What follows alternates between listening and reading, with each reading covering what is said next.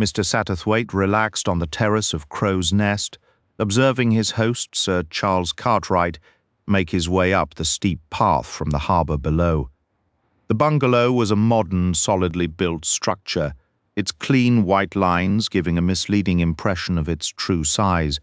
Perched high above the picturesque town of Lumouth, it commanded a stunning view, with one corner of the terrace offering a sheer, dizzying drop to the ocean. Sir Charles, climbing the fisherman's shortcut, cut a figure of robust health, tanned and dressed in casual grey flannels and a white sweater. His walk had a distinct rolling rhythm, his hands held in loose fists, an image that would lead most to immediately peg him as a retired naval officer. Yet a more observant eye might catch a subtle dissonance, a hint of performance in his bearing. One could almost envision a different scene, the curtain rising on a stage set, artificial light bathing a man playing a commander, delivering a line in a voice amplified for the back rows. Then the curtain would fall, the theatre lights would blaze, and the illusion would dissolve into the mundane sounds of an orchestra and ushers. From his vantage point, Mr. Satterthwaite, a small, discerning man who moved in the best social circles, allowed himself a private smile. He found himself quietly astonished. A step on the terrace announced the arrival of Sir Bartholomew Strange, a distinguished neurologist whose kindly, intelligent face was a testament to his Harley Street success. He settled into a chair beside Satterthwaite. "What has you so amused?" he inquired, with a nod toward the figure now nearing the top of the path. Satterthwaite replied, "I confess I never imagined Sir Charles would find such lasting contentment in what he calls rustic retirement." "Good Lord, neither did I," Strange laughed heartily. "I've known Charles since our university days. The man is a perpetual performer. He acts in his drawing room as much as he ever did on the stage. Exits are always dramatic, and he requires a good line to deliver on his way out. He thrives on changing roles. So 2 years ago he decides to leave the theatre, proclaims a desire for a simple life by the sea, and builds this cottage." The doctor gestured broadly at the expansive bungalow with its multiple bathrooms and every modern convenience. "It's the most elaborate piece of set design for a country squire he's ever undertaking. Frankly, I'm surprised the part hasn't bored him yet. Just last week he was muttering about the quiet and wondering aloud if he should take up deep-sea fishing or perhaps buy a boat, anything for a new scene, a new character to play. I must admit, Satterthwaite, I shared your initial skepticism. Charles is, at his core, a performer who thrives on an audience. A handful of retired naval men, some local ladies, and the vicar hardly constitute a full house. I gave his simple sailor, enamored with the sea routine, about 6 months before I expected him to grow bored with the character. I fully anticipated his next act would be the jaded sophisticate in Monte Carlo, or perhaps a Scottish landowner. The man is nothing if not adaptable." The doctor fell silent, having delivered quite a monologue. His gaze, a mix of fondness and quiet humour, rested on the unsuspecting figure approaching from the lawn. In mere moments he would join them. "And yet," Sir Bartholomew continued, "it appears we underestimated the situation. The allure of this rustic fantasy persists. A person who constantly performs a role is often misunderstood," Mr. Satterthwaite observed. "One tends to discount their genuine moments." The doctor considered this, nodding slowly. "A fair point," he conceded thoughtfully. With a hearty shout, Charles Cartwright bounded up the terrace steps. The Mirabelle was in her element today. He announced, his voice carrying the salt air.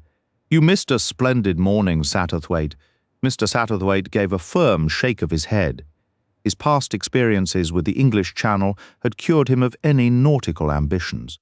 He had watched the little sloop from his window that morning, pitching in the stiff breeze, and had offered a silent prayer of gratitude for solid ground.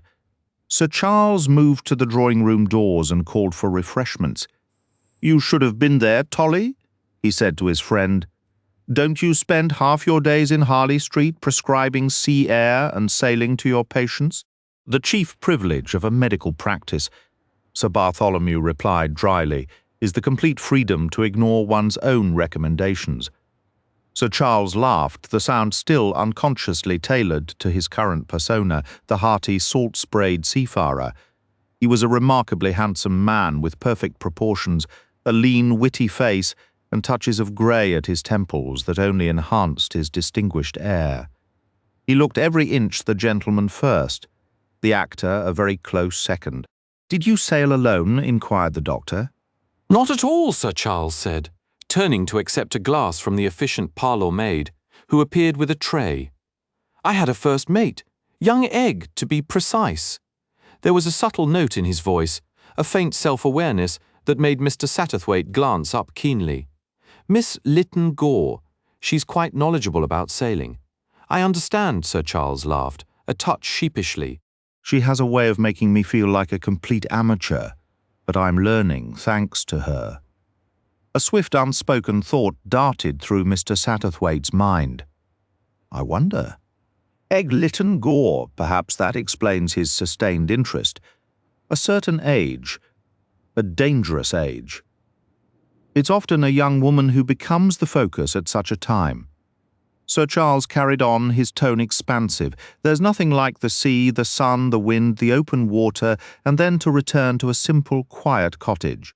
He looked back with evident satisfaction at the gleaming white villa behind him. A residence equipped with every modern convenience. Multiple bathrooms with constant hot water, a state-of-the-art heating system, the latest electrical gadgets, and a full staff, including a chef and housemaids. Sir Charles's idea of simple living was, perhaps, a generous interpretation. A tall, strikingly plain woman emerged from the house and approached them with purpose. "Good morning, Miss Milray." "Good morning, Sir Charles." "Good morning," she added, with a slight formal nod to the other two gentlemen. "Here is the proposed menu for this evening. Please indicate if you wish any changes." Sir Charles took the card and scanned it. "Let's see, cantaloupe melon, borscht, fresh mackerel, roast grouse, surprise soufflé, canapés Diane. No, that looks superb, Miss Milray. All the guests are arriving on the 4:30 train. I have already relayed the instructions to Holgate. By the way, Sir Charles, I hope you won't mind, but I should join you for dinner this evening." Sir Charles appeared momentarily taken aback, yet replied with his customary politeness. "Of course, Miss Milray, delighted, though I must admit I'm a bit surprised." Miss Milray continued, her tone utterly matter-of-fact. "It's simply to avoid having 13 at the table. A surprising number of guests are superstitious about such things." Her delivery suggested she personally would dine with a dozen ghosts if the meal were properly served. "I've seen to the arrangements. Holgate has been instructed to send the car for Lady Mary and the Babingtons. Is that satisfactory?" "Perfectly," Sir Charles agreed. "Exactly what I intended to ask you to do." With a faint, knowing smile on her strong-featured face, Miss Milray excused herself. Once she was gone, Sir Charles remarked with a sort of awe, "That is an extraordinarily capable woman. Sometimes I half expect her to march in and insist on tying my shoes for me. Efficiency incarnate," observed Strange. "She's been with me 6 years," Sir Charles mused. "Started as my secretary in the city, and out here she's essentially become a sort of supreme household manager. She keeps everything running with military precision, and now, would you believe, she's given notice." "Really? Why?" "She claims," Sir Charles said, rubbing his chin thoughtfully, "that she has an ailing mother to care for. Frankly, I find that hard to picture. A woman like that seems to have been produced by a factory for competence, not born in the usual way. No, I suspect there's another reason." "Very likely," Sir Bartholomew commented. "There may have been talk." The actor stared. "What sort of talk, my dear Charles? You know how people gossip." "You mean gossip about her and me with that face, and at her age? She's likely not yet 50. "I suppose not," Sir Charles conceded, considering the point. "But seriously, Tolly, have you ever really looked at her? She possesses the standard features, but the overall effect isn't what one would call a face. Certainly not a feminine one.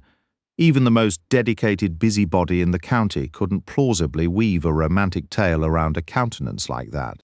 You underestimate the inventive power of the dedicated gossip." Sir Charles shook his head. "I don't think so. There's an impregnable respectability about Miss Milray that even the most imaginative must acknowledge. She is the very embodiment of virtue and capability, and an immensely useful person. I make it a policy, you know, to hire only the plainest secretaries, a sensible policy." Sir Charles fell silent for a moment, his thoughts elsewhere.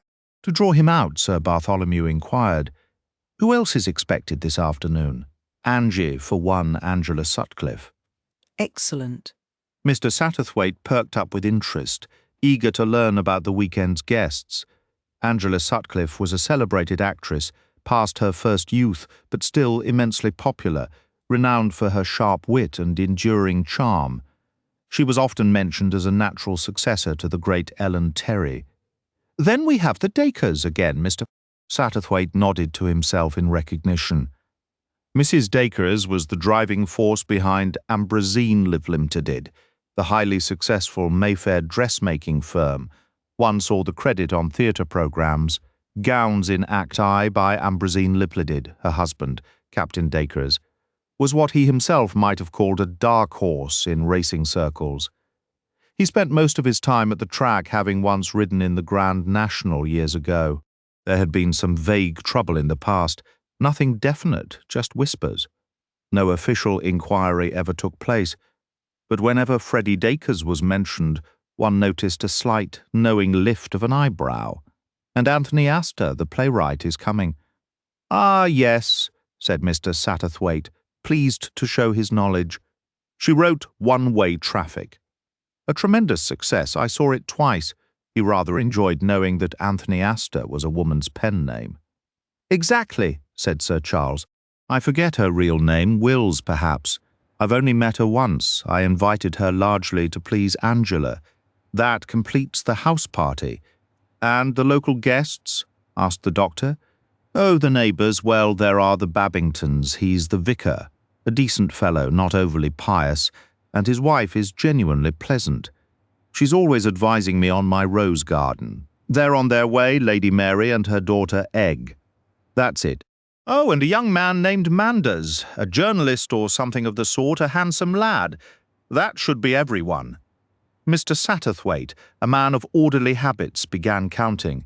"Miss Sutcliffe makes one, the Dacres 3, Anthony Astor 4, Lady Mary and Egg 6, the vicar and his wife 8, the young journalist 9, and ourselves 12. Either you or Miss Milray must have miscounted, Sir Charles." "Not Miss Milray," Sir Charles replied with certainty. "That woman is never mistaken. Let me think. Yes, by Jove, you're right. I've forgotten someone entirely." He gave a low chuckle. "And he wouldn't be pleased about it either. The man is the most insufferably conceited little creature I've ever encountered." Mr. Satterthwaite's eyes gleamed with amusement. He had long held the opinion that actors were among the vainest men alive, and he did not exclude Sir Charles Cartwright from that assessment. This case of the pot calling the kettle black entertained him greatly. "And who is this paragon of ego?" he inquired. "A peculiar little fellow," said Sir Charles, "though rather a famous one. You may have heard the name. Hercule Poirot, he's Belgian, the detective," Mr. Satterthwaite said. "I've had the pleasure, a most distinctive individual. I've never met him," Sir Bartholomew added, "though I've heard plenty. He retired some years back, didn't he? Half of what one hears is likely legend." "Well, Charles, let's hope we don't have a crime this weekend to justify his presence." "Why? Because we've imported a detective. Isn't that rather anticipating trouble, Tolly?" "It aligns with a theory of mine," Sir Bartholomew replied. "And what theory is that, Doctor?" asked Mr. Satterthwaite. "That events seek out certain people, not the other way around. Why do some lead lives brimming with incident, while others find only monotony? Is it their environment? Not at all. One man might journey to the farthest corners of the earth and experience nothing. The massacre occurs the week before he arrives.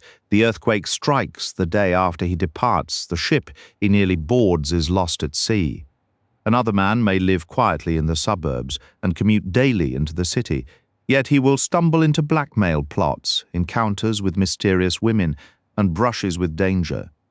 There are people who attract calamity. Even a simple boat ride on a garden pond turns into an event. In the same way, men like your Hercule Poirot don't go hunting for crime. It arrives unbidden at their doorstep. In that case, remarked Mr. Satterthwaite, it is just as well Miss Milray is joining us, sparing us the ominous number 13 at dinner. Very well, Sir Charles declared magnanimously. You can have your murder, Tolly, if you're so set on the idea. I stipulate only one condition, that I'm not cast as the victim. Laughing together, the three men made their way into the house. Chapter 2. Mr. Satterthwaite's chief fascination was human nature. Generally, he found women more intriguing than men. For someone of his gender, he possessed an almost uncanny understanding of the feminine psyche, a perceptiveness born from a subtle, intuitive streak in his own character. Throughout his life, women had confided their secrets to him, yet they never quite regarded him as a player in their dramas. At times, this left a faint bitterness. He felt perpetually in the audience, watching the performance, never upon the stage taking part. Yet, in truth, the role of observer suited him perfectly. This evening, seated in the large room that opened onto the terrace, a space cleverly designed in a modern nautical style to resemble a luxurious ship's cabin, his attention was chiefly captured by Cynthia Dacres. He studied the exact shade of her hair dye. A striking new tone, he suspected, was straight from Paris, a curious and not unpleasing greenish bronze. What Mrs. Dacres truly looked like was impossible to discern. She was a tall woman, her figure meticulously disciplined to the exacting standards of the moment, moving with an almost theatrical poise that suggested a lifetime of careful performance. Her skin carried the warm, sun-kissed glow of someone who spent their summers in the countryside, though whether it came from the sun or a bottle was anyone's guess. Her hair, a shade of greenish bronze, was styled in an intricate and modern way that could only be the work of a top London salon. With carefully shaped brows, darkened lashes, and makeup applied with an artist's touch, her lips were painted into a soft curve that nature had never intended. All of it served to complement her stunning evening gown, a deep, unusual blue that appeared deceptively simple in cut, though it was anything but made from a fabric that seemed matte yet held a subtle hidden shimmer. "Now there's a sharp woman," Mr. Satterthwaite observed to himself, studying her with interest. "I wonder what goes on behind that polished exterior." This time, his curiosity was about her mind, not her appearance. Her speech came in the fashionable, drawn-out manner of the day. "Darling, it simply couldn't be done. Some things are possible and some aren't. This fell squarely into the latter category. It was utterly penetrating." Penetrating was the word everyone used for everything lately. Across the room, Sir Charles was vigorously shaking a cocktail shaker while chatting with Angela Sutcliffe, a statuesque woman with silvering hair, a playful smile and intelligent eyes. Nearby, Dacres was speaking with Bartholomew Strange. "The whole racing set knows what's wrong with Ladysbourne. It's an open secret." He had a high-clipped way of talking, a fox-like man with a ruddy complexion, a neat moustache, and eyes that never quite settled. Seated beside Mr. Satterthwaite was Miss Wills, the playwright behind One-Way Traffic. Hailed as one of London's most clever and audacious recent productions, Miss Wills was tall and slender, with a retreating chin and fair hair that had been poorly waved. She wore pince-nez and a drooping gown of green chiffon, and her voice was pitched high and plain.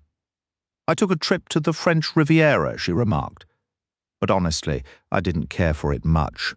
Not a friendly atmosphere. Still, it's useful for my writing to observe all the drama, you understand." Mr. Satterthwaite thought, "Poor thing, success has pulled her away from where she truly belongs, probably a quiet boarding house in Bournemouth."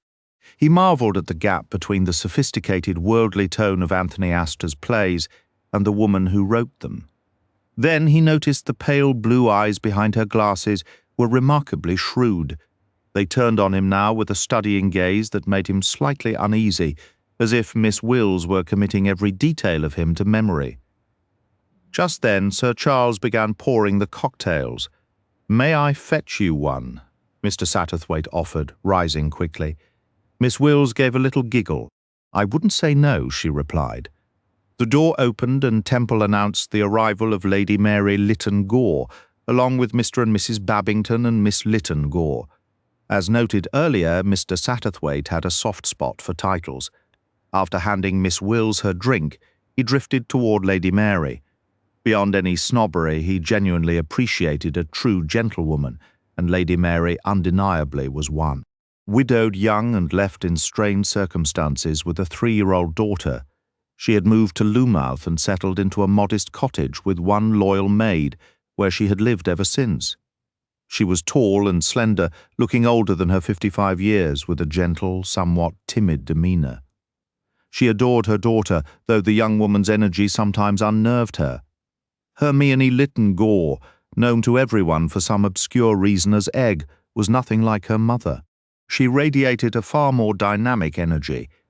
Mr. Satterthwaite decided she wasn't conventionally beautiful, but she was undoubtedly attractive, and that appeal he felt came from her sheer vitality. She seemed twice as alive as anyone else in the room. She had dark hair, striking grey eyes, and stood at a medium height, carrying herself with an electric presence that quietly commanded attention. The crisp, dark curls at the nape of her neck, the direct gaze of her grey eyes, the line of her cheek, and that wonderfully infectious laugh, all of it combined to create an aura of vibrant, almost reckless youth. She was standing with Oliver Manders, who had just made his entrance. "I honestly can't understand why sailing bores you now. You loved it before." "My dear Egg, people change, one grows up," he drawled, a faint, superior smile playing on his lips as he raised his eyebrows. He was a handsome man, perhaps 25, but there was a certain sleekness to his good looks. Something else lingered beneath the surface, something not quite English. Another observer had also fixed his attention on Oliver Manders, a small man with an egg-shaped head and an impeccably waxed moustache.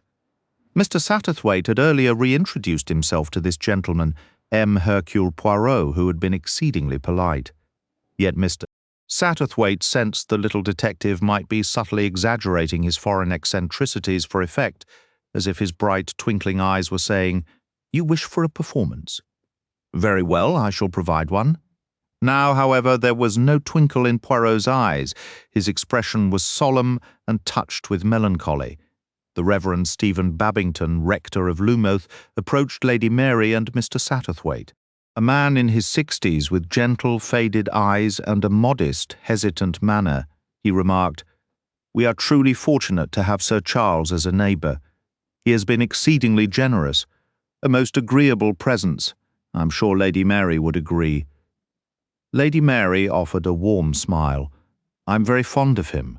Success hasn't changed his essential nature in many ways," she added, her smile deepening with affection. "He retains a delightful boyishness."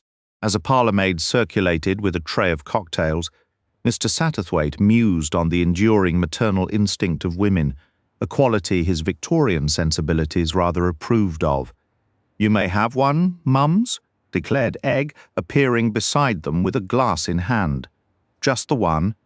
"Thank you, dear," Lady Mary replied with meek acceptance. "I believe," said Mr. Babington with a soft clerical laugh, "my wife might permit me the same indulgence." Mr.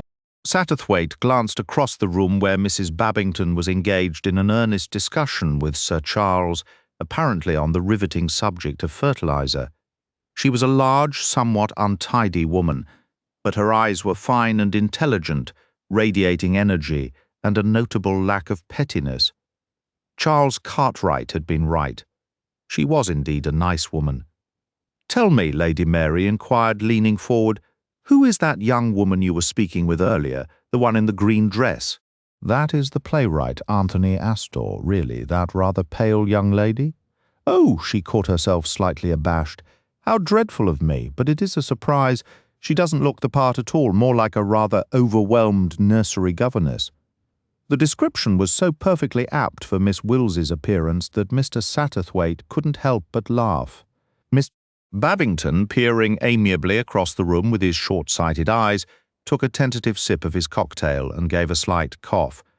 "He's not accustomed to them," thought Mr. Satterthwaite with amusement.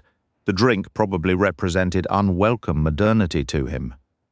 Undeterred, the Reverend took another determined swallow, his face tightening slightly, and said, "Is that the lady over there? Oh dear." His hand flew to his throat. At the same moment, Egg Lytton Gore's clear voice rang out across the room. "Oliver, you impossible creature, of course." Mr. Satterthwaite realized abruptly that was it, not foreign but Jewish. What a strikingly handsome pair the two young people made, both so full of life and clearly in the midst of a spirited quarrel, which was often a healthy sign. His thoughts were shattered by a sudden commotion beside him. "Mr." Babington had risen unsteadily to his feet, his body swaying, his face contorted in distress. It was Egg's voice, sharp with alarm, that cut through the murmur of conversation and drew every eye. "Look, Mr. Babington is ill!"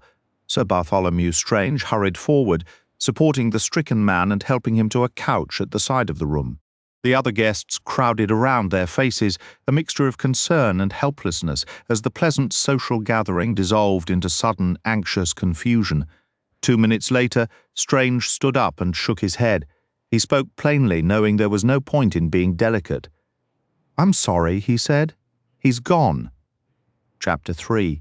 "Could you step in here for a moment, Satterthwaite?" Sir Charles looked out from the doorway. Over an hour had passed. The initial chaos had settled into an uneasy quiet. Lady Mary had guided the distraught Mrs. Babington from the room and eventually accompanied her back to the vicarage. Miss Milray had handled the phone calls efficiently. The local doctor had come, taken charge of the situation, and a subdued dinner had been served. By unspoken agreement, the guests had withdrawn to their rooms afterward. Mr. Satterthwaite was about to do the same when Sir Charles called to him from the door of the ship-room, the very place where the death had occurred. Satterthwaite entered, suppressing a slight shudder. At his age, he had no fondness for being near death. It reminded him that his own time might not be so far off. But why dwell on that? "I've got a good 20 years left in me," he told himself firmly. The only other person in the room was Bartholomew Strange. The doctor gave a nod of approval at seeing him. "Good," Strange said. "We can use Satterthwaite. He understands how the world works." "A bit surprised, mister." Satterthwaite took a seat in an armchair near the doctor. Sir Charles was pacing the floor, having forgotten his usual half-clenched hands, looking decidedly less like a naval officer. "Charles isn't comfortable with it," said Sir Bartholomew. "I mean, with poor old Babington's passing." Mr. Satterthwaite found the phrasing a bit off. Naturally, no one would like what had happened. He understood Strange meant something deeper than the literal words. "It was deeply upsetting," Satterthwaite offered, choosing his words with care. "A truly distressing event," he added, feeling a chill at the memory. Yes, it was rather unpleasant. The physician agreed, a touch of professional detachment briefly colouring his tone. Cartwright stopped his pacing. "Ever seen anyone die quite like that before, Tolly?" "No, sir," Bartholomew replied after a thoughtful pause. "I can't say that I have." He continued after a moment, though, "To be honest, I haven't witnessed as many deaths as you might assume. A nerve specialist doesn't lose many patients. We keep them alive. That's how we make our living. I've no doubt Dr. McDougall here in Loomouth has seen far more final moments than I have." Dr. McDougall was the local practitioner Miss Milray had summoned. McDougall didn't see the man die. Sir Charles pointed out he was gone by the time he arrived. All he had was our account, your account. He called it some kind of seizure, said Sir Charles, his tone dismissive. Said Babington was elderly and in poor health. That explanation doesn't sit right with me. Probably didn't sit right with him either. Strange grunted. But a doctor has to say something. Seizure is a useful word, vague enough to mean nothing specific, yet it placates the non-medical mind. And after all, Babington was getting on in years, and his health had been troubling him lately. His wife mentioned it. There could have been some hidden weakness. Was that episode typical of any known condition? A fit? A seizure? Whatever you label it. Typical of what? Of any recognized illness?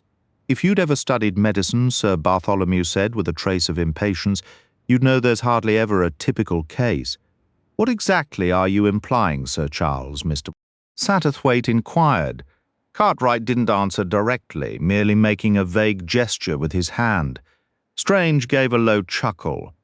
Charles doesn't know himself, he remarked. It's just his mind instinctively leaning toward dramatic possibilities.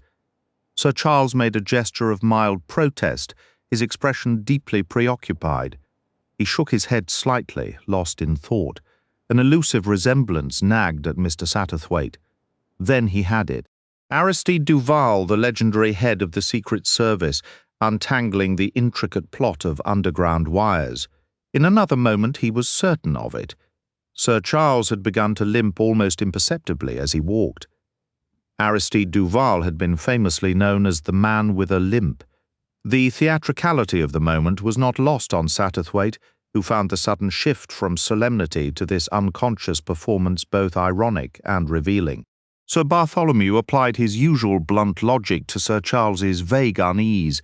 "All right, Charles, what is it you're imagining? That he killed himself, or that someone killed him? Who on earth would want to murder a gentle, retired clergyman? It's absurd. Suicide?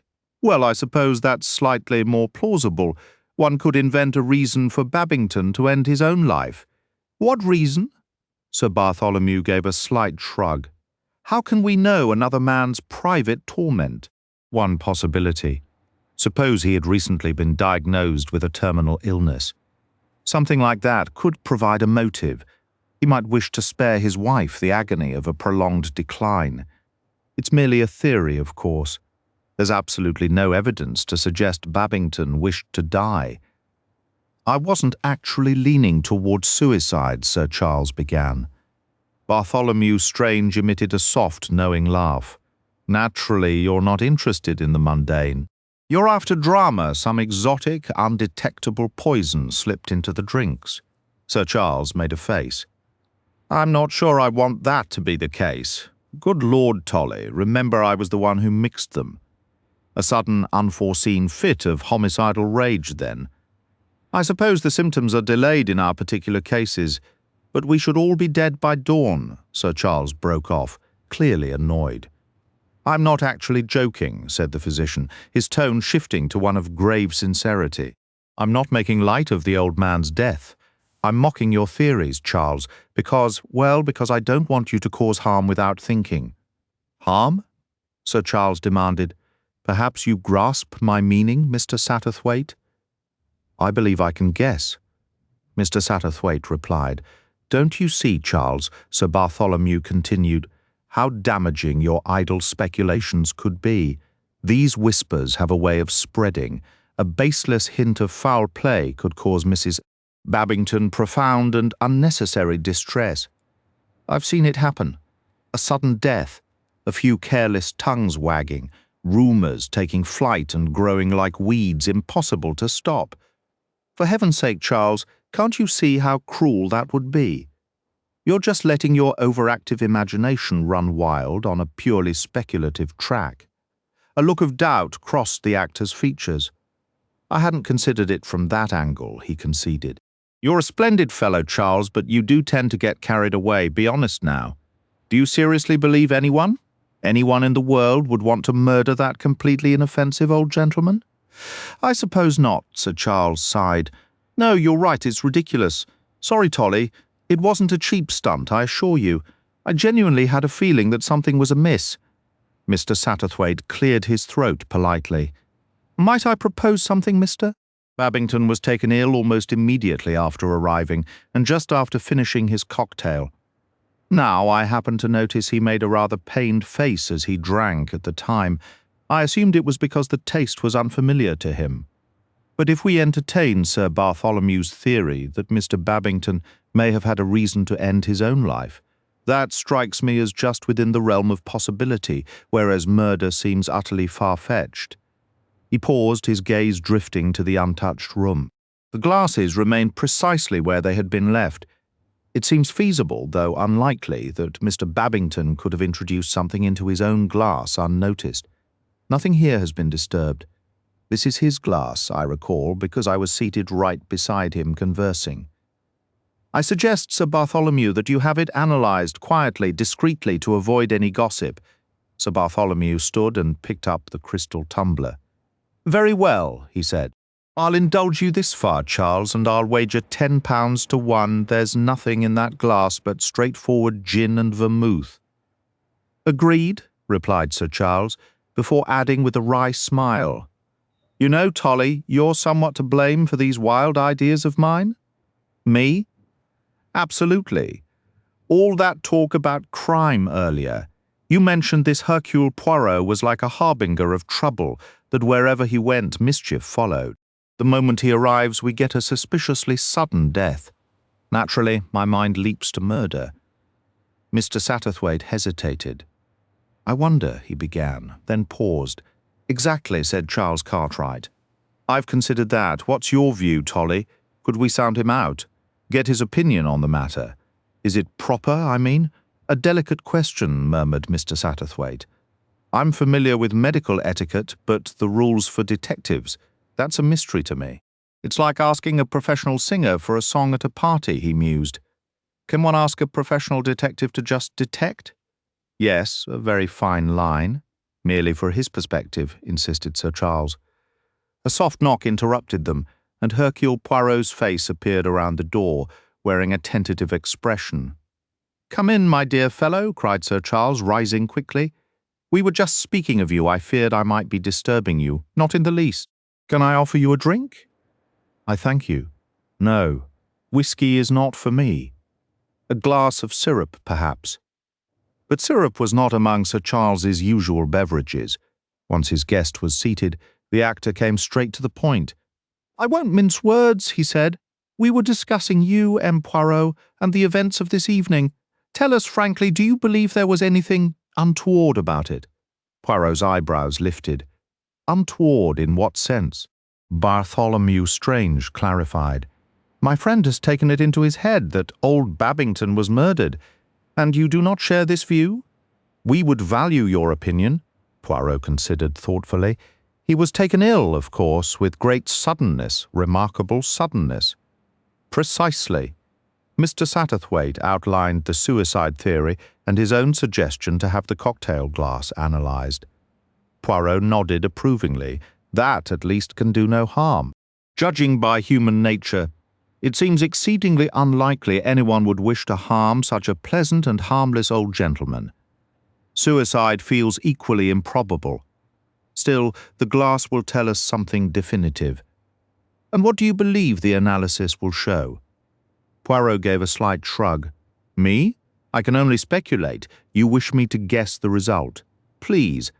Then I guess they will find only the remnants of a perfectly made dry martini."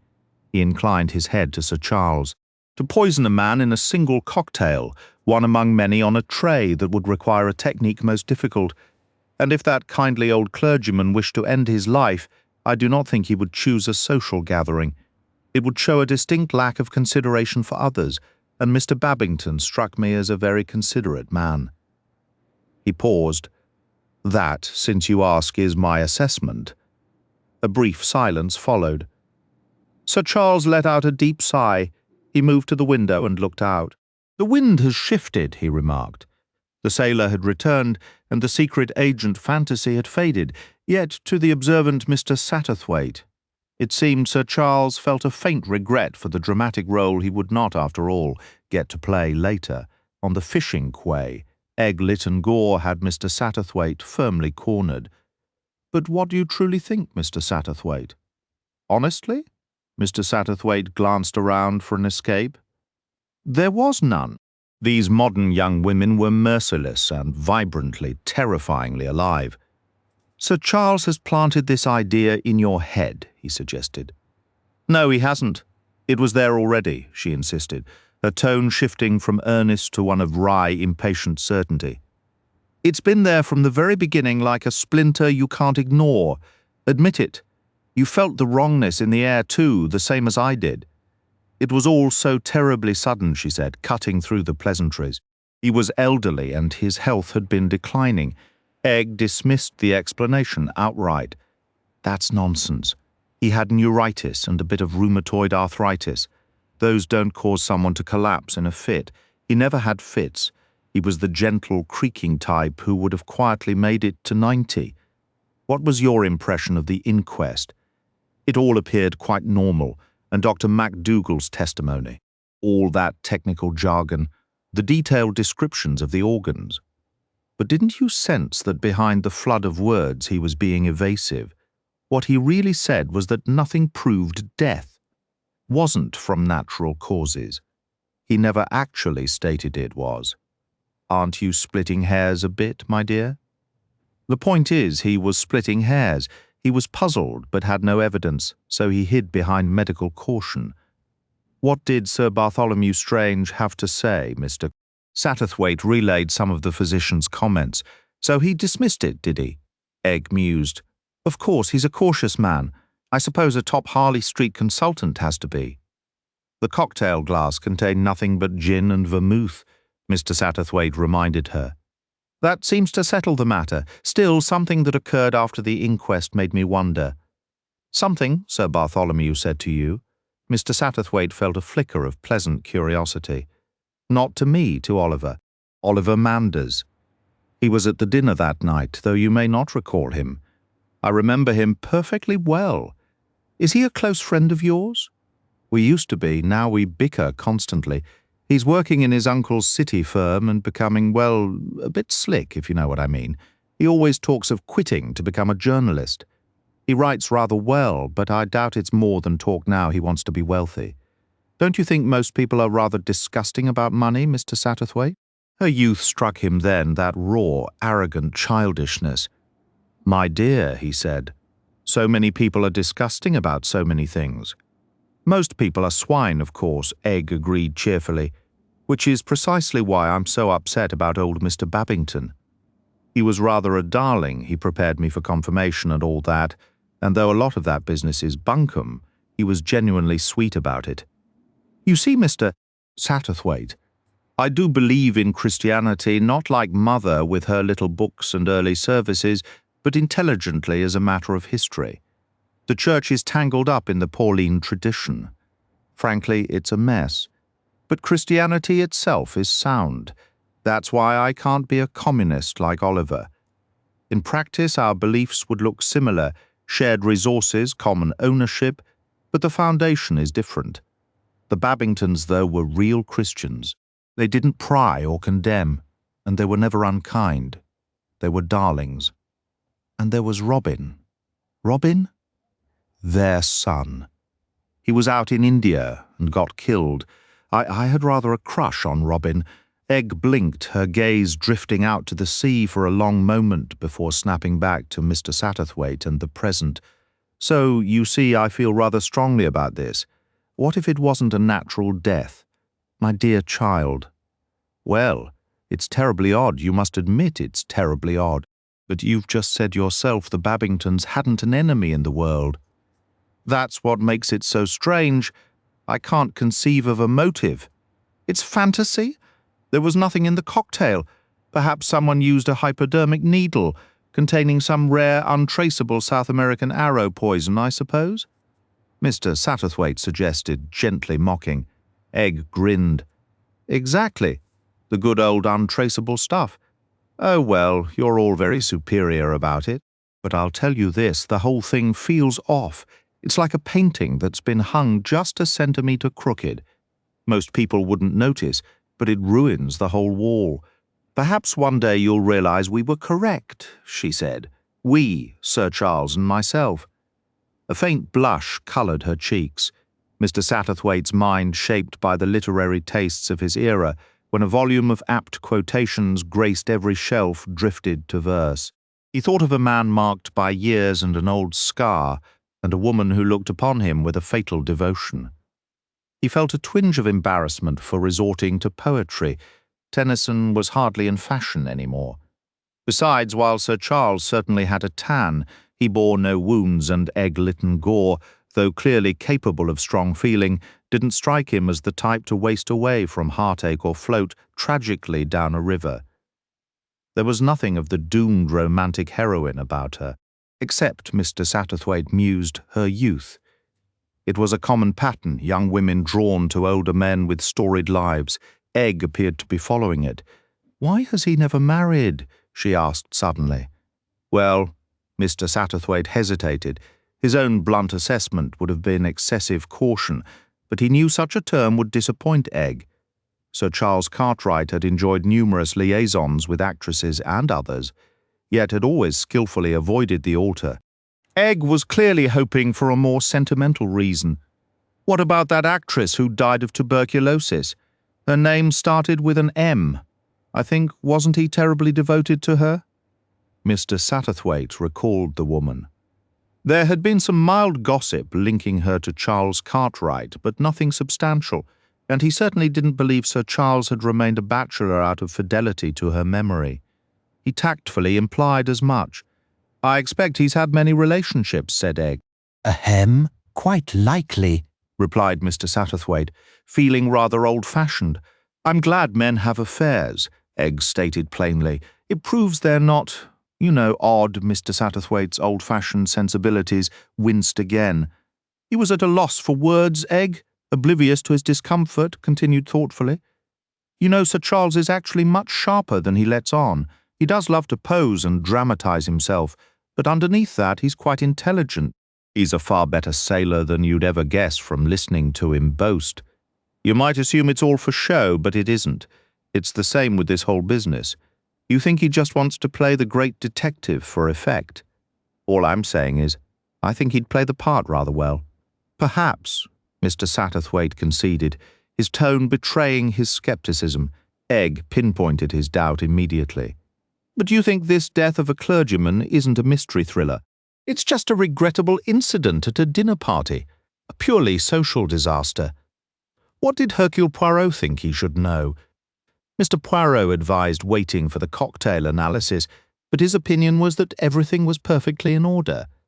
Oh, well, said Egg dismissively. He's getting on, he's rather past it, don't you think? Mr. Satterthwaite flinched. Egg, brutally unaware, ploughed on. Come home and have tea with Mother. She likes you, she told me so. Subtly flattered Mr. Satterthwaite accepted upon arrival. Egg offered to telephone Sir Charles and explain her guest's detour. Mr. Satterthwaite settled into the small sitting room with its faded floral fabrics and gleaming antique furniture. It was a Victorian room, what he privately considered a gentlewoman's parlour, and he approved his conversation with Lady Mary was pleasant, not brilliant, but comfortably conversational. They spoke of Sir Charles. Did Mr. Satterthwaite know him well? Not intimately, he said. He had held a stake in one of Sir Charles's plays years before, and a friendship had endured since. He has tremendous charm, said Lady Mary with a smile. I feel it as much as Egg does. I imagine you've noticed that Egg is rather intensely afflicted with a case of hero worship. Mr. Satterthwaite considered whether as a mother Lady Mary might be made somewhat anxious by such devotion, yet she appeared untroubled. Egg has seen so little of the wider world, she said with a sigh. Our circumstances are quite modest. A cousin sponsored her debut and took her to a handful of events in the city, but since then she has scarcely left this area, aside from the occasional short visit. I believe young people ought to experience a variety of places, and, more importantly, a diversity of individuals. Otherwise, well, constant close association can sometimes lead to unwise attachments. Mr. Satterthwaite agreed, his thoughts drifting to Sir Charles and the sailing plans, but it became clear a moment later that Lady Mary's concerns lay elsewhere. Sir Charles's presence has been remarkably broadening for Egg. It has expanded her outlook. You understand, there are very few young people locally, particularly eligible young men. I have long harboured a fear that Egg might accept a proposal simply from being confined to one person's company with no alternatives for comparison. A swift insight came to Mr. Satterthwaite. Are you referring to Oliver Manders?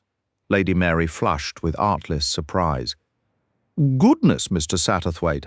However did you guess I was indeed thinking of him? He and Egg spent a great deal of time together at one period, and I confess to being rather old-fashioned.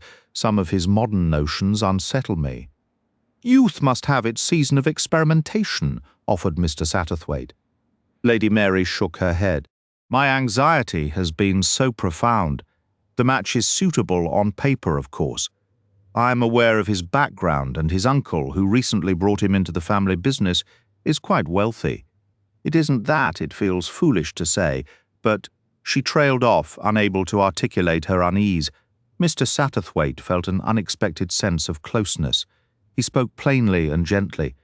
Nevertheless, Lady Mary, you would not wish your daughter to marry a man twice her age. Her reply took him aback. In some ways, that might be the safer course. With a man of that age, his follies and mistakes are firmly in the past. They are not lurking ahead, waiting to be committed. Before Mr. Satterthwaite could respond, Egg returned to them.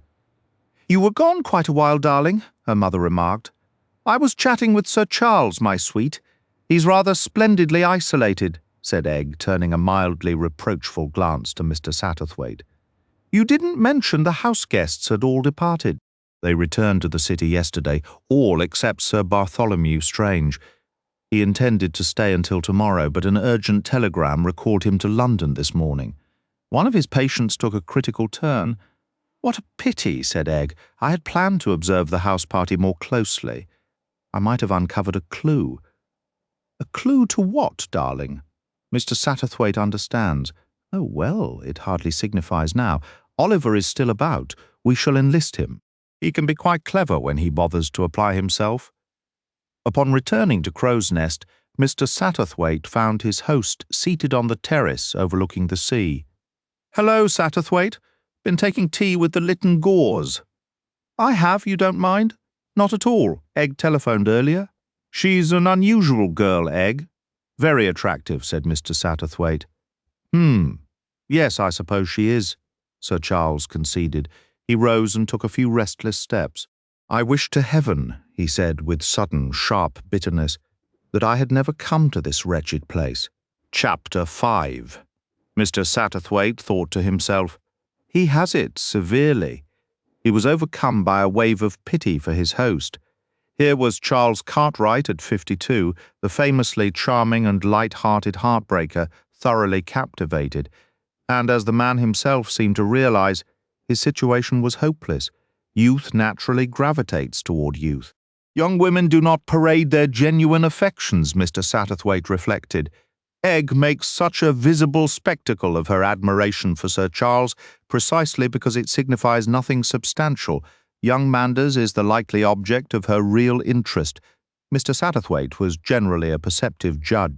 However, there was likely one factor he failed to consider, simply because he was unaware of it himself: the immense value that advancing age can mistakenly place on the possession of youth.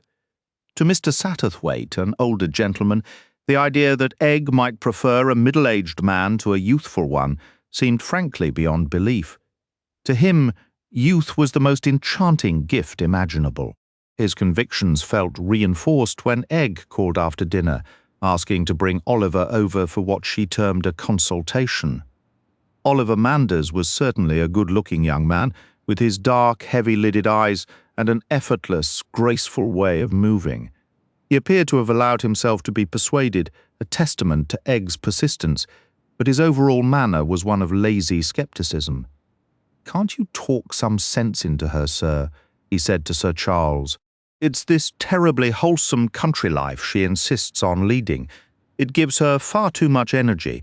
Honestly, Egg, you can be exhaustingly hearty, and your interests are so juvenile, all this crime and sensational nonsense. You don't believe any of it, Manders." "Well, sir, come now, that dear mumbling old gentleman.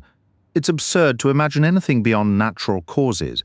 "I suppose you're right, Sir Charles," replied Mr.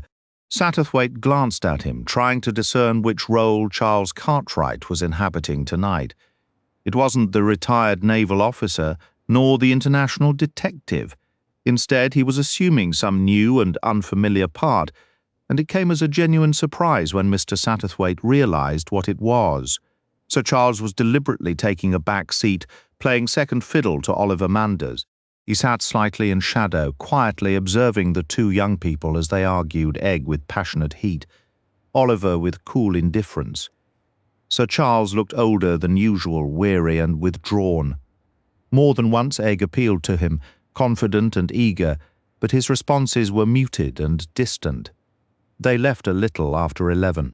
Sir Charles walked out onto the terrace with them and offered an electric torch for the stony path down, though it wasn't really needed. The night was clear and bright with moonlight. Mr. Satterthwaite, wary of the chill, returned alone to the ship-room. Sir Charles remained outside a few minutes longer. When he finally came in, he fastened the window behind him, strode to a side table and poured himself a whisky and soda. "Satterthwaite?" he announced.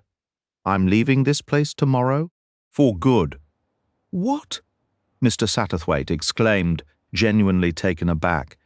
A sort of mournful satisfaction at having produced such an effect flickered briefly across Charles Cartwright's face. "It's the only thing to do," he declared, the words clearly meant to be heard in capital letters. "I shall sell the house. What it has meant to me, no one will ever truly understand." His voice softened, lingering with practiced emotion. After an evening spent in a supporting role, Sir Charles's ego was reasserting itself. This was the grand renunciation scene, a part he had played many times before, the noble sacrifice, giving up the other man's wife, stepping aside for the younger rival. There was a deliberately brave carelessness in his tone as he continued, "Cut your losses, that's the only way. Youth belongs with youth. Those two are meant for each other. I shall make my exit." "Where will you go?" asked Mr. Satterthwaite. The actor made an airy gesture. "Anywhere." "What difference does it make, then?" With a slight shift in his voice, he added, "Monte Carlo, most likely." Catching what his refined theatrical instinct must have registered as a minor anticlimax, he quickly recovered. "Whether in the heart of the desert or the heart of a crowd, it hardly matters. The deepest part of a man is solitary, alone. I have always been a lonely soul." It was clearly an exit line. He gave Mr. Satterthwaite a nod and left the room. Mr. Satterthwaite rose, preparing to follow his host upstairs. "But it won't be the heart of any desert," he thought to himself with a quiet chuckle. The next morning, Sir Charles asked Mr. Satterthwaite to excuse him if he departed for town that day. "Please don't cut your own visit short, my dear fellow. You were staying until tomorrow, and I know you're expected at the Harbertons in Tavistock. The car will take you there. It's simply that, having made my decision, I mustn't look back. No, I must not look back." Sir Charles squared his shoulders with resolute determination, shook Mr. Satterthwaite's hand with feeling, and entrusted him to the capable Miss Milray. Miss Milray, for her part, appeared ready to handle the situation with her usual unflappable efficiency. Miss Milray showed no hint of surprise or feeling regarding Sir Charles's abrupt change of plans. Miss Satterthwaite found he couldn't draw any reaction from her on the subject to Miss Milray. Sudden deaths and sudden decisions were simply facts to be managed, and she set about doing so with cool efficiency, calling the real estate agents, sending telegrams overseas, and clacking away on her typewriter. Seeking an escape from such a cheerfully competent scene, Mr. Satterthwaite wandered down to the waterfront. He was ambling without purpose when a hand gripped his arm from behind. He turned to face a pale, agitated young woman. "What is all this?" Egg demanded fiercely. "All what?" Mr. Satterthwaite parried. "Everyone's saying Sir Charles is leaving, that he's selling Crow's Nest." "It's quite true. He's really going. He's already gone." "Oh." Egg released his arm. Her expression crumpled, suddenly that of a small child who'd been deeply wounded. Mr. Satterthwaite found himself at a loss for words. Where did he go? Abroad to the French Riviera. Another soft "oh" escaped her. He was still fumbling for some comforting phrase when she spoke again, and thoroughly startled him.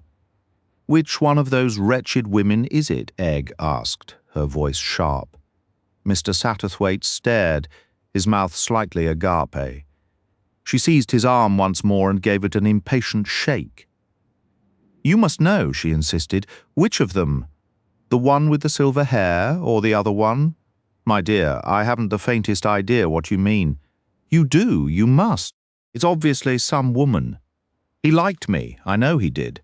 One of those two from the other night must have noticed and decided to whisk him away. I despise women, Vicious creatures. Did you see her outfit, the one with that unusual greenish tint in her hair? It made me grind my teeth with envy. A woman dressed like that has an unfair advantage. You can't deny it. She's older and rather plain underneath it all, but what does that matter? She makes every other woman look like a frumpy minister's wife. Is it her, or is it the other, the one with the grey hair? She's terribly witty. You can see that. Loads of sex appeal. And he called her Angie. It certainly can't be the one who resembles a limp lettuce, so which is it? The stylish one or Angie?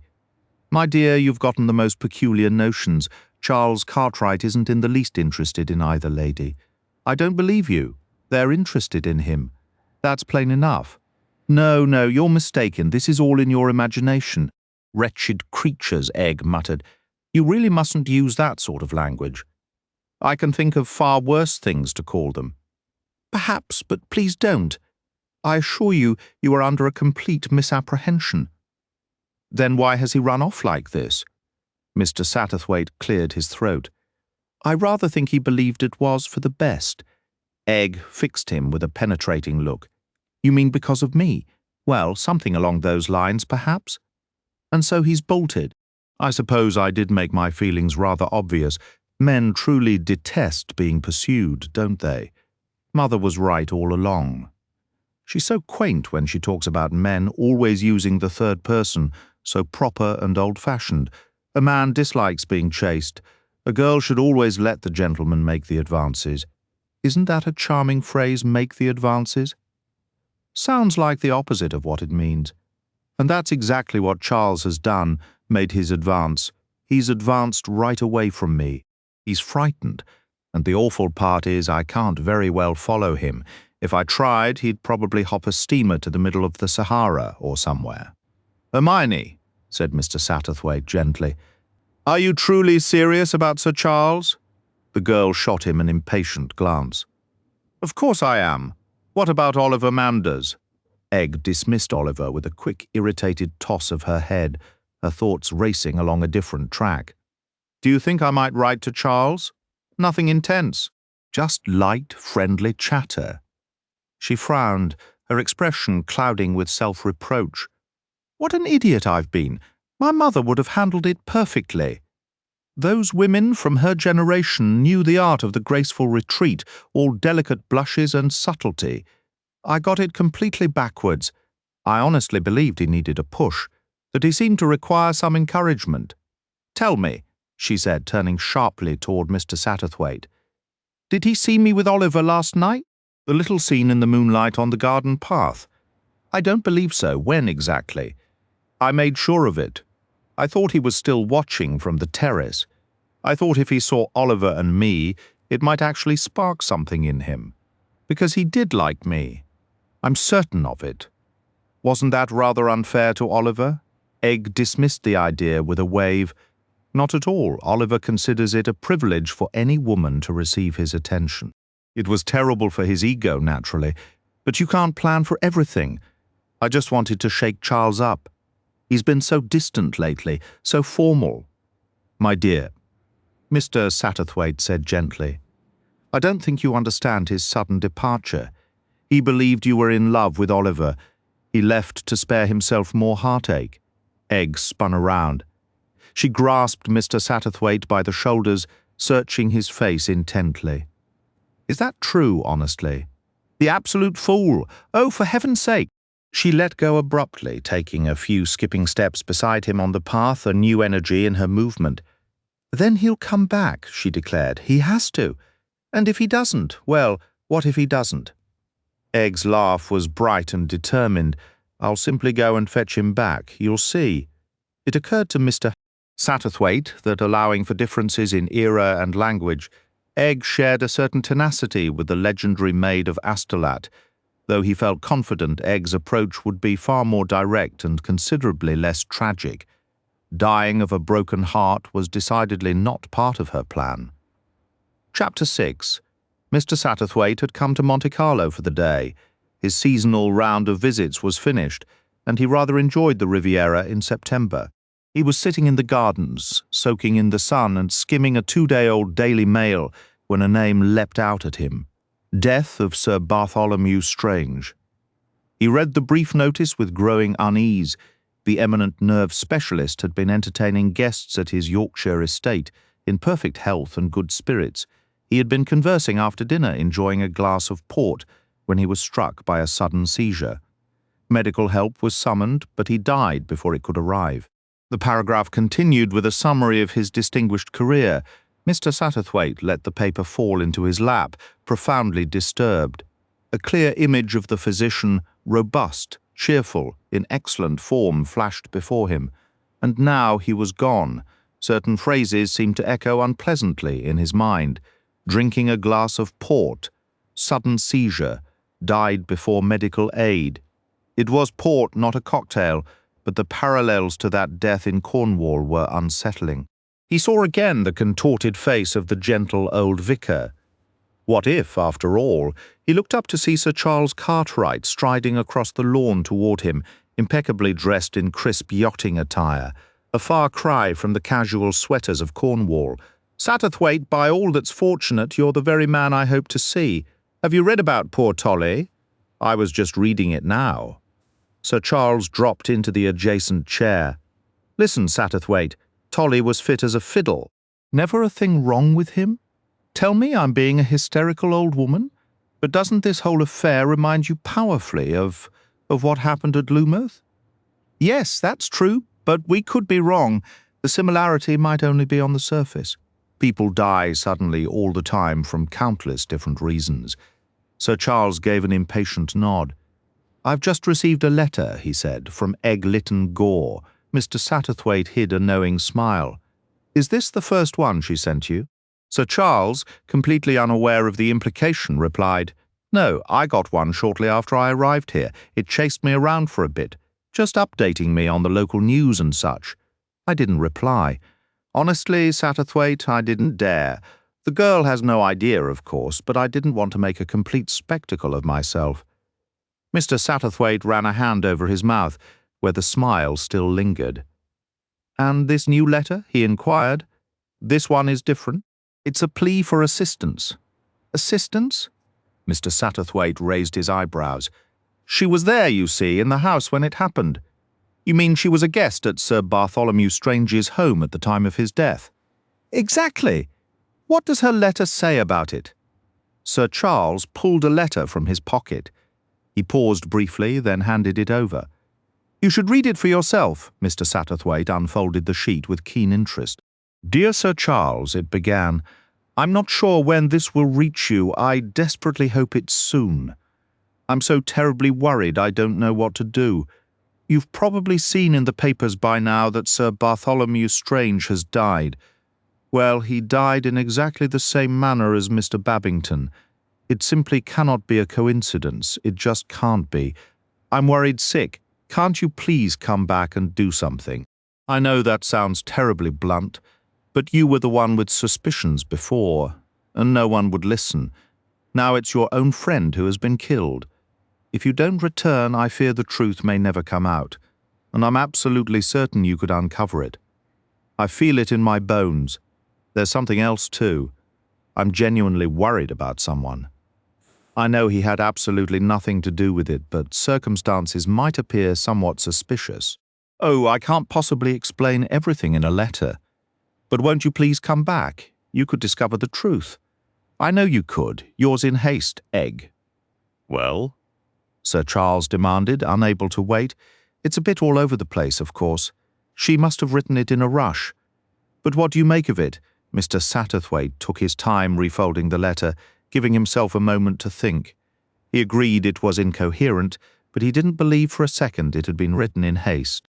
In his view, it was a very carefully crafted piece of writing. It was designed to appeal to Sir Charles's vanity, his sense of chivalry, and his sporting instincts. From what Mr. Satterthwaite knew of the man, that letter was practically a guaranteed success. "Who do you suppose she means by someone and he asked. "Manders, I should think." "Was he there then?" "He must have been. I can't fathom why. Tolly only met him that one time at my house. Why on earth he would invite him to stay is beyond me. Did Sir Bartholomew often host those large gatherings? 3 or 4 times a year, always one for the St. Leger. Did he spend much time up in Yorkshire? He owned a large sanatorium, a nursing home, whatever you prefer to call it.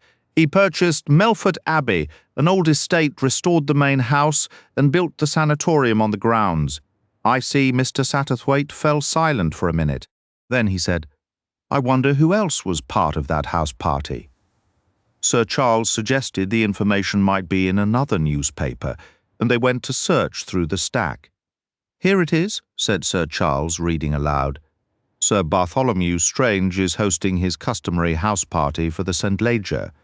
Among the guests are Lord and Lady Eden, Lady Mary Lytton Gore, Sir Jocelyn and Lady Campbell, Captain and Mrs. Dacres, and the well-known actress Miss Angela Sutcliffe. The 2 men looked at each other. The Dacres and Angela Sutcliffe, Sir Charles noted. Nothing mentioned about Oliver Manders. Let's check today's Continental Daily Mail, proposed Mr. Satterthwaite. Sir Charles scanned the newspaper. Then his posture went rigid. Good heavens, Satterthwaite! Look at this report.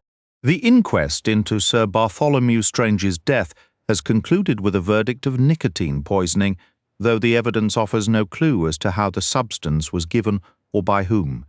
He frowned, perplexed. Nicotine poisoning, it sounds almost harmless, not the sort of thing to cause a man to collapse in a fit. This makes no sense to me.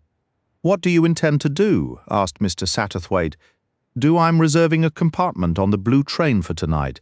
In that case, said Mr. Satterthwaite, I believe I'll do the same, you? Sir Charles turned, surprised. This sort of affair is rather in my line, Mr. Satterthwaite replied modestly. I've had a bit of experience, you see. Also, I'm acquainted with the chief constable in that district, Colonel Johnson. That connection could prove useful. Excellent, Sir Charles exclaimed. Let's go to the Whodunit's office at once. As Sir Charles hurried off, Mr. Satterthwaite reflected privately. She's managed it. She's drawn him back, just as she said she would. I wonder how much of that letter was truly sincere. He had to admit that Egg Lytton Gore was a remarkable opportunist. After Sir Charles departed, Mr. Satterthwaite ambled slowly through the gardens, his mind pleasantly occupied with thoughts of Egg. He admired her resourcefulness and determination, even as he quietly suppressed a rather old-fashioned part of himself that disapproved of a young lady taking the lead in matters of the heart. Mr. Satterthwaite was, above all, an observant man. In the midst of these reflections on the fairer sex, he found himself thinking, now, where have I seen that distinctive head shape before? The owner of the head was seated on a bench, gazing thoughtfully into the distance. He was a small man with a moustache that seemed overly large for his frame. Nearby, a bored-looking English child shifted from foot to foot, occasionally giving a meditative kick to the lobelia border. Don't do that, darling, said her mother, absorbed in a fashion magazine. But I have nothing to do, the child complained. The little man turned to look at her, and Mr. Satterthwaite recognized him at once. Monsieur Poirot, he said. What a delightful surprise. Monsieur Poirot rose and bowed. Enchanté, monsieur. They shook hands, and Mr. Satterthwaite took a seat. It seems everyone is in Monte Carlo. Not half an hour ago I ran into Sir Charles Cartwright, and now you— Sir Charles is here as well? He's been yachting. Did you know he gave up his house in Loomuth? Ah, no, I was not aware. This surprises me. I'm not certain it surprises me, Mr. Satterthwaite mused. I don't believe Cartwright is the sort of man who enjoys living permanently out of the world. Ah, no, I agree with you there. My surprise was for another reason. It seemed to me Sir Charles had a particular motive for remaining in Loomuth. A very charming motive, eh? Am I not correct? The young lady who so amusingly calls herself the Egg, his eyes twinkled gently. So you noticed that? Assuredly, I noticed. I have a heart very susceptible to lovers, you as well, I think, and youth. It is always touching. He sighed. I believe, said Mr. Satterthwaite, you have actually identified Sir Charles's reason for leaving Loomuth. He was running away from Mademoiselle Egg. But it is obvious he adores her. Why then run? Ah, said Mr. Satterthwaite, you don't understand our Anglo-Saxon complexities. Poirot followed his own line of reasoning. Of course, he said, it is a good strategic move run from a woman immediately she follows. Doubtless Sir Charles, a man of much experience, knows this. Mr. Satterthwaite was rather amused. I don't think it was quite like that, he said. Tell me, what brings you here? A holiday. My time is all holiday now. I have succeeded. I am rich. I'm retired. Now I journey to see the world, he said. Splendid, replied Mr. Satterthwaite. Isn't it? Mummy, whined a nearby English child. Is there anything to do here? Darling, her mother chided gently, isn't it wonderful to be abroad in all this lovely sunshine? I suppose the child mumbled, but it's boring. Go run and play, go look at the sea. Maman, a French child appeared, tugging at her mother's sleeve. Play with me. The French mother glanced up from her novel. Amuse yourself with your ball, Marcel. With a resigned sigh, the little girl began bouncing her ball, her expression thoroughly unamused. I am amusing myself, Hercule Poirot declared, though a peculiar, almost wistful look crossed his face. Sensing Mr. Satterthwaite's unspoken question, he continued. You perceive it, I see. It is as you suspect. He fell silent for a moment, gathering his thoughts. Listen, as a boy I had nothing. We were many, and we had to make our way. I joined the police. I worked relentlessly. Slowly I climbed the ranks. I began to build a reputation, an international one. Retirement approached. Then the war came. I was wounded. I arrived in England, a weary refugee. A kind woman took me in. She died, not of natural causes. No, she was murdered. So I set my mind to work. I employed my little grey cells. I found her killer. I discovered I was not finished. My abilities felt sharper than ever. Thus began my second career in England as a private investigator. I have unravelled many perplexing cases. Ah, my friend, I have truly lived. The psychology of human nature, it is endlessly fascinating. I prospered. I told myself, one day I will have all I need. I will realize every dream. He placed a hand on Mr. Satterthwaite's knee. Beware the day your dreams come true. That child there, she likely dreamed of coming abroad, of the thrill of how different everything would be, you see. I see, said Mr. Satterthwaite, that you are not in fact being amused. Poirot nodded. Precisely. There were times when Mr. Satterthwaite resembled a mischievous sprite. This was one of them. His wrinkled face twitched with impish curiosity. He hesitated, debating with himself. Slowly he unfolded the newspaper he still carried. Have you seen this, Poirot? He pointed to a specific paragraph. The Belgian took the paper. Mr. Satterthwaite observed him closely as he read. Poirot's expression did not alter, yet the Englishman had the distinct impression of a sudden, alert tension, like a terrier catching a scent. Poirot read the lines twice, then neatly refolded the paper and handed it back. That is interesting, he remarked. Yes, it appears, does it not, that Sir Charles Cartwright was correct and we were mistaken. Indeed, Poirot conceded. It seems we were wrong. I will admit, my friend, I found it difficult to believe that such a harmless, genial old man could have been murdered. Well, perhaps I was in error. Although, understand, this other death could be mere coincidence. Coincidences happen, the most astonishing ones. I, Hercule Poirot, have known coincidences that would astound you. He paused, then added, Sir Charles's instinct may have been sound. He is an artist, sensitive, impressionable. He feels things deeply rather than reasoning them through. Such an approach in life is often a disaster, but occasionally it is vindicated. I wonder where Sir Charles is at this moment. Mr. Satterthwaite allowed a small smile. I can tell you that. He is in the Whodunit's office. He and I are returning to England tonight. Aha! Poirot infused the exclamation with profound meaning.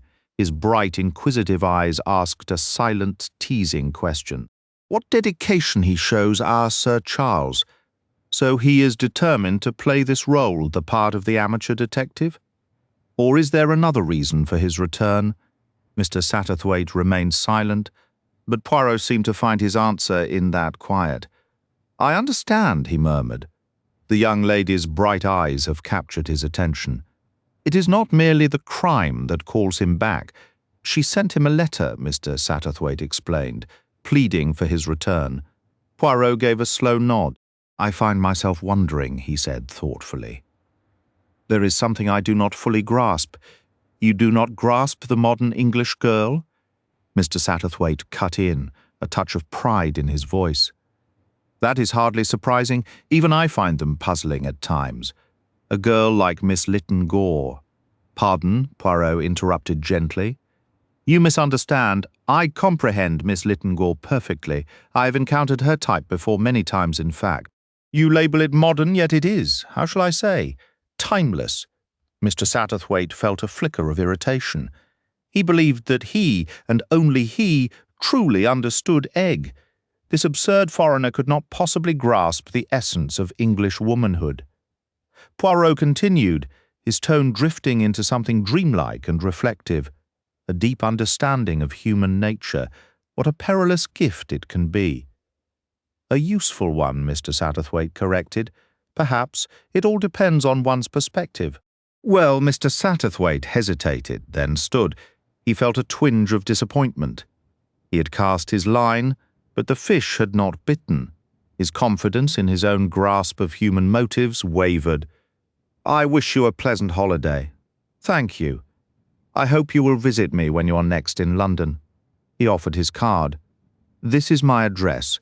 You're most kind, Mr. Satterthwaite. I would be delighted. Goodbye for now, then. Goodbye and bon voyage. Mr. Satterthwaite departed. Poirot watched him for a moment before turning his gaze back to the vast blue Mediterranean. He sat perfectly still for a full 10 minutes, the sea breeze carrying the distant laughter of a child.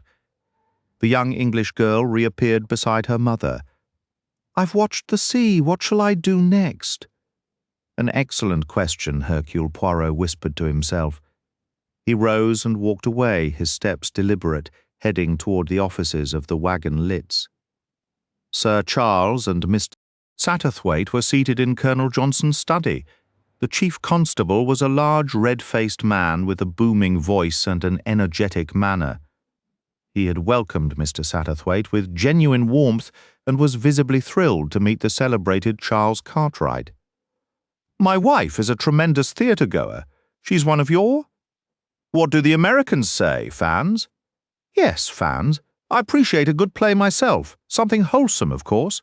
Some of the nonsense they put on stage nowadays is enough to make a man blush. Sir Charles, secure in his record of producing respectable dramas, responded with his effortless charm. When they turned to the purpose of their visit, Colonel Johnson was eager to share everything he knew. A friend of yours, you say? A dreadful business? Truly dreadful? He was very well liked here. That sanatorium of his has an excellent reputation, and by all accounts Sir Bartholomew was a first-rate man, top of his field, kind, generous, universally popular, the last person you'd expect to be murdered, and murder is certainly what it appears to be.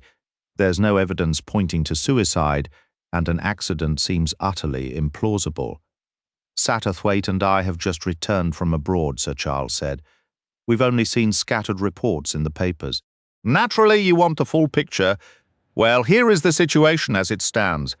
I believe there's little doubt the butler is our man. He was newly hired. Sir Bartholomew had only employed him for a fortnight, and immediately after the crime he vanished into thin air. That seems rather suspicious, don't you think? You have no idea where he went. Colonel Johnson's already ruddy complexion deepened. You might think we've been negligent, and I admit it looks bad. Of course, the fellow was under observation, just like everyone else at the scene. The butler answered all our questions with a calm and thorough manner, providing the name of the London agency that placed him and his last employer, Sir Horace Bird. He was perfectly civil and showed no sign of panic. Then suddenly he was gone, and the house was under watch the entire time. I've reprimanded my men, but they insist they never looked away for a moment." "Most peculiar," remarked Mr. Satterthwaite.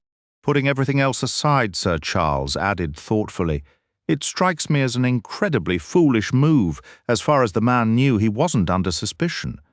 By running, he's practically spotlighted himself."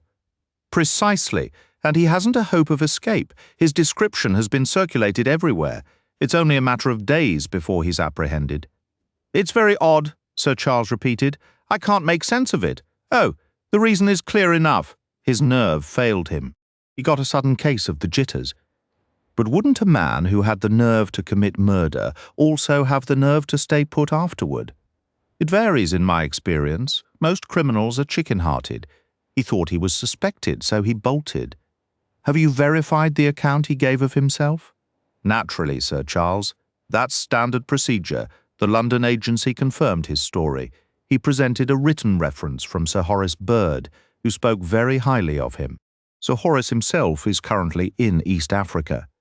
So the reference could have been forged. "Exactly," said Colonel Johnson, beaming at Sir Charles with the air of a teacher pleased with a bright student. "We've wired Sir Horace, of course, but it may be some time before we receive a reply. He's on safari." "When exactly did the man vanish?" "The morning after the death. A doctor was present at the dinner, Sir Jocelyn Campbell, who I understand has some expertise in toxicology. He and the local man Davis agreed on the circumstances, and our people were called in immediately. We interviewed everyone that night. Ellis, that's the butler, retired to his room as usual and was missing by morning. His bed hadn't been slept in, so he slipped away under cover of darkness. It appears so. One of the guests, Miss Sutcliffe, the actress. You may know her?" "Very well indeed," Miss Sutcliffe offered a suggestion. She proposed that the man might have left the house through a secret passage. He cleared his throat apologetically. "It sounds rather like something from an Edgar Wallace thriller, but it seems there actually was such a thing. Sir Bartholomew was rather proud of it and showed it to Miss Sutcliffe. The exit emerges among some old fallen masonry about half a mile away." "That would certainly be a possible explanation," Sir Charles agreed. "Only would the butler have known about the existence of such a passage?" "That's the crucial point. My wife always says servants know everything. I dare say she's right." "I understand the poison was nicotine," said Mr. Satterthwaite. "That's correct. A most unusual substance to use, I believe. Comparatively rare. I'm told that if the victim was a heavy smoker like the doctor, it could complicate matters. He might have died from nicotine poisoning naturally. Only, of course, this was far too sudden for that." "How was it administered?" "We don't know," Colonel Johnson admitted. "That's going to be the weak point in the case. According to the medical evidence, it could only have been swallowed a few minutes before death." "They were drinking port, I understand." "Exactly. It seems as though the poison was in the port, but it wasn't. We analyzed his glass. That glass had contained port and nothing else. The other wine glasses had been cleared, of course, but they were all on a tray in the pantry, unwashed, and not one of them held anything unusual. As for what he ate, it was identical to what everyone else had. Soup, grilled sole, pheasant with chipped potatoes, chocolate soufflé, and soft rose on toast. His cook has been with him for 15 years. No, there doesn't seem to be any way he could have been given the stuff, and yet there it is in his stomach. It's a nasty puzzle." Sir Charles turned sharply to Mr. Satterthwaite. "The same thing," he said, his voice charged with excitement, precisely as it was before, he confirmed, turning with a note of apology toward the chief constable. "I should clarify, there was a death at my home in Cornwall." Colonel Johnson's expression sharpened with recognition. "I believe I heard something of that from a young woman, Miss Lytton Gore." "That's right. She was present. She mentioned it to you." "She did, and she was quite attached to her own hypothesis. But between us, Sir Charles, I find it difficult to credit. It doesn't account for the butler's vanishing act. Your own servant didn't happen to disappear by any chance. I don't employ a butler, only a parlour-maid. Could she have been a man in disguise?" Sir Charles smiled at the thought of the distinctly feminine temple. Colonel Johnson offered an apologetic smile of his own. Merely a thought, he said. No, I can't say I place much stock in Miss Lytton Gore's theory. My understanding is the deceased was an elderly clergyman who would wish to do away with an old clergyman. That is precisely the baffling element, Sir Charles agreed. I suspect you'll discover it's mere coincidence, mark my words. The butler is our man. He's likely a seasoned criminal. Unfortunately, we found no fingerprints. An expert went over his room and the butler's pantry, but came up empty. If it was the butler, what possible motive can you propose? That, admittedly, is one of our sticking points, Colonel Johnson conceded. The fellow might have been there to steal, and Sir Bartholomew could have caught him in the act. Both Sir Charles and Mr. Satterthwaite maintained a polite silence. Colonel Johnson himself seemed to sense the suggestion lacked conviction. The truth is, we can only speculate. Once we have this John Ellis securely behind bars and have established his identity, and whether he's been in our records before, well, the motive may become perfectly obvious. You've examined Sir Bartholomew's papers, I assume, thoroughly, Sir Charles. We've devoted considerable attention to that aspect. I must introduce you to Superintendent Crossfield, who is leading the investigation, a most dependable officer. I observed to him, and he readily concurred, that Sir Bartholomew's profession might be connected to the crime. A doctor is privy to many confidential matters. His papers were all neatly organized and labelled. His secretary, Miss Linden, reviewed them with Crossfield. And nothing was found. Nothing of a suggestive nature whatsoever, Sir Charles. Was anything taken from the house? Silver, jewellery, anything of that sort? Nothing at all. Who exactly was staying in the house at the time? I have a list now. Where did I put it? Ah, I believe Crossfield has it. You really must meet Crossfield. As it happens, I'm expecting him any moment to report. A bell chimed. That is likely him now. Superintendent Crossfield was a substantial, solidly built man, somewhat deliberate in speech, but with a perceptive blue gaze. He saluted his superior and was introduced to the two visitors. Had Mr. Satterthwaite been alone, he might have found Crossfield rather reserved and difficult to engage. Crossfield was not overly fond of London gentlemen, amateurs arriving with their ideas. Sir Charles, however, was a different matter entirely. The superintendent harboured a boyish awe for the glamour of the theatre. He had seen Sir Charles perform twice, and the thrill of encountering this luminary of the stage in person rendered him as affable and talkative as one could wish. I saw you in London, sir, that I did. I was there with my wife, Lord Entry's Dilemma. That was the play. We were in the pit, and the house was completely packed. We had to queue for 2 hours beforehand. But the wife wouldn't hear otherwise. I simply must see Sir Charles Cartwright in Lord Entry's Dilemma, she insisted. It was at the Pall Mall Theatre. Well, said Sir Charles, I've retired from the stage now, as you know, but they still remember my name at the Pall Mall. He produced a card and inscribed a few words upon it. You hand this over to the folks at the ticket booth next time you and Mrs. Crossfield take a trip into the city. Sir Charles offered, and they'll set you up with a pair of the finest seats in the house. That's extraordinarily generous of you, Sir Charles, truly. My wife will be over the moon when I share the news. From that moment, Superintendent Crossfield proved entirely pliable in the former actor's grasp. It's a peculiar situation, sir. In all my years, I've never encountered a case of nicotine poisoning. Neither has our Dr. Davis. I always assumed it was some sort of illness you contracted from smoking too much. Honestly, so did I, sir. But the doctor explains that the pure alkaloid is a liquid without any scent, and just a few drops can kill a man almost immediately. Sir Charles let out a low whistle. Powerful substance. Exactly, sir. And yet it's quite commonplace. In a manner of speaking, diluted solutions are used for spraying rose bushes. Naturally, it can also be extracted from ordinary tobacco. Roses? Murmured Sir Charles. Now, where have I heard something about that recently? He furrowed his brow, then gave a slight shake of his head. Anything new to report, Crossfield? Colonel Johnson inquired. Nothing concrete, sir? We've had sightings of our man Ellis reported in Durham, Ipswich, Balham, Land's End, and a dozen other locations. All of that needs to be sifted through for any genuine leads. He addressed the other two men. The moment a description is circulated for a wanted man, someone claims to have spotted him everywhere across the country. What is the man's description? Sir Charles asked. Johnson picked up a sheet of paper. John Ellis, medium height, approximately 5'7", slight stoop. Grey hair, small side whiskers, dark eyes, a husky voice, missing a tooth in the upper jaw, visible when he smiles. No other distinctive marks or characteristics. Sir Charles mused.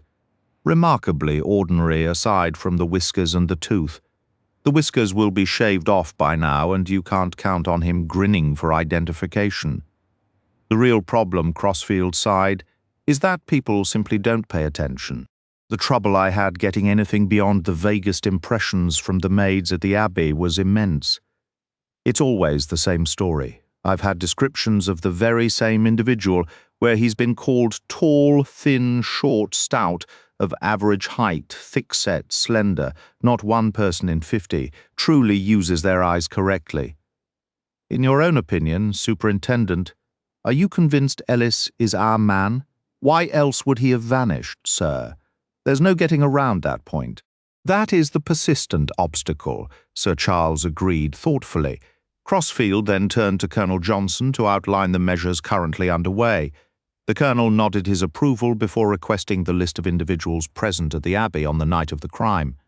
The Superintendent provided it to the two new investigators.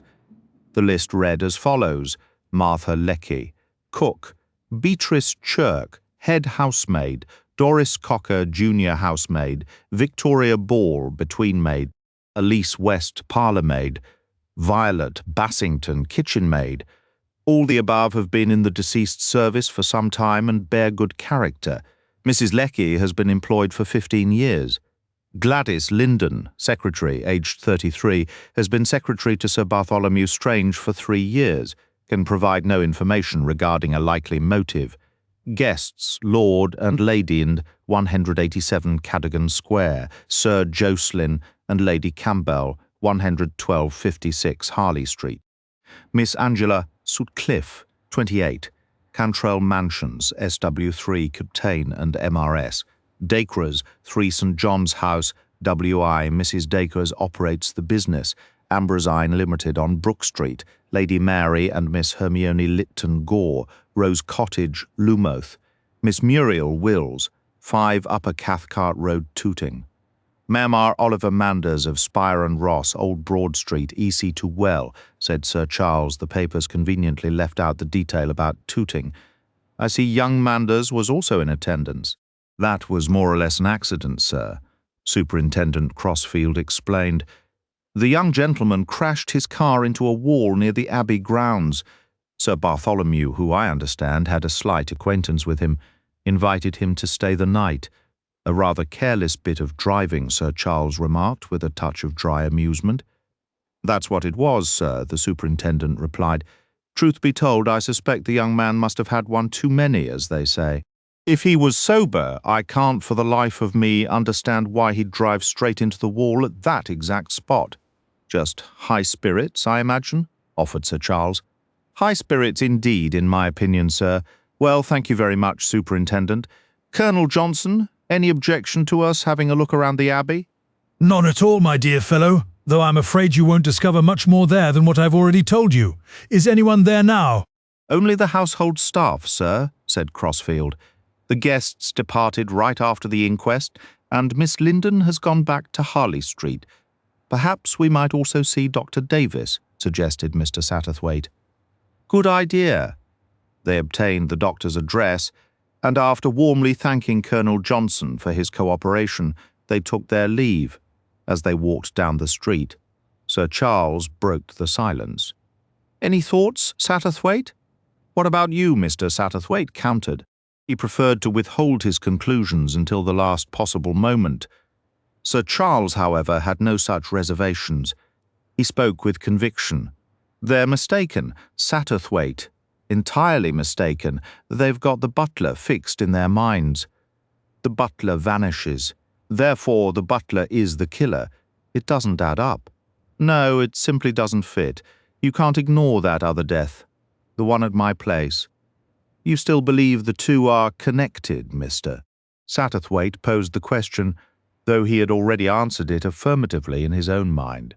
My good man, they must be connected. Everything points to it. We have to find the common link, someone who was present on both occasions. Indeed, said Mr. Satterthwaite, and that isn't going to be as straightforward as it might appear on the surface. We have too many common links. Do you realize, Cartwright, that practically every person who attended the dinner at your house was also present here? Sir Charles nodded. Of course I've realized that, but do you grasp the deduction one can draw from it? I'm not sure I follow, Cartwright. Dash it all, man. Do you think that's a coincidence? Not on your life. It was intentional. Why are all the people from the first death present at the second? Accident? Absolutely not. It was a plan, a design, Tolly's design. Oh, said Mr. Satterthwaite. Yes, it's possible. It's certain. You didn't know Tolly as well as I did, Satterthwaite. He was a man who kept his own counsel, remarkably patient. In all the years I've known him, I never once heard Tolly voice a rash opinion or judgment. Consider it this way. Babington was murdered. Yes, murdered. I won't hedge or mince words, murdered one evening in my home. Tolly gently ridiculed my suspicions about the matter, but all the while he harboured suspicions of his own. He didn't speak of them. That wasn't his way. But quietly in his own mind he was building a case. I don't know what he had to build upon. I don't think it could have been a case against any one particular person. He believed one of those people was responsible for the crime, and he devised a plan, some kind of test, to determine which person it was. What about the other guests, the Edens and the Campbells? Camouflage. It made the whole affair less obvious. What do you suppose the plan was? Sir Charles shrugged his shoulders, an exaggerated, almost theatrical gesture. He was Aristide Duval, that mastermind of the Secret Service. His left foot developed a slight, thoughtful limp as he walked. How can we possibly know? I am not a magician. I cannot guess. But there was a plan. It went awry because the murderer was just 1 degree cleverer than Tolly anticipated. He struck first. He, or she. Poison is as much a woman's weapon as a man's, perhaps more so. Mr. Satterthwaite fell silent. Sir Charles pressed on, a note of sarcasm creeping into his previously earnest tone. Come now, don't you agree? Or are you siding with public opinion? The butler's the man. He done it. Honestly, it's a bit too pat, isn't it? The convenient scapegoat who conveniently disappears. What's your explanation for the butler, then? I haven't given him much thought, Sir Charles admitted, his focus elsewhere. He's a piece that doesn't fit my puzzle, and frankly, I find the whole servant did it narrative rather tiresome and unimaginative. The real game, Satterthwaite, is being played on a different board entirely. In my opinion, he's irrelevant. I have a theory, if you'd like to hear it. What is it? Assume the police are correct on one point. Ellis is a career criminal, part of a burglary ring. He gets the job with forged papers. Then Tolly is killed. Where does that leave Ellis? A murder occurs in a house containing a man whose fingerprints are on file and who is known to the authorities. Naturally, he panics and runs using the hidden passage. Don't be absurd about a hidden passage. He slipped out while one of those dim-witted officers watching the place was dozing off. That does sound more likely. Well, Satterthwaite, what's your take? My view, replied Mr. Satterthwaite. It aligns with yours. It has from the start. The butler strikes me as a rather obvious distraction. I am convinced Sir Bartholomew and the unfortunate Mr. Babington were murdered by the same individual. Someone from the house party? Someone from the house party. A brief silence fell before Mr. Satterthwaite inquired offhandedly, which of them do you believe it was? Good heavens, Satterthwaite, how should I know? Of course you can't know for certain, said Mr. Satterthwaite gently. I merely thought you might have an instinct, nothing analytical or reasoned, just a simple hunch. Well, I don't, he paused, thinking, then exclaimed. You know, the moment you start to really consider it, it seems utterly impossible that any of them could have done it. I suppose your premise is sound, Mr. Satterthwaite mused. Regarding the gathering of potential suspects, I mean. We must remember there were specific exclusions, yourself, myself, and Mrs. Babington, for example. Young Manders as well. His presence was accidental. He wasn't invited or expected. That removes him from suspicion. The playwright too, Anthony Astor? No, she was there. Miss Muriel Wills from Tooting. Ah, yes, I'd forgotten the woman's name was Wills. He frowned. Mr. Satterthwaite was reasonably adept at interpreting thoughts. He could fairly accurately gauge what was unfolding in the actor's mind. When the other man spoke again, Mr. Satterthwaite gave himself a silent commendation. You know, Satterthwaite, you're right. I don't believe he specifically invited only those under suspicion. After all, Lady Mary and Egg were present. No, he wanted to recreate the initial event, perhaps. He suspected someone, but he needed other witnesses there to corroborate something along those lines. Something like that, agreed Mr. Satterthwaite. We can only speculate at this point. Very well. The Lytton Gores are out, you and I and Mrs. Babington and Oliver Manders are out. Who does that leave Angela Sutcliffe? Angie, my dear man. She's been a friend of Tolly's for ages. Then it narrows down to the Dacres. In fact, Cartwright, you suspect the Dacres. You might as well have said so when I asked. Sir Charles looked at him. Mr. Satterthwaite wore a faintly triumphant expression. I suppose, said Cartwright slowly, that I do. Not that I actively suspect them. They simply seem slightly more plausible than anyone else. I don't know them well, for one thing, but for the life of me I can't fathom why Freddie Dacres, who lives at the racetrack, or Cynthia, who spends her days designing outrageously expensive gowns, would have any motive to eliminate a harmless, elderly clergyman. He shook his head, then his expression lightened. There's the Wills woman. I forgot her again. What is it about her that makes you continually overlook her? She's the most utterly nondescript person I've ever encountered. Mr. Satterthwaite smiled. I rather imagined she might embody Burns's famous line, Achilles amang ye taking notes. I suspect Miss Wills spends her time observing and recording. There are very sharp eyes behind those spectacles. I suspect you'll find that any detail of significance in this matter has already been observed by Miss Wills, remarked Mr. Satterthwaite. Do you really think so? Sir Charles replied, his tone laced with scepticism. What's our next move, then? Lunch, said Mr. Satterthwaite decisively. After that, we shall proceed to the Abbey and see what the location itself can reveal to us. Sir Charles's eyes twinkled with amusement. You're taking to this detective business with remarkable enthusiasm, Satterthwaite. The pursuit of truth is not entirely unfamiliar to me, Mr. Satterthwaite said with a modest air. Why, there was an instance once when my automobile failed on a remote country road and I was forced to stay at a rather isolated inn. He was promptly interrupted. Ah, but that reminds me, Sir Charles declared in his resonant, theatrical voice, of a tour I was on back in 1921. As ever, Sir Charles claimed the conversational victory. The grounds of Melfort Abbey presented a scene of profound tranquillity that September afternoon. Sunlight bathed the ancient stonework, parts of which dated to the 15th century, alongside more recent restorations and a modern wing. The separate sanatorium building lay discreetly out of view. They were greeted by the cook, Mrs. Lecky, a substantial figure swathed in dignified black, who was both tearful and overwhelmingly talkative. She directed most of her outpouring to Sir Charles, whom she recognized. "You'll appreciate, sir, I'm sure, what a dreadful time it's been for us all," she began, her words tumbling out. The master's passing, and then the police everywhere, poking into everything. Would you believe they even rummaged through the dustbins? The questions, endless, impertinent questions. To think I should live to see such a thing happen to the doctor, such a quiet and respectable gentleman. We were all so proud when he was knighted. Beatrice and I remember the day perfectly, though she hasn't been here as long as I have. And that police superintendent, I won't call him a gentleman, for I know the difference, asking about all the maids, good girls, everyone. Though I'll admit Doris is a trial to get out of bed in the morning, and young Vicky has a saucy tongue sometimes. You can't expect the training nowadays, can you?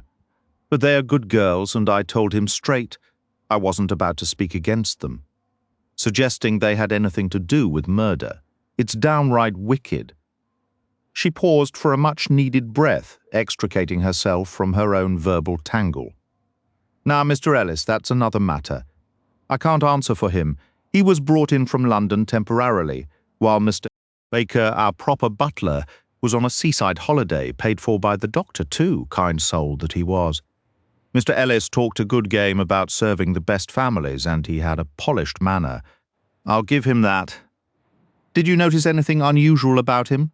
Sir Charles ventured, leaning forward with hope. "Well, sir, it's funny you should ask," Mrs. Lecky said, lowering her voice conspiratorially, "because, in a manner of speaking, I did and I didn't." Sir Charles offered an encouraging nod, and Mrs. Lecky, feeling she had the full attention of her audience, prepared to elaborate. Lecky continued, her tone thoughtful yet firm. "I can't quite put my finger on it, sir, but there was something about him, something off." Mr. Satterthwaite thought to himself, with a touch of dry humour, that there always seemed to be something in hindsight, no matter how much Mrs. Lecky might have looked down on the police. Suggestion had a way of working on anyone, if Ellis were indeed the guilty party. Well, naturally, Mrs. Lecky would have sensed it. For one thing, he kept to himself, polite enough, certainly the manners of someone used to a proper household. But he was reserved, spent hours alone in his room, and there was this feeling he gave off. I'm not sure how to explain it. Did it ever cross your mind that he might not have been a genuine butler? Mr. Satterthwaite ventured. "Oh, he'd worked in service, no doubt about that, sir. He knew all the details, even gossip about prominent society figures." "Such as?" Sir Charles prompted gently. But Mrs. Lecky turned evasive. She wasn't about to repeat servants' hall chatter. Doing so would have offended her sense of propriety. To ease the tension, Mr. Satterthwaite shifted topics. "Perhaps you could describe his appearance for us." That brightened her up. "Certainly, sir. He looked very respectable. Grey hair, side whiskers, a slight stoop. He was putting on weight, and it bothered him. It really did. His hands had a bit of a tremor, but not from drink, mind you. He was quite temperate. Unlike some I've known, his eyes seemed sensitive, sir. Bright light made them water terribly. He wore spectacles around us, but never while on duty." "Any distinctive marks?" Sir Charles inquired. "Scars, perhaps? A broken finger? A birthmark?" "Oh, no, sir, nothing like that. How detective stories outshine real life," Sir Charles sighed. "In fiction there's always some telling detail. He had a missing tooth," Mr. Satterthwaite noted. "I believe so, sir, though I never noticed it myself." "What was his demeanour on the night of the tragedy?" Mr. Satterthwaite asked, adopting a slightly formal air. "Well, truly, sir, I couldn't say. I was occupied in my kitchen. No time for noticing things." "Of course, quite understandable." When word came that the master was dead, we were all struck dumb. I wept and couldn't stop, and so did Beatrice. The younger staff were excited, though terribly shaken. Mr. Ellis, being new, wasn't as affected, but he was considerate, insisted Beatrice and I take a small glass of port for the shock, and to think all along it was him, the absolute villain. Words failed her, her eyes blazing with outrage. He vanished that same night, I understand. "Yes, sir. Went to his room like everyone else, and by morning he was gone. That's what made the police suspicious, naturally." "Quite foolish of him. Any idea how he left the house?" "Not a clue. The police claimed they watched the house all night and never saw him leave. But there you have it. They're only human for all the airs they put on, marching into a gentleman's home and poking about." "I've heard talk of a secret passage," Sir Charles mentioned. Mrs. Lecky sniffed dismissively. "So the police say—" "Is there one?" "I've heard whispers," she admitted cautiously. "Do you know where it begins?" "No, I don't, sir.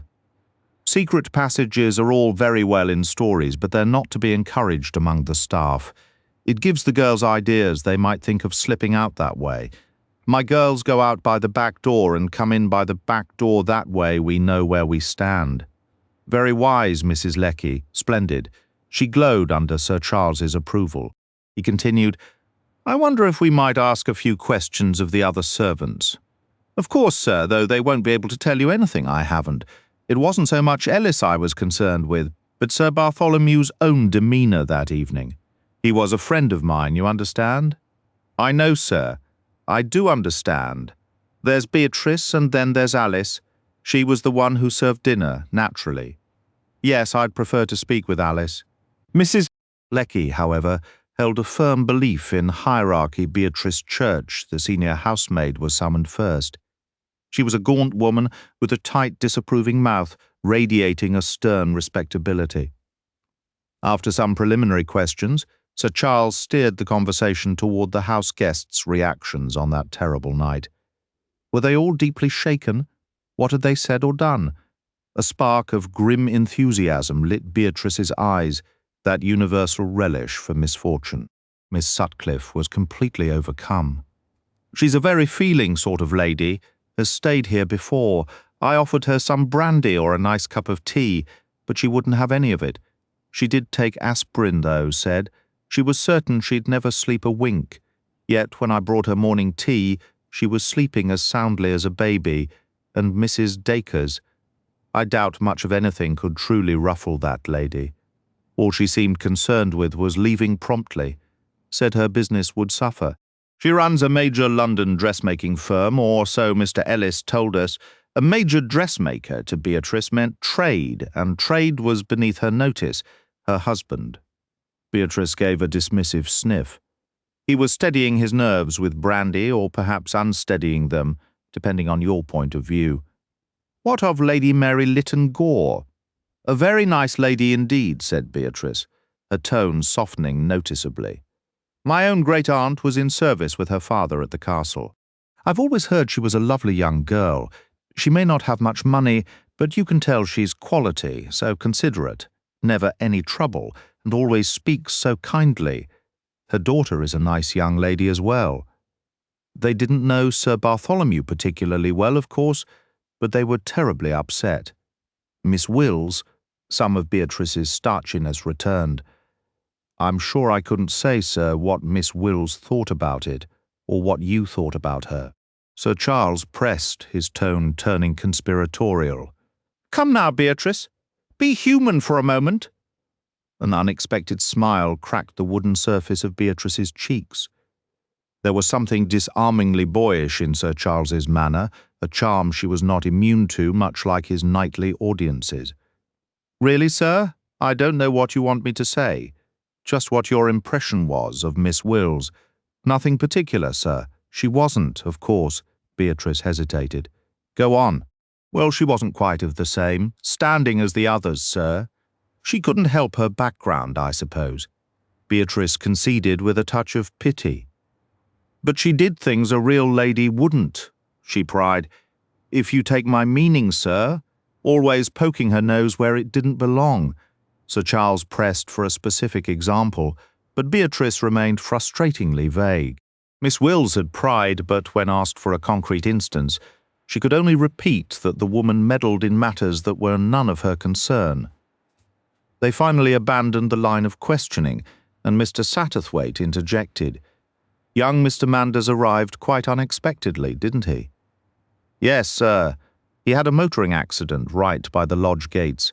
He remarked it was a bit of luck, breaking down just there.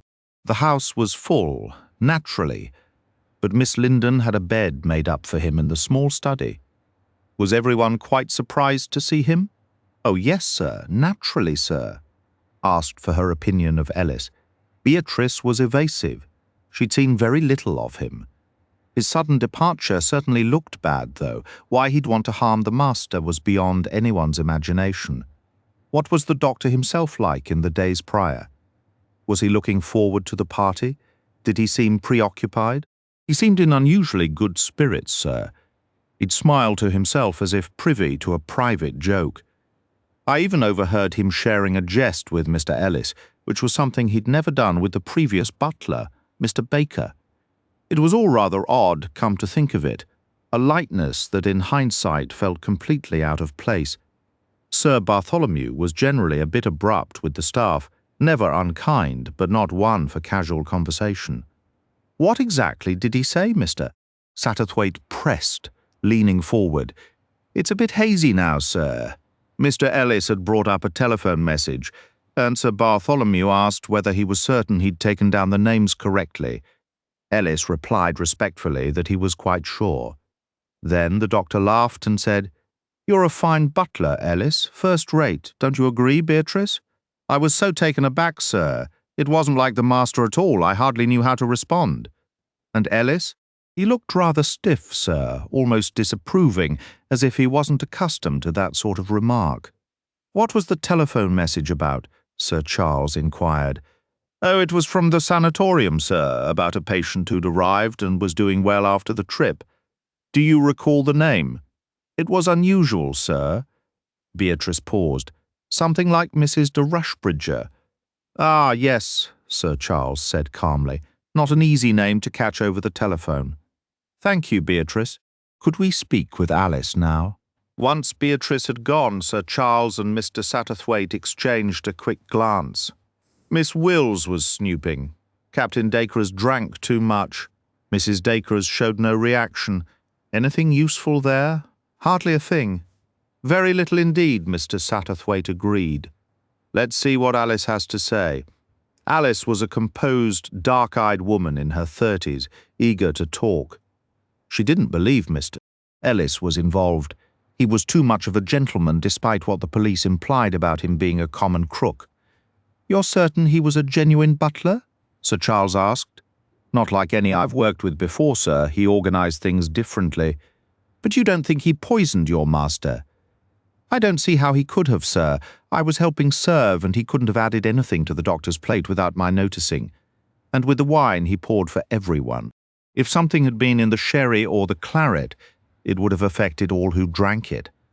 The port glasses were still on the table when the police checked, and they found nothing." "You're sure Sir Bartholomew didn't have anything at dinner that no one else did?" "Positive, sir. Nothing passed to him by a guest?" "No, sir." "What about a secret passage, Alice? Heard anything?" "One of the gardeners mentioned it, comes out near the old ruins in the woods. But I've never seen an entrance inside the house. Ellis never spoke of it." "Oh, no, sir. I'm sure he wouldn't know. Who do you honestly believe killed your master, Alice?" "I can't imagine, sir. It feels like it must have been an accident." After she left, Sir Charles sighed. "If it weren't for Babington's death, we might consider her. She's attractive and she served the meal, but no, Babington was murdered, and Tolly never paid attention to pretty maids anyway. He wasn't the type. Still, he was 55.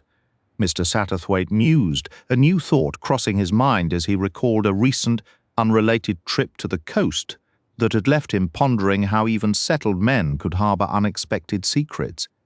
"Why would you think that?" Sir Charles asked, his tone defensive. "Because it's precisely the age when a man can lose all sense over a woman, even if he's managed to avoid it his whole life. Good heavens, Satterthwaite, I'm nearly 55. "I know," Satterthwaite replied, his eyes twinkling with gentle amusement. Sir Charles looked away, a faint but unmistakable blush colouring his cheeks. After thoroughly enjoying the sight of his friend's discomfort, Mr. Satterthwaite offered a distraction. "Shall we examine Ellis's room?" he suggested. The actor seized on the idea with relief. "Excellent. I was just about to propose the very same thing. Naturally, the police have already gone over it completely." The police, Sir Charles, now fully embodying the persona of Aristide Duval, dismissed them with a scornful wave. Eager to move past his embarrassment, he threw himself back into the role with renewed energy. "The police are fools. They searched for proof of his guilt. We shall look for proof of his innocence, an entirely different matter. Are you so completely convinced of Ellis's innocence?" "If our theory about Babington is correct, he must be true, and besides, Mr. Satterthwaite stopped himself. He had nearly confessed that if Ellis turned out to be a common criminal who murdered Sir Bartholomew after being caught, the whole affair would become unbearably mundane. Just in time he remembered Sir Bartholomew had been Sir Charles's friend and was suitably horrified by his own callous thought. A first glance around Ellis's room offered little promise. The clothes in the drawers and hanging in the wardrobe were neatly arranged, well-tailored, but bearing the marks of different makers, clearly cast-offs from various employers. The undergarments were of similar quality. The boots, polished to a shine and set on trees, drew Mr. Satterthwaite's attention. He picked one up. "Size 9, he murmured, but since there were no footprints in the case, the observation led nowhere. It appeared Ellis had left wearing his butler's uniform, a fact Mr. Satterthwaite pointed out as rather peculiar. Any sensible man would have changed into ordinary clothes. "Yes, it's odd," Sir Charles agreed, a flicker of a wild idea crossing his mind. "It almost looks as if he never left at all, but that's nonsense, of course." They continued their search. No letters, no personal papers, just a newspaper clipping about a corn remedy and another announcing a duke's daughter's upcoming wedding. A small, cheap blotting book and a penny bottle of ink sat on a side table, but no pen. Sir Charles held the blotter up to a mirror, hoping for a reversed impression, but found only a meaningless jumble of old stains. One page was heavily used, the ink faded. He either hasn't written any letters since arriving, or he simply didn't blot them, deduced Mr. Satterthwaite. This blotter is old. With a small spark of triumph, he pointed to a barely legible L. Baker amidst the smudges. "I doubt Ellis used this at all. Isn't that strange, though?" Sir Charles said slowly. "A man usually writes letters. Not if he's a criminal. No, I suppose you're right. There must have been something questionable about him to make him vanish like that. Our only point is that he didn't murder Tolly." They combed the floor, lifted the edge of the carpet, peered under the bed. The room was disappointingly bare, offering nothing except a small dried splash of ink by the fireplace. Their detective zeal dampened a shared, unspoken thought passed between them. Things were always more conveniently arranged in mystery novels. After a few fruitless words with the junior staff, who seemed thoroughly intimidated by Mrs. Lecky and Beatrice Church, they finally took their leave, the case feeling no clearer than before. "Well," Satterthwaite Sir Charles began as they walked through the park, his own car having been arranged to meet them at the lodge gate, "did anything stand out to you? Anything at all?" Mr. Satterthwaite considered carefully. He wasn't one to rush a reply, especially since he felt something should have caught his attention. Admitting the entire outing had been pointless was not a pleasant thought. He went over the statements from each servant in his mind. The information was surprisingly thin. As Sir Charles had summarized earlier, Miss Wills had been snooping around, Miss Sutcliffe was visibly distressed, Mrs. Dacres remained perfectly composed, and Captain Dacres had overindulged. There wasn't much there, unless Freddie Dacres's drinking hinted at a guilty conscience, but Mr. Satterthwaite knew Freddie Dacres got drunk fairly often. "Well," Sir Charles pressed a note of impatience in his voice. "Nothing, I'm afraid," Mr. Satterthwaite admitted reluctantly, "except, well, I suppose we can reasonably deduce from that newspaper clipping we found that Ellis suffered from corns." Sir Charles offered a dry smile. "That seems a logical assumption, does it? By any chance move us forward?" Mr. Satterthwaite had to confess it did not. "The only other thing," he started, then hesitated. "Yes? Go on, man. Anything might help." It struck me as a bit odd the way Sir Bartholomew teased his butler. You recall what the housemaid told us. It feels somewhat out of character. It was out of character, Sir Charles stated firmly. "I knew Tolly better than you did, and I can tell you he wasn't a joking sort of man. He wouldn't have spoken like that unless something had put him in an unusual state of mind." "You're right, Satterthwaite, that is a point. Now, where does it lead us?" "Well," Mr. Satterthwaite began, but it was clear Sir Charles's question was rhetorical. He was eager not to hear Mr. Satterthwaite's thoughts, but to voice his own. "You remember when that incident happened, Satterthwaite?" "Right after Ellis delivered a telephone message. I think it's fair to assume that message was the cause of Tolly's sudden, uncharacteristic cheerfulness. You may recall I asked the housemaid what that message was. Mr. Satterthwaite nodded.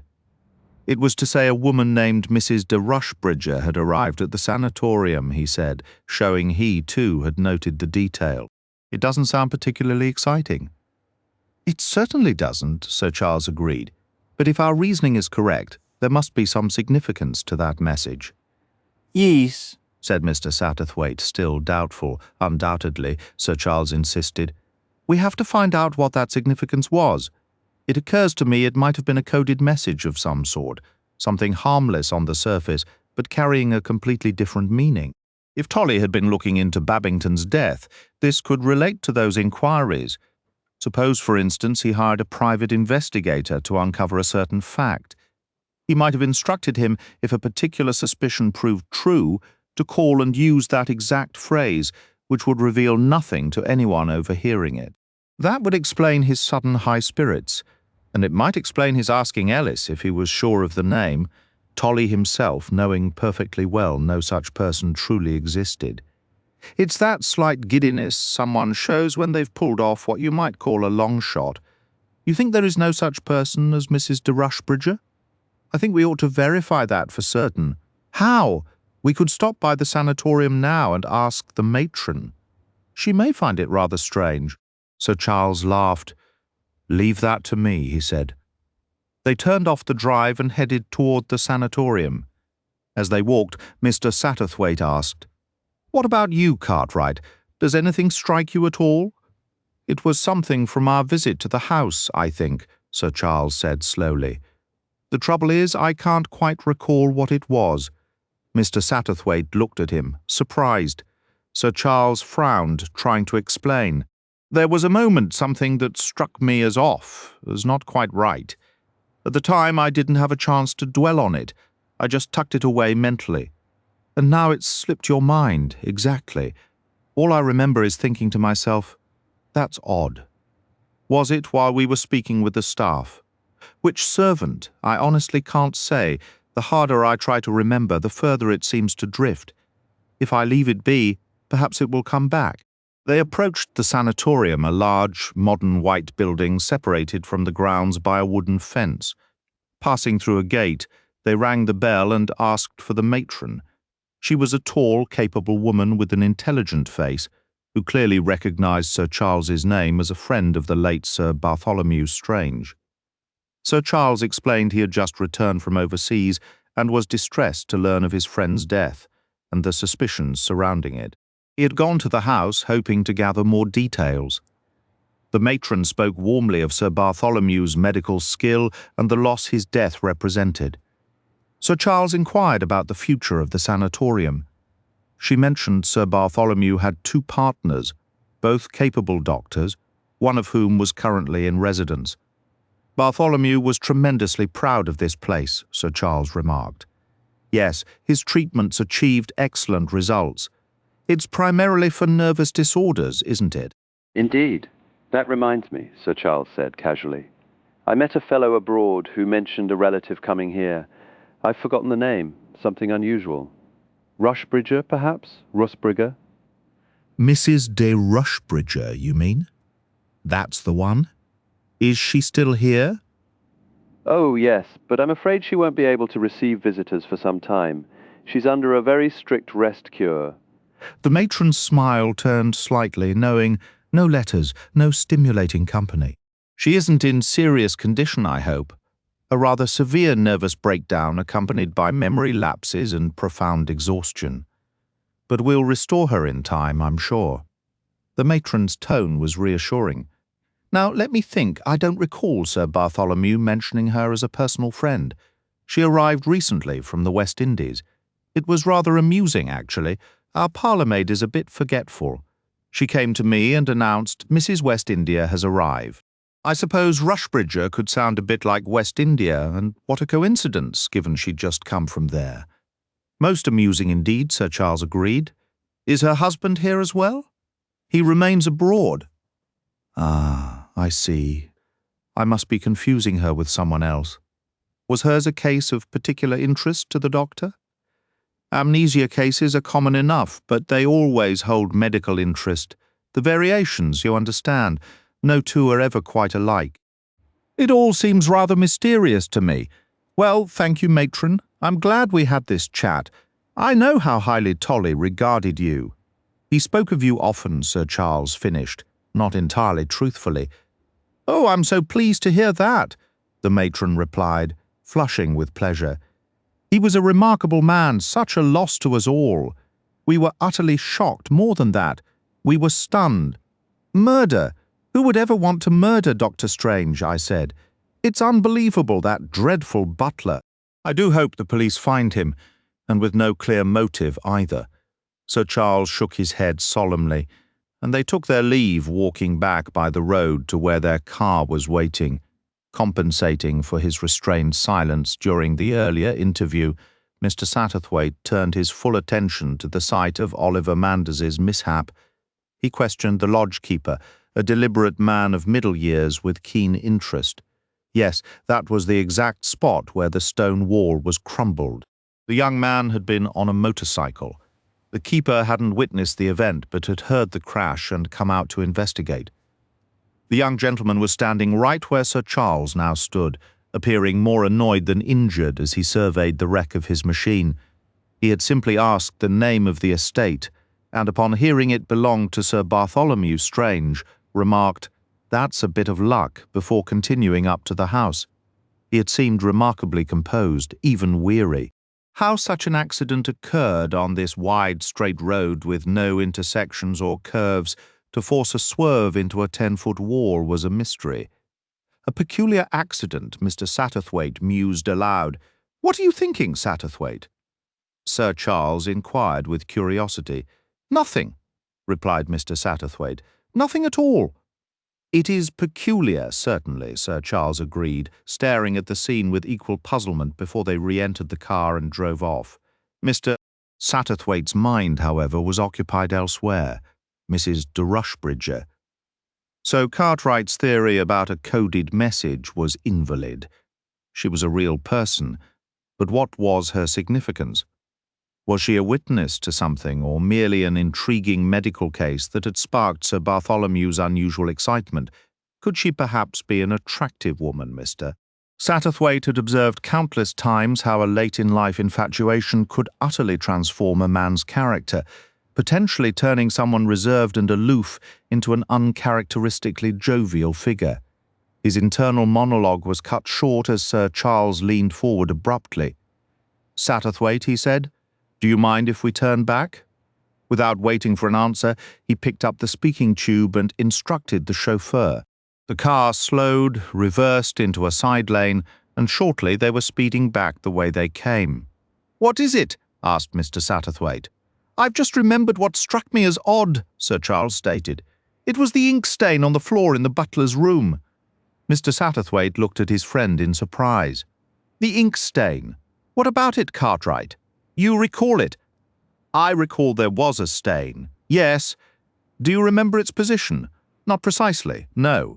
It was near the skirting board by the fireplace." "Yes, now you mention it, I believe you're right. How do you suppose that stain came to be there, Satterthwaite?" After a moment's reflection, Mr. Satterthwaite offered, "It wasn't a large stain. It couldn't have been from an overturned inkwell. I should think the man likely dropped his fountain pen. Remember, there was no pen found in the room. He thought privately. Let him see I notice details as well as he does. It suggests the butler owned a fountain pen if he ever wrote anything, though there's no proof he did." "But there is proof, Satterthwaite. There's the stain itself." "He might not have been writing," Satterthwaite retorted. "He might have simply dropped the pen, but a stain would only occur if the pen's cap was off." "I suppose you're right," conceded Mr. Satterthwaite, a touch impatiently. "But I fail to see what is so remarkable about it." "Perhaps there's nothing remarkable," said Sir Charles. "I can't be sure until I get back and examine it for myself." They were already turning through the lodge gates. Minutes later, they had returned to the house, where Sir Charles deftly explained their reappearance by claiming to have left a pencil behind in the butler's quarters. "And now," announced Sir Charles, closing the door to Ellis's room behind them, after having artfully evaded the ever-helpful Mrs. Lecky. Let's determine if I'm being a complete idiot, or if there's actually some merit to my theory. In Mr. Satterthwaite's private estimation, the first option was significantly more likely, but his manners were far too refined to voice such a thought. He settled himself on the edge of the bed and observed his companion. "Here is our stain," Sir Charles declared, pointing with his shoe toward a mark near the baseboard on the wall opposite the writing desk. What possible scenario would lead a man to drop his pen precisely there? "One can drop a pen anywhere," Mr. Satterthwaite offered mildly. "True, you could certainly throw it across the room," Sir Charles conceded. "But that's not typical behavior for one's writing instrument. Then again, I don't know. Fountain pens can be utterly infuriating. They dry up and refuse to cooperate at the most critical moments. Perhaps that's the simple answer. Ellis simply lost his temper, cursed the thing, and hurled it. I believe there are numerous plausible explanations," Mr. Satterthwaite countered. "He might have merely set it on the mantelpiece, and it rolled off." Sir Charles conducted an experiment with a pencil, letting it roll from the mantel's edge. It struck the floor a good foot from the stain and rolled toward the small gas heater. "Well then," said Mr. Satterthwaite, a hint of dry amusement in his tone, "what is your proposed explanation?" "I'm attempting to construct one." From his perch, Mr. Satterthwaite was then treated to a rather comical spectacle. Sir Charles tried dropping the pencil from his hand while walking toward the fireplace. He attempted sitting on the bed's edge, miming writing, and then letting the pencil fall. To land it on the correct spot required him to press himself awkwardly against the wall in a wholly unnatural pose. "That's simply not feasible," Sir Charles stated aloud. He stood contemplating the wall, the stain, and the prim little heater. "If he were burning documents, perhaps," he mused, "but one doesn't burn papers in a gas fire." Suddenly he inhaled sharply. A moment later, Mr. Satterthwaite was witnessing Sir Charles's professional prowess in full display. Charles Cartwright had transformed into Ellis the butler. He sat at the desk writing furtively, his eyes darting shiftily from side to side. Then he seemed to hear something. Mr. Satterthwaite could easily imagine what footsteps in the hallway. The man had a guilty conscience and ascribed a terrible meaning to those sounds. He sprang up, the paper in one hand, his pen clutched in the other. He darted to the fireplace, his head half-turned, still listening, terrified. In a panic to hide the paper, he tried to shove it beneath the gas heater. Needing both hands, he tossed the pen aside impatiently. Sir Charles's pencil, the stand-in pen, landed perfectly on the ink stain. "Bravo!" said Mr. Satterthwaite, applauding with genuine appreciation. The performance had been so convincing it left him with the distinct impression that this, and only this, was how Ellis must have acted. It was a brilliant, if slightly ridiculous, piece of theatre. "You see," said Sir Charles, slipping back into his own persona with modest pride. If the man heard the police, or what he believed were the police, approaching and had to conceal what he was writing, his options were limited. Not in a drawer or under the mattress. A search would discover those immediately. He had no time for floorboards. No, behind this gas fire was his only real chance. The logical next step, Mr. Satterthwaite said, his earlier skepticism now tinged with curiosity, is to see if anything actually is hidden behind that heater. Precisely. Of course, it may have been a false alarm, and he could have retrieved the items later. But we shall hope for the best. Removing his coat and rolling up his shirt sleeves, Sir Charles lay down on the floor and peered into the narrow gap beneath the gas fire. "There's definitely something under there," he reported. "Something white. How are we going to retrieve it? We need something slender, like a hatpin." "Women don't carry hatpins these days," Mr. Satterthwaite lamented. "Maybe a pocket knife." A pocket knife, however, was useless. Eventually, Mr. Satterthwaite left and returned with a knitting needle borrowed from Beatrice. Her curiosity was palpable, but her sense of propriety kept her from asking what he needed it for. The knitting needle did the job. Sir Charles carefully pulled out several crumpled sheets of writing paper that had been hastily stuffed into the crevice, with mounting anticipation, The two men smoothed them flat. They were clearly multiple attempts at drafting a single letter, all written in a precise, orderly script. The first attempt began. This is to state that the undersigned does not wish to cause any trouble, and may have been mistaken about what he believed he witnessed this evening, but clearly dissatisfied. The writer had stopped and started anew. John Ellis, butler, sends his compliments and would appreciate a brief meeting to discuss the unfortunate events of this evening prior to sharing certain information in his possession with the authorities. Still not content, he tried a third time. John Ellis, butler, is in possession of specific facts regarding the doctor's death. He has not yet relayed these facts to the police. In the next draft, the formal third person was abandoned. I am in desperate need of funds. £1,000 would change everything for me. There are certain details I could provide to the police, but I have no wish to create difficulties. The final version was even more blunt. I know how the doctor died. I haven't told the police yet, if you will meet me. This draft ended differently. After the word me, the pen had trailed off into a ragged scrawl, the final few words smeared and blotchy. It was obvious Ellis had heard something alarming at that very moment. He had crumpled the papers and rushed to hide them.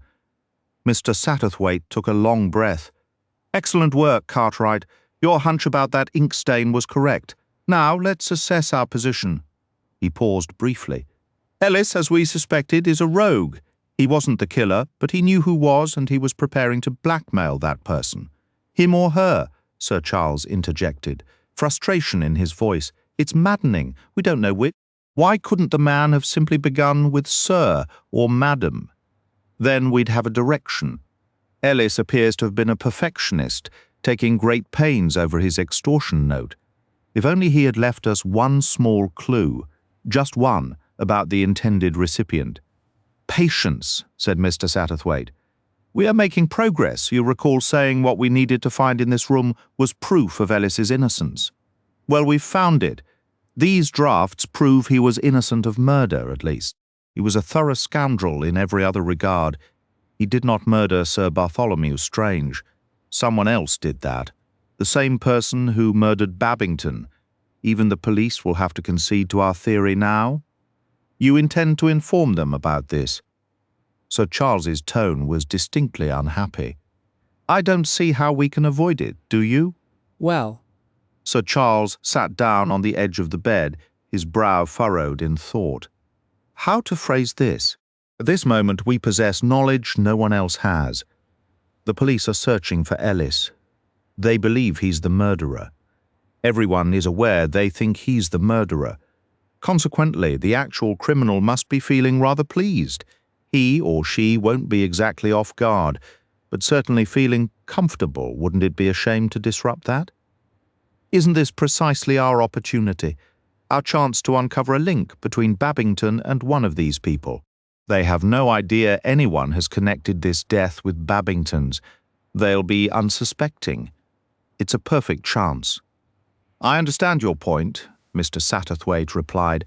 "I share your view that it's an opportunity," Mr. Satterthwaite replied, his tone measured. "Nevertheless, I believe we cannot seize it. Our obligation as citizens requires us to report this discovery to the authorities immediately. We have no legitimate right to keep it from them." Sir Charles regarded him with an amused, almost teasing expression. "You truly are the model of a proper citizen, Satterthwaite. I've no doubt the correct by-the-book action is the one we must take, though I must confess I'm not nearly as upstanding as you are. Personally, I'd have no qualms about keeping this little find to ourselves for just a day or two, no? Very well, I surrender.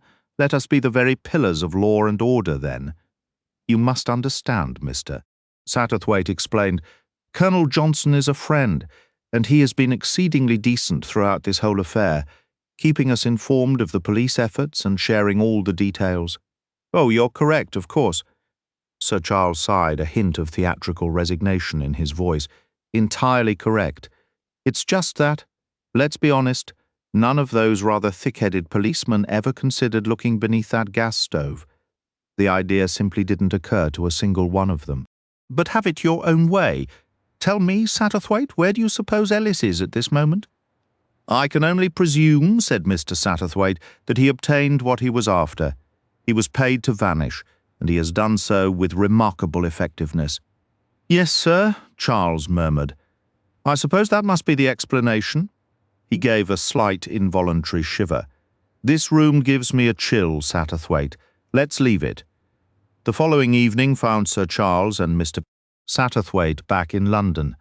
Their interview with Colonel Johnson had required considerable tact. Superintendent Crossfield had been less than pleased that two mere gentlemen had uncovered what he and his team had overlooked, and he took some pains to preserve his professional dignity. "Most commendable, sir, truly. I admit it never crossed my mind to check under the gas fire. Frankly, I'm baffled as to what prompted you to look there." The two men had avoided a detailed explanation of how theorizing from an ink blot had led them to the spot. Sir Charles had dismissed it with a casual, just nosing about, really. "Regardless, you looked," the superintendent continued, "and were proven right. Not that what you found comes as a great shock to me. It stands to reason that if Ellis wasn't the murderer, he must have vanished for a purpose. And it's been in the back of my mind all along that blackmail might have been his game." One concrete result did emerge from their discovery. Colonel Johnson intended to communicate with the Loumouth police. The death of Stephen Babington certainly warranted further investigation, and if they determine he died from nicotine poisoning, Sir Charles remarked as they sped toward London, still somewhat disgruntled at having to hand over their find, "Even Crossfield will have to admit the two deaths are connected." Mr. Satterthwaite soothed him by pointing out that the information was not to be made public or given to the press. "The guilty party will have no cause for alarm. The search for Ellis will proceed as before." Sir Charles conceded the point upon their arrival. He explained to Mr. Satterthwaite his intention to contact Egg Lytton Gore. Her letter had been sent from an address in Belgrave Square, and he hoped she might still be there. Mr. Satterthwaite gave his grave approval. He too was anxious to see Egg. It was arranged that Sir Charles would telephone her as soon as they reached the city. Egg proved to still be in town, staying with relatives alongside her mother, with no plans to return to Loumouth for about a week. She was easily persuaded to dine with the two gentlemen. "She likely can't come to the flat very well," Sir Charles mused, glancing around his luxurious quarters. "Her mother might object. We could, of course, include Miss Milray, but I'd rather not, to be perfectly honest. Miss Milray is so dreadfully efficient, she rather gives me an inferiority complex." Mr. Satterthwaite suggested his own house, but in the end they settled on dining at the Berkeley. Afterwards, if Egg wished, they could adjourn elsewhere for a nightcap and further conversation, a plan that held the promise of both revelation and perhaps an unexpected twist in their ongoing puzzle. Mr. Satterthwaite's first impression was that the young woman looked more drawn than before. Her eyes appeared larger, almost feverish, and her jawline seemed more pronounced. The pallor of her skin and the shadows beneath her eyes were unmistakable, yet her compelling charm and that youthful, eager intensity remained undiminished. She turned to Sir Charles and said, "I knew you would come." Her voice carried an unspoken promise. Now that he was here, everything would finally be set right to Mr. Satterthwaite. However, the truth was plain. She hadn't been certain he would come at all. She had been anxiously waiting, worrying herself into a state. He wondered silently, can the man really be so blind? Actors are famously vain creatures, doesn't he? See, this girl is utterly in love with him. The whole situation struck him as profoundly strange. He had no doubt Sir Charles was completely besotted with her, and she was equally enamored. Yet the bond they clung to so desperately was rooted in something dark, a pair of truly repulsive crimes. Over dinner, conversation was sparse. Sir Charles shared stories from his travels abroad, while Egg spoke of her time in Loumouth. Mr. Satterthwaite gently steered the discussion whenever it threatened to stall. After the meal, they retreated to his home on Chelsea Embankment, a spacious residence filled with art, paintings, sculptures, Chinese porcelain, ancient pottery, ivories, and fine period furniture. The place had an air of cultivated warmth, though Egg-Lytton Gore noticed none of it. She tossed her evening coat over a chair and said urgently, "At last, now tell me everything." She listened with rapt attention as Sir Charles recounted their investigations in Yorkshire. She drew a sharp breath when he mentioned the discovery of the blackmail letters. What happened afterward is mostly guesswork, Sir Charles concluded. Presumably Ellis was paid for his silence and then helped to disappear. But Egg shook her head firmly. "Oh no," she said. "Can't you see Ellis is dead?" Both men were taken aback, but she pressed on. "Of course he's dead. That's why he's vanished so completely no one can find a trace. He knew too much, so he was eliminated. Ellis is the third murder. Though neither man had considered this before, they had to admit the idea wasn't entirely far-fetched. "Now, wait a moment, my dear," Sir Charles argued. "It's one thing to say Ellis is dead, but where is the body? We're talking about a solid man, well over £200.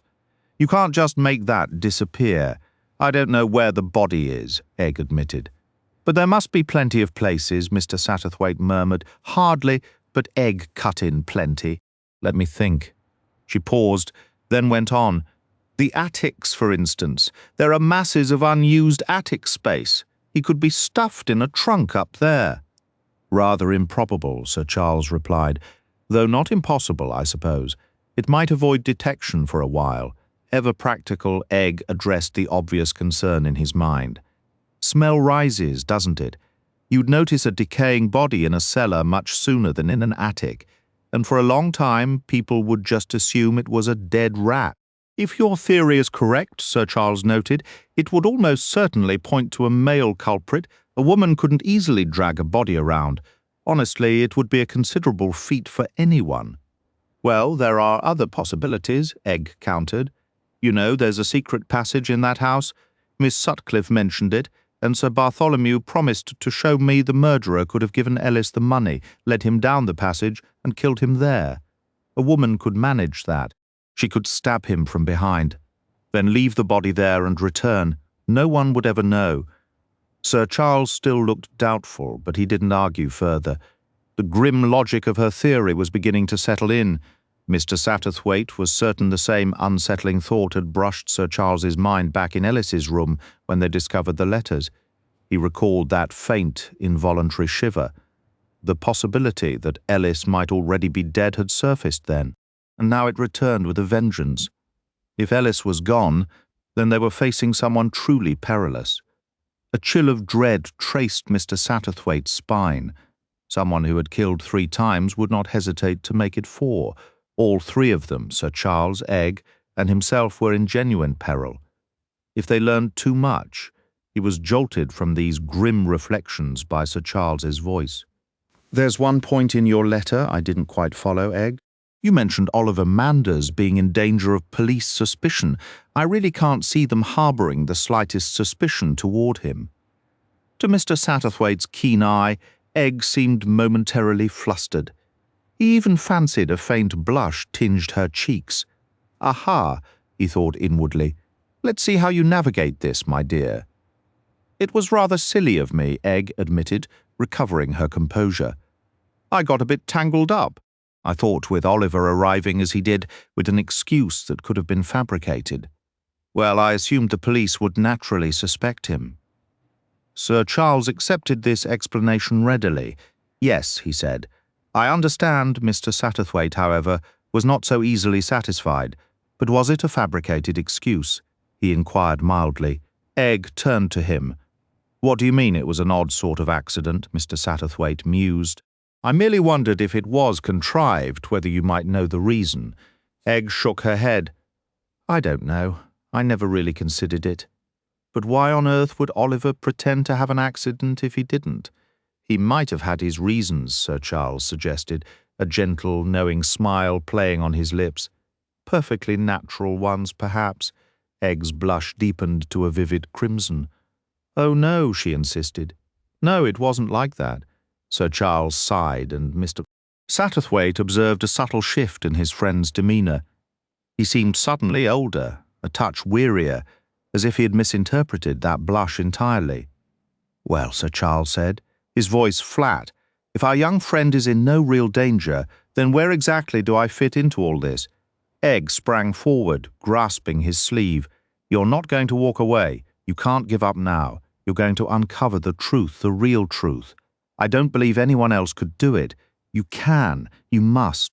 Her earnestness was palpable, a vibrant, compelling force that seemed to charge the quiet, book-lined room.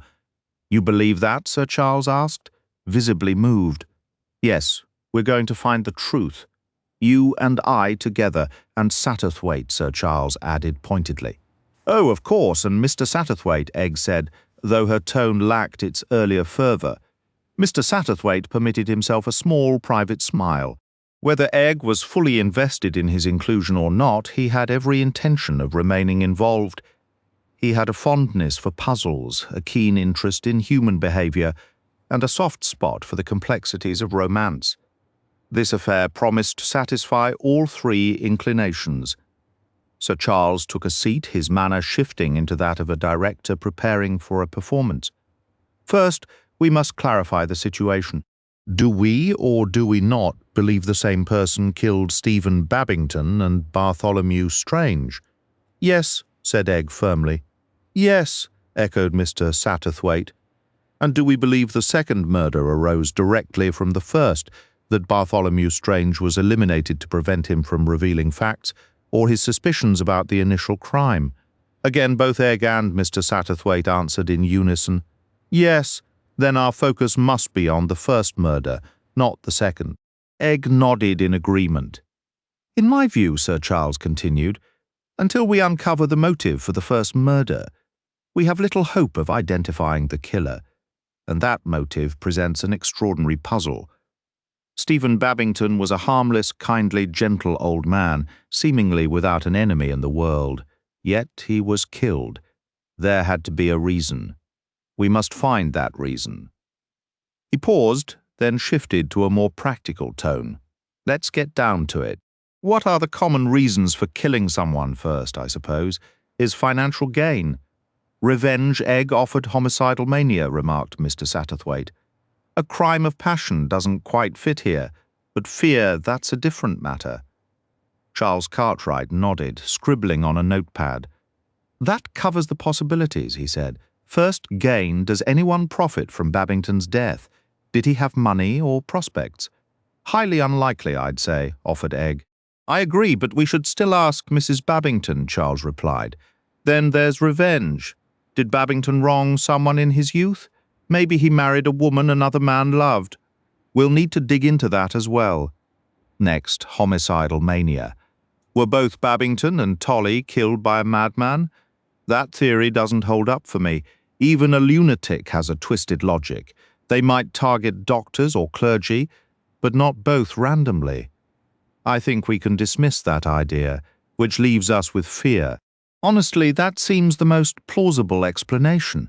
Babington knew something about someone or recognized them.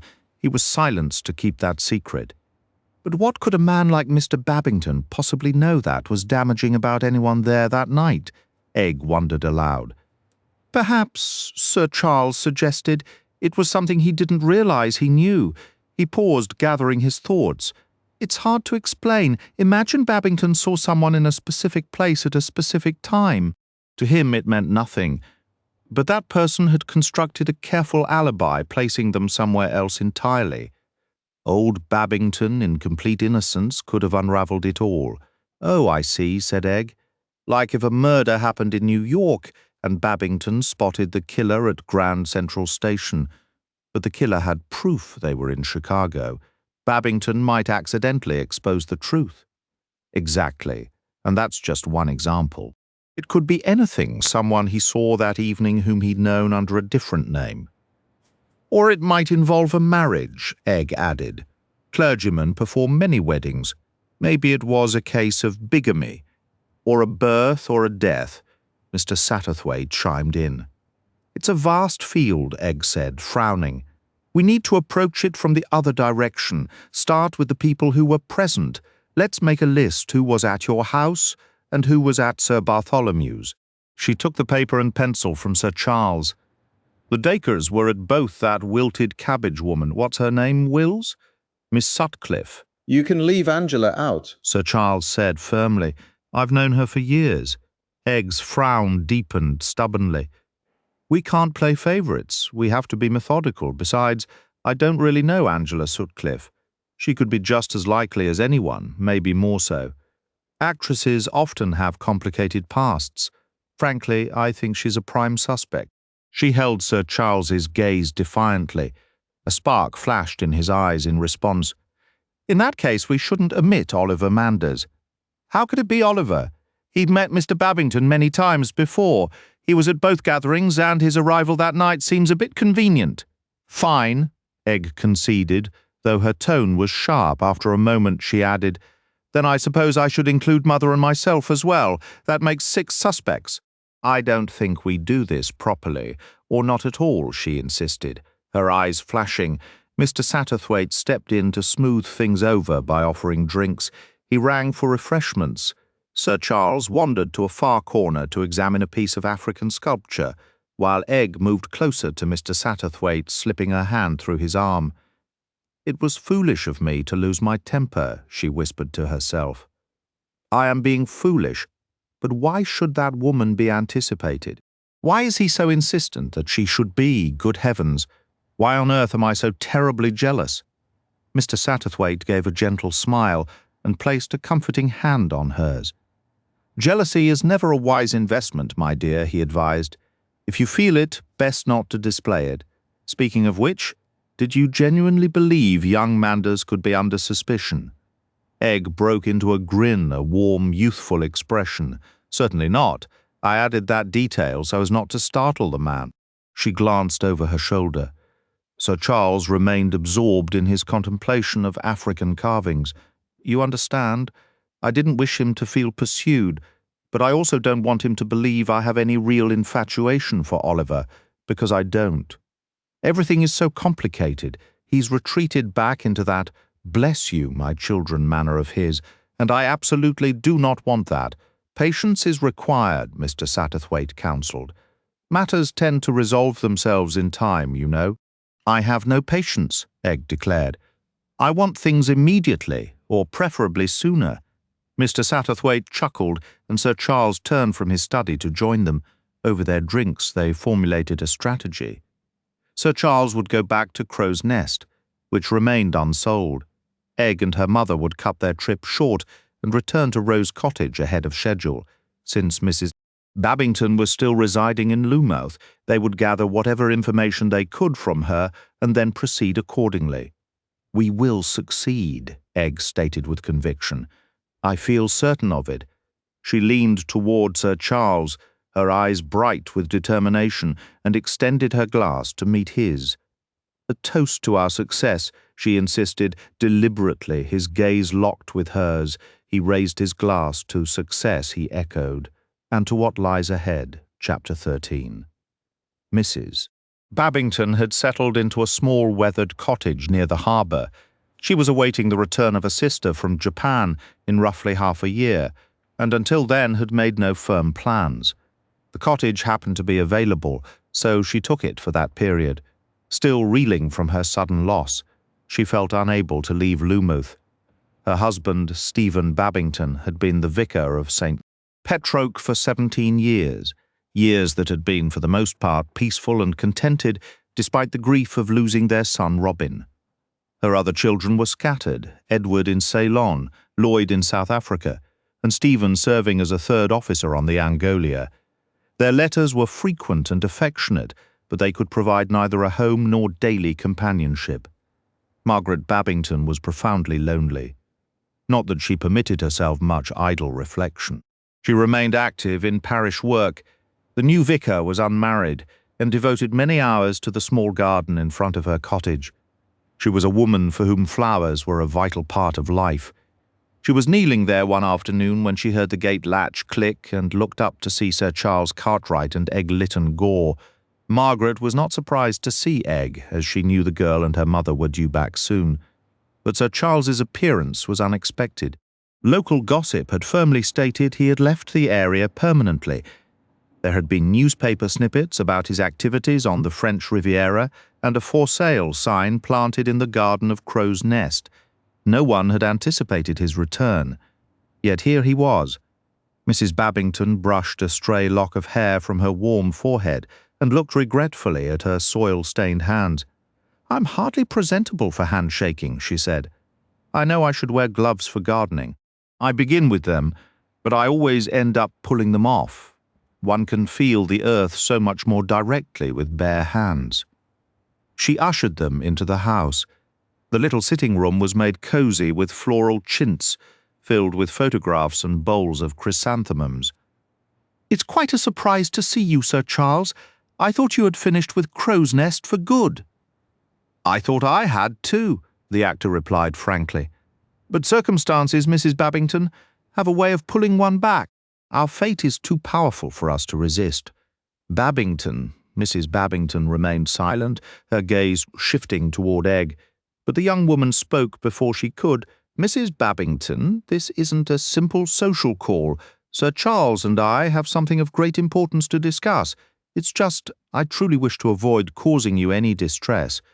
Mrs. Babington looked from the girl to Sir Charles, her face growing pale and drawn. "First," Sir Charles began, "I must ask if you have received any correspondence from the Home Office." She gave a slow, acknowledging nod. "I see that may, in a way, make our conversation somewhat easier." "Is this about the exhumation order?" "It is. I can only imagine how terribly upsetting this must be for you." The genuine concern in his voice seemed to reach her. "Perhaps not as much as you might think. For some, the notion of disturbing a grave is horrifying. But to me, it is not. The physical remains are not what matter. My dear husband is elsewhere now at peace, where nothing can trouble him. No, it is not that. It is the shocking idea itself, the terrible thought that Stephen did not die naturally. It feels completely impossible to me. I understand how it must seem. It felt that way to me, to us initially as well." "What do you mean by initially, Sir Charles?" "Because the suspicion entered my mind on the very evening your husband died, Mrs. Babington. But like you, it seemed so far-fetched that I dismissed it." "I felt the same," Egg added softly. Mrs. Babington looked at her with disbelief. "You thought someone could have killed Stephen?" The sheer incredulity in her tone left both visitors momentarily at a loss. Finally, Sir Charles continued, "As you know, I went abroad while I was on the French Riviera.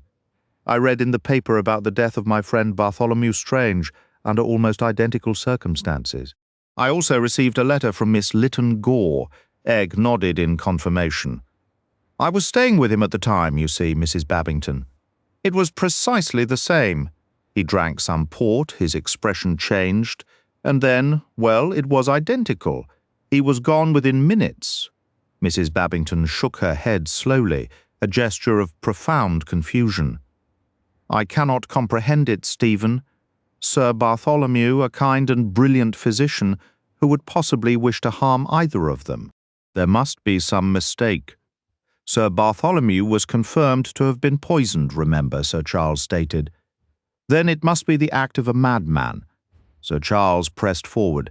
"Mrs. Babington, I am determined to uncover the truth of this matter, and I feel we have no time to waste. Once word of the exhumation spreads, whoever is responsible will be on their guard. For the sake of expediency, I am operating under the assumption that the autopsy will show your husband also died from nicotine poisoning. To start, were you or he familiar with the use of pure nicotine?" "I use a nicotine solution for my rose bushes, but I had no idea it could be poisonous. From my research last night, I believe in both cases the pure alkaloid must have been used. Instances of nicotine poisoning are exceedingly rare." Mrs. Babington shook her head again. "I truly know nothing about it, except to suppose that heavy smokers might suffer some effects." "Did your husband smoke?"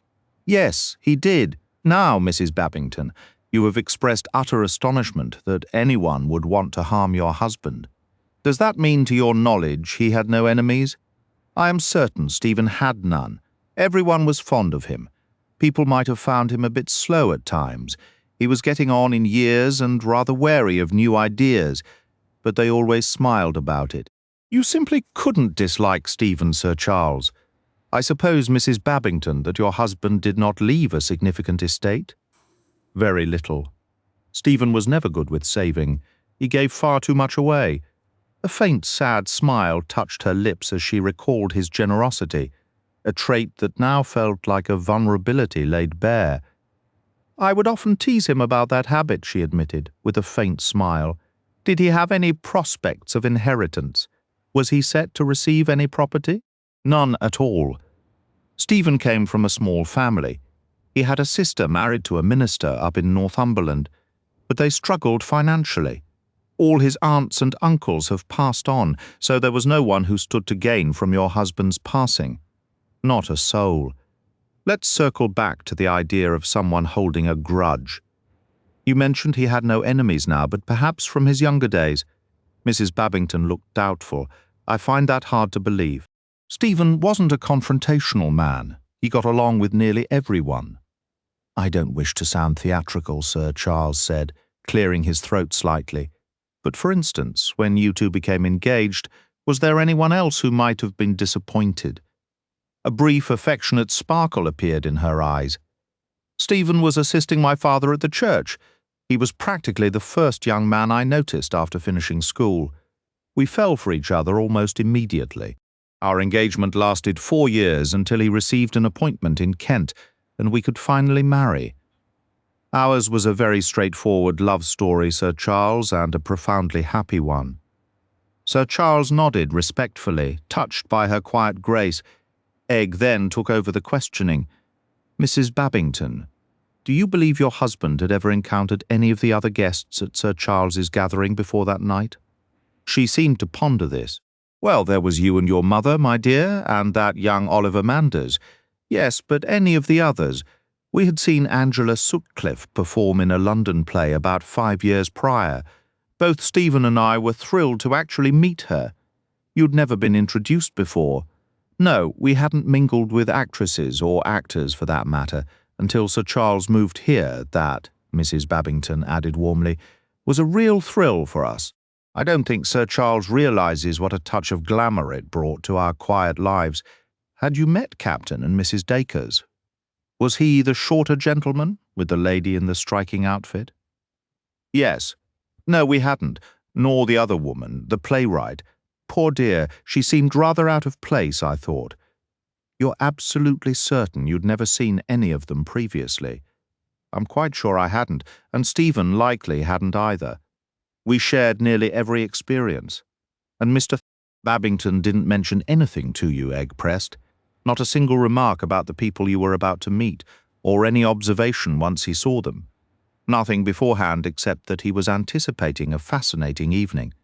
And once we arrived, well, there wasn't much time to talk. Her expression tightened momentarily. Sir Charles gently intervened.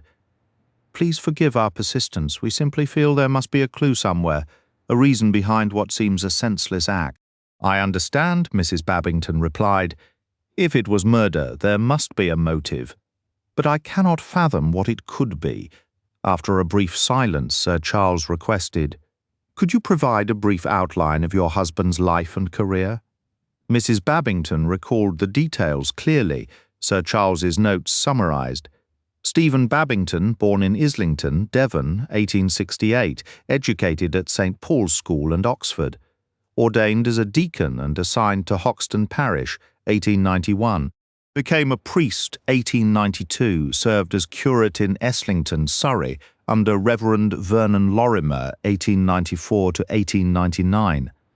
Married Margaret Lorimer, 1899, and appointed to Gilling, Kent. Transferred to St. Petrock in Loomuth, 1916. This gives us a starting point, Sir Charles said. Our best opportunity likely lies in his time as vicar of St. Mary's in Gilling. Anything earlier seems too distant to connect to the guests that evening. Mrs. Babington shuddered at the thought. Do you honestly believe one of them could be responsible? Mrs. Babington's voice trembled. Sir Charles shook his head slowly. I'm not certain what to believe. Bartholomew Strange either witnessed something or deduced it, and then he met the same fate. And 5. 7, Egg corrected firmly. 7 of those same people were present on both occasions. One of them has to be guilty. But what possible reason could anyone have?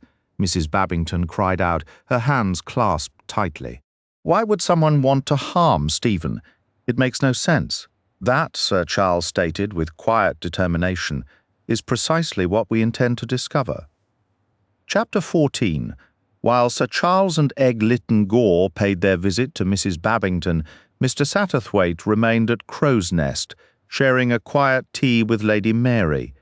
She had taken a genuine liking to him during his previous stay, a sentiment based not on mere politeness but on a firm private judgment of character.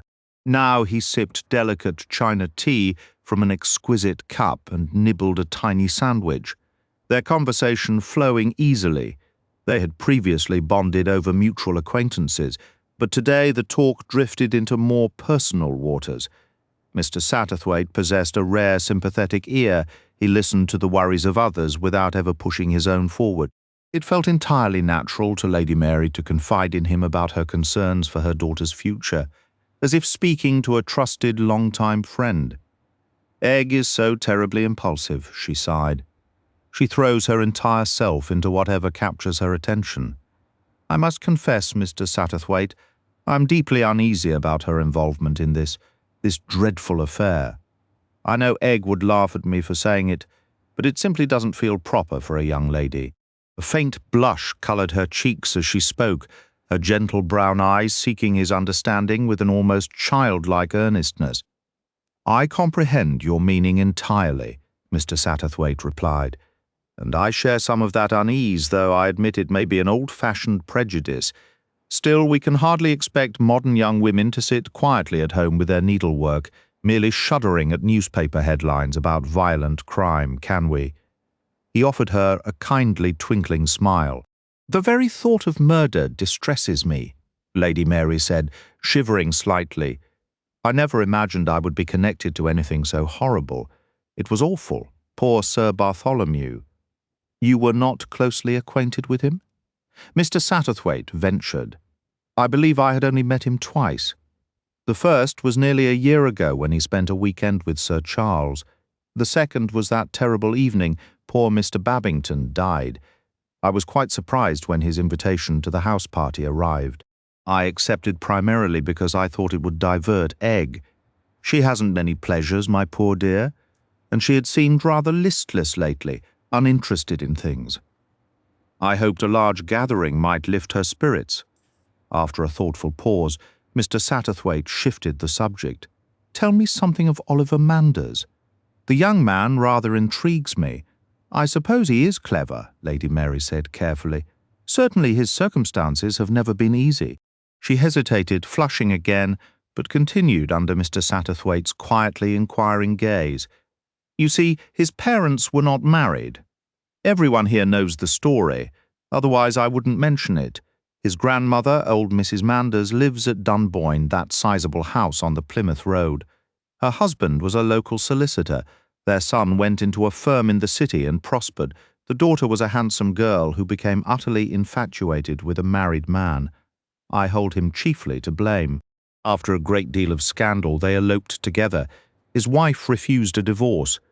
The girl died not long after Oliver was born. His uncle in London assumed responsibility for him. He and his wife had no children of their own. The boy spent his time between their home and his grandmother's, always coming down here for summer holidays. She paused, her expression softening. I've always felt sorry for him, I still do. I suspect that insufferably arrogant manner of his is largely an act, Lady Mary observed. Mr. Satterthwaite nodded in agreement. It's a remarkably common trait. Whenever I encounter someone who seems utterly self-absorbed and boasts incessantly, I'm almost certain to find a hidden sense of inadequacy lurking beneath the surface. It seems a very curious way to be. An inferiority complex is a peculiar beast. Take Crippen, for instance. He was undoubtedly afflicted by one. It's the driving force behind a surprising number of criminal acts, this desperate need to prove one's own significance. Lady Mary murmured that it all felt very strange to her, a slight shudder passing through her slender frame. Mr. Satterthwaite observed her with a gentle, almost nostalgic fondness. He admired her graceful posture, the gentle slope of her shoulders, the soft brown of her eyes untouched by cosmetics. He thought to himself that she must have been a great beauty in her youth. Not a showy, rose-like beauty, but something quieter and more delicate, a violet hiding its sweetness in the shade. His mind drifted easily into the sentimental phrases of his own younger days. He found himself recounting to her the story of his sole romantic entanglement, a rather tame affair by modern standards, but one still precious to him. He described the young woman, her prettiness, and their outing to see the bluebells at Kew Gardens. He had intended to propose that very day, foolishly convinced his feelings were returned, but as they stood among the flowers, she had confided in him her love for another. Ah, the bitter irony of it! He had swallowed his own heartache and assumed the noble, utterly miserable role of the faithful friend. It wasn't a grand passion, but the tale suited the faded chintz and delicate china of Lady Mary's drawing-room perfectly. In turn, she spoke of her own life, of a marriage that had brought little happiness. "I was a foolish girl, Mr. Satterthwaite. Young women can be so terribly foolish, so convinced of their own infallibility. People speak endlessly of woman's intuition, but I've come to doubt such a thing exists. There seems to be no internal warning bell that rings against a certain kind of man. Parents may issue warnings, but what girl ever listens? It's dreadful to admit, but being told a man is bad often only makes him more intriguing. A young woman imagines her love alone will reform him. Mr. Satterthwaite offered a sympathetic nod. We understand so little when we are young. By the time wisdom arrives, the opportunity to use it has often passed." She sighed. "It was entirely my own doing. My family opposed my marriage to Ronald. He came from a good family, but his reputation was already stained. My father told me plainly he was a wrong un. I refused to believe it. I was certain that for my sake he would change." She fell silent, lost in memory. Ronald was intensely fascinating, and my father was entirely correct. I discovered the truth soon enough. It's an old-fashioned phrase, but he broke my heart. I lived in a constant state of dread, waiting for the next scandal to break. Miss Satterthwaite, whose curiosity about the lives of others was boundless, made a soft, encouraging sound. "It may sound terribly wicked," she continued, "but it was a relief when he contracted pneumonia and died. Not that I had ceased to care for him. I loved him to the end, but all my illusions were gone by then. And there was Egg." Her voice warmed. She was the funniest little creature, a perfect little roly-poly, always trying to stand and then tumbling over, just like an egg. That's how the silly nickname began. She paused, gathering her thoughts. "Some of the books I've read in recent years on psychology have given me a great deal of comfort. They suggest that sometimes people simply cannot help themselves. There's a kink in the wiring. You find it even in the most respectable families. As a boy, Ronald stole money at school, money he didn't even need. I can sense now that he was simply unable to control it. It was a flaw he was born with." Lady Mary dabbed gently at her eyes with a delicate handkerchief. "It contradicts everything I was raised to believe," she said, her tone almost regretful. "I was always taught that every person inherently understands right from wrong, yet more and more I find myself doubting that's entirely true.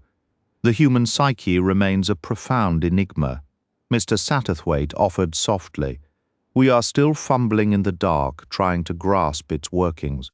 Even without a pronounced madness, some natures seem to lack what I might call an internal break.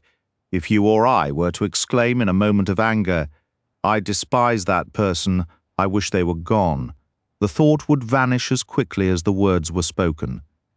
Our safeguards engage, but for others, that single idea takes root and grows into an obsession. They become blind to everything except the immediate fulfillment of that dark desire." "I'm afraid," confessed Lady Mary, "that is somewhat beyond my understanding. My apologies, I was speaking in rather abstract terms. Were you suggesting that young people today possess too little self-control? The notion does trouble me at times. Not at all, no. I believe a degree of less restraint can be quite healthy. I imagine you're thinking of Miss, forgive me, Egg. I think you may simply call her Egg, said Lady Mary with a faint smile. Thank you. Miss Egg does sound rather absurd. Egg is tremendously headstrong, and once she fixes her mind on a course, nothing can deter her.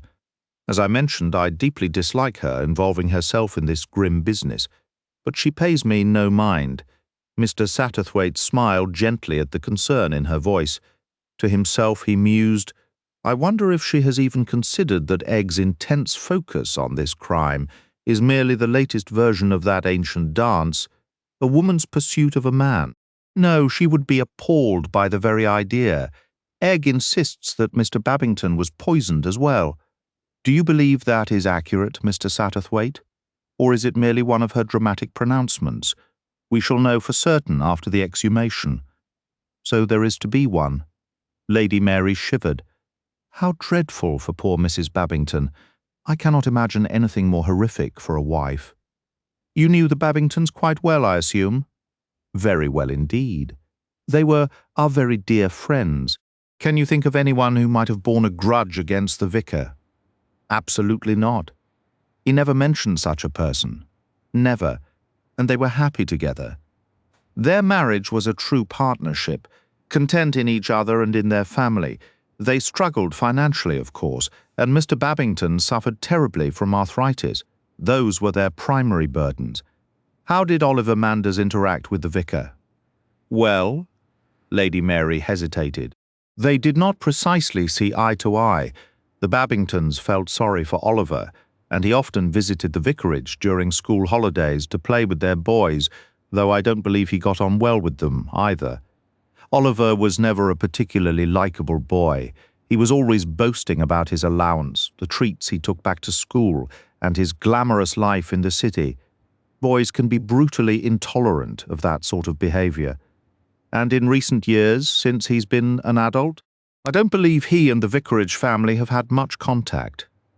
In fact, Oliver was quite rude to Mr. Babington here in my home once, about 2 years ago. It was during a dinner that grew unexpectedly tense. What occurred? Oliver launched into a rather crude diatribe against religious faith. Mr. Babington remained patient and polite, which only seemed to aggravate Oliver further. He declared, "You religious types all look down on me because my parents weren't married. I suppose you'd label me a child of sin. Well, I respect people who live by their own convictions and don't care about the opinions of hypocrites and preachers." Mr. Babington stayed silent, but Oliver pressed on, his voice sharpening with a bitterness that surprised everyone at the table. "You won't even answer. It's blind dogma and superstition that have landed the entire world in the mess it's in. I wish I could just wipe every church off the face of the earth." Mr. Babington gave a gentle smile and asked, "Would you include the clergy in that sweep?" It was that very smile, I believe, that got under Oliver's skin. He felt he wasn't being taken seriously at all. "I despise everything the church represents." He shot back. Its self-satisfaction, its false sense of safety, its sheer hypocrisy. The whole sanctimonious lot should be done away with. Mr. Babington just smiled again. It was a kind smile, really, and replied, "My dear young man, even if you raised every church ever conceived or constructed, you would still have to contend with God." "And how did young Manders take that?" came the question.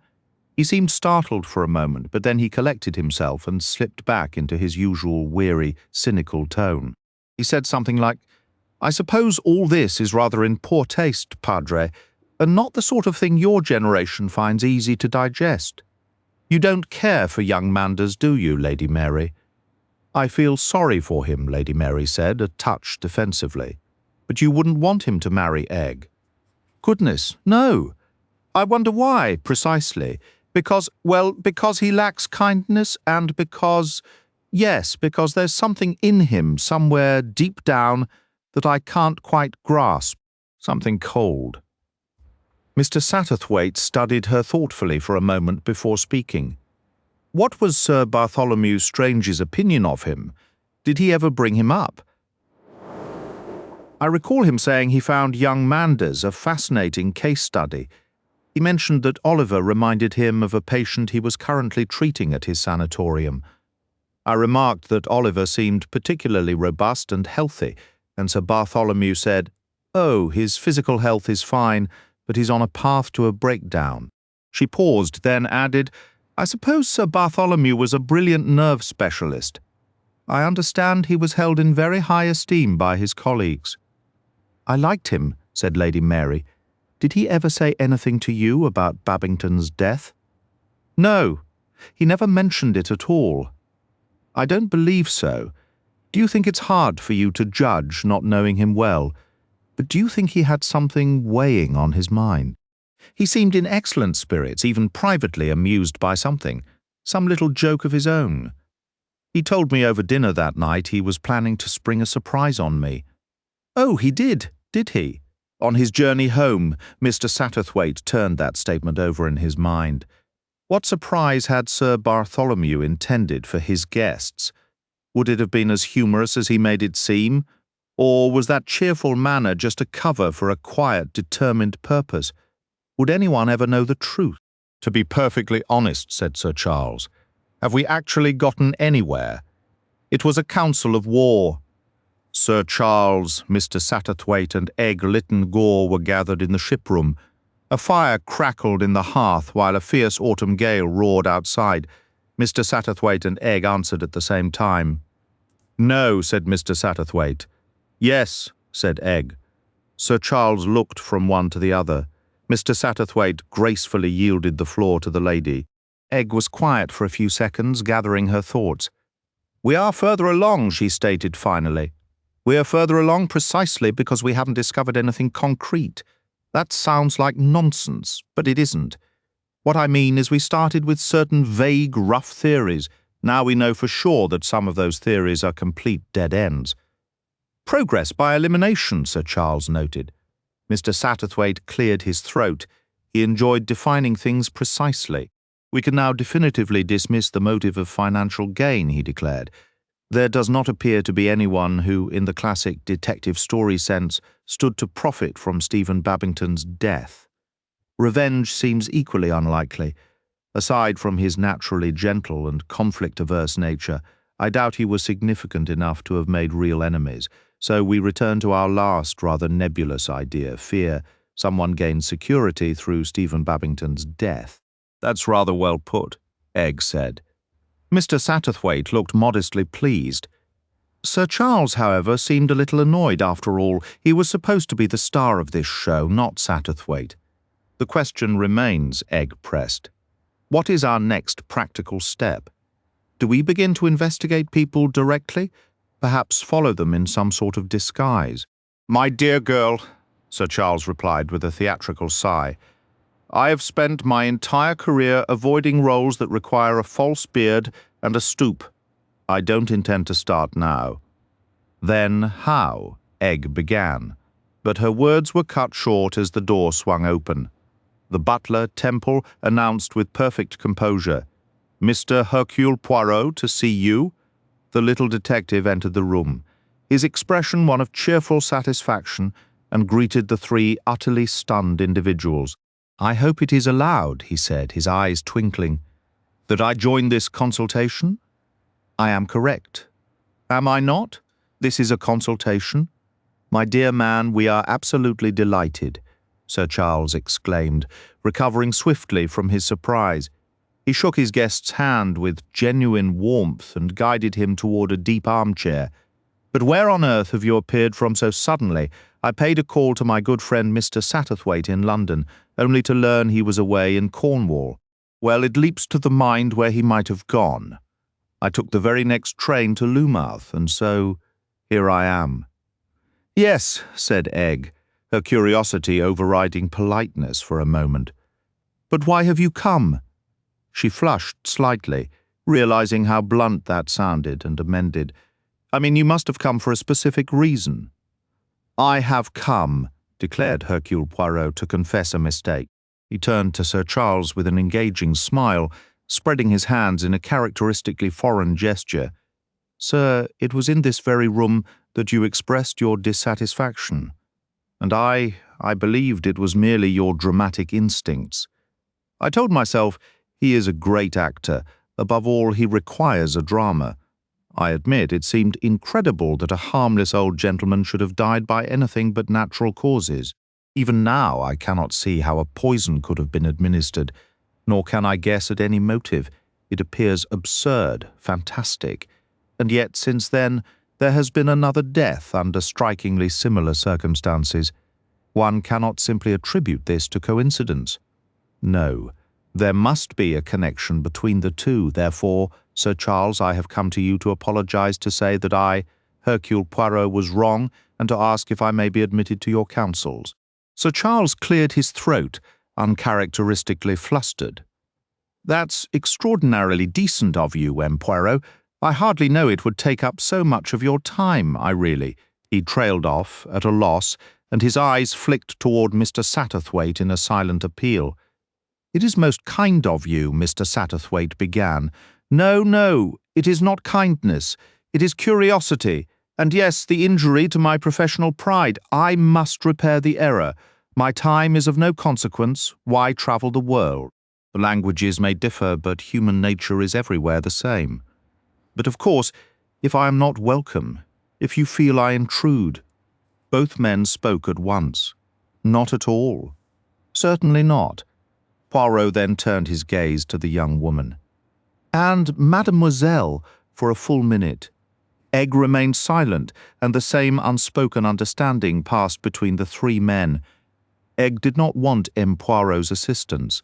Mr. Satterthwaite believed he knew why. This investigation had become the private venture of Charles Cartwright and Egg Lytton-Gore. He himself had been admitted on sufferance as a negligible third party. But Hercule Poirot was an entirely different matter. His would inevitably become the leading role. Sir Charles might even defer to him entirely, and then all of Egg's hopes could unravel. He watched the girl, sympathizing deeply with her predicament. The others did not grasp it, but he, with his almost feminine sensitivity, understood her dilemma perfectly. Egg was fighting for her own future happiness. What could she possibly say? How could she voice the thoughts screaming in her mind? "Go away, your presence might ruin everything. I don't want you here." Egg Lytton-Gore said the only thing she could. "Of course," she managed with a tight little smile. "We'd be very glad to have you." "Excellent," said Poirot. "Then we are colleagues." "Excellent. Please bring me up to speed on the current situation," he requested. He listened intently as Mr. Satterthwaite detailed their actions since arriving back in England. Mr. Satterthwaite possessed a true gift for storytelling, skillfully building atmosphere and painting vivid scenes. His depictions of the Abbey, the household staff, and the chief constable were particularly sharp. Poirot was effusive in his praise for Sir Charles's discovery of the half-written letters beneath the fireplace. "But that is magnificent!" he exclaimed with delight. "The deduction, the reconstruction, it is perfect. You, Sir Charles, should have been a legendary detective instead of a legendary actor." Sir Charles accepted this applause with his well-practiced theatrical modesty, a manner perfected over decades of accepting compliments on his performances.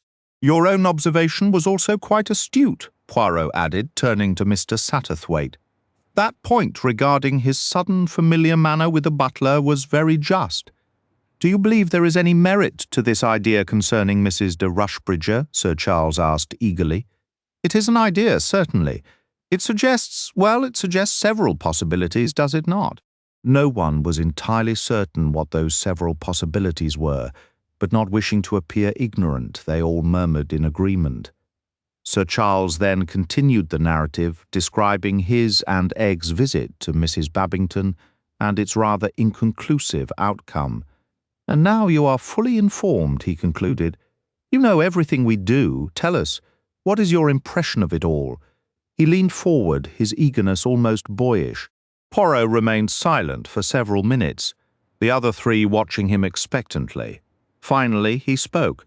"Can you recall, mademoiselle, the the specific style of port glass Sir Bartholomew had on his table that evening. Just as Egg was shaking her head in frustration, Sir Charles interjected. "I can answer that." He rose and went to a cabinet, retrieving a heavy cut-glass sherry glass. The ones he used were a slightly different shape, of course, more rounded, the proper form for port. He acquired them at old Lammersfield's estate sale, a complete set of table glassware. I admired them, and as he had more than he needed, he passed a few along to me. They are quite fine, aren't they? Poirot took the glass, turning it thoughtfully in his hand. "Yes," he said. "They are excellent specimens. I suspected something of that sort had been used. But why?" Egg cried. Poirot merely offered her a faint smile. "Yes," he continued, "the death of Sir Bartholomew Strange could be explained readily enough. However, the death of Stephen Babington presents a greater challenge. Ah, if only it had been the reverse." "What do you mean, the reverse?" asked Mr. Satterthwaite. Poirot turned to him. "Consider, my friend. Sir Bartholomew was a celebrated doctor. There could be many reasons for the death of a celebrated doctor. A doctor knows secrets, important secrets. A doctor holds certain powers. Imagine a patient teetering on the edge of sanity. A single word from the doctor, and that person could be confined away from the world. What a temptation for an unbalanced mind. A doctor might harbour suspicions about the sudden death of a patient. Oh yes, we can find numerous motives for a doctor's murder. Now, as I said, if only it had been the other way around, if Sir Bartholomew Strange had died first, and then Stephen Babington. For Stephen Babington might have witnessed something, might have suspected something regarding the first death. He sighed, then continued. But one cannot arrange a case to one's personal liking. One must accept the case as it is presented. I have just one small idea to propose. Is it at all possible that Stephen Babington's death was an accident, that the poison, assuming poison was involved, was intended for Sir Bartholomew Strange, and that tragically the wrong man was killed? That is an ingenious notion, said Sir Charles. His face, which had brightened momentarily, fell again. But I fear it does not align with the facts. Babington entered this room approximately 4 minutes before he was taken ill. During that entire evening, the only thing he consumed was half of a cocktail, and there was nothing in that drink. Poirot cut him off. "You've mentioned that before, but let's imagine, just for a moment, that there was something in the cocktail. Could it have been meant for Sir Bartholomew Strange? And did Mr. Babington mistakenly drink it instead?" Sir Charles shook his head firmly. Anyone who knew Tolly even slightly wouldn't try to poison him with a cocktail. The reason is simple. He never touched them. Never. Not once. Poirot made a frustrated gesture. This case, it falls apart. Nothing lines up logically. He paused, a flicker of irritation crossing his face. Honestly, sometimes the simplest explanations were the most elusive, and it was maddening. Besides, Sir Charles continued, I don't see how one glass could have been confused for another. Temple carried the tray around, and everyone simply took whichever glass they wanted. True, Poirot murmured. One cannot force a cocktail upon someone like forcing a card in a trick. His tone shifted, becoming more pointed. What is this Temple like? She is the maid who let me in tonight, correct? That's her. I've had her for several years. A reliable, steady girl who knows her duties. I'm not sure of her background.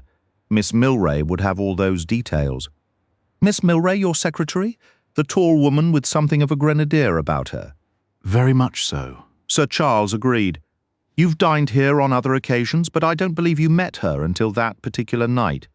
No, she doesn't usually join us for dinner. It was a matter of avoiding 13, you see. Sir Charles explained the circumstances, and Poirot listened with intense focus. So it was her own suggestion to be present, I understand? He fell silent for a moment, lost in thought, before saying, Might I speak with your parlour-maid, this Temple? Of course, my dear fellow. Sir Charles rang the bell and Temple appeared promptly. You rang, sir? She was a tall woman in her early 30s, smartly presented with glossy, well-brushed hair, though not particularly pretty. Her manner was calm and capable. Poirot has a few questions for you, Sir Charles said. Temple turned her composed gaze to Poirot. We are discussing the night Mr. Babington died here, Poirot began. You recall that evening? Oh, yes, sir. I wish to understand precisely how the cocktails were served. I'm sorry, sir, the cocktails, Poirot repeated. Did you prepare them? No, sir. Sir Charles prefers to mix them himself. I brought in the bottles, the gin, the vermouth, and the other ingredients.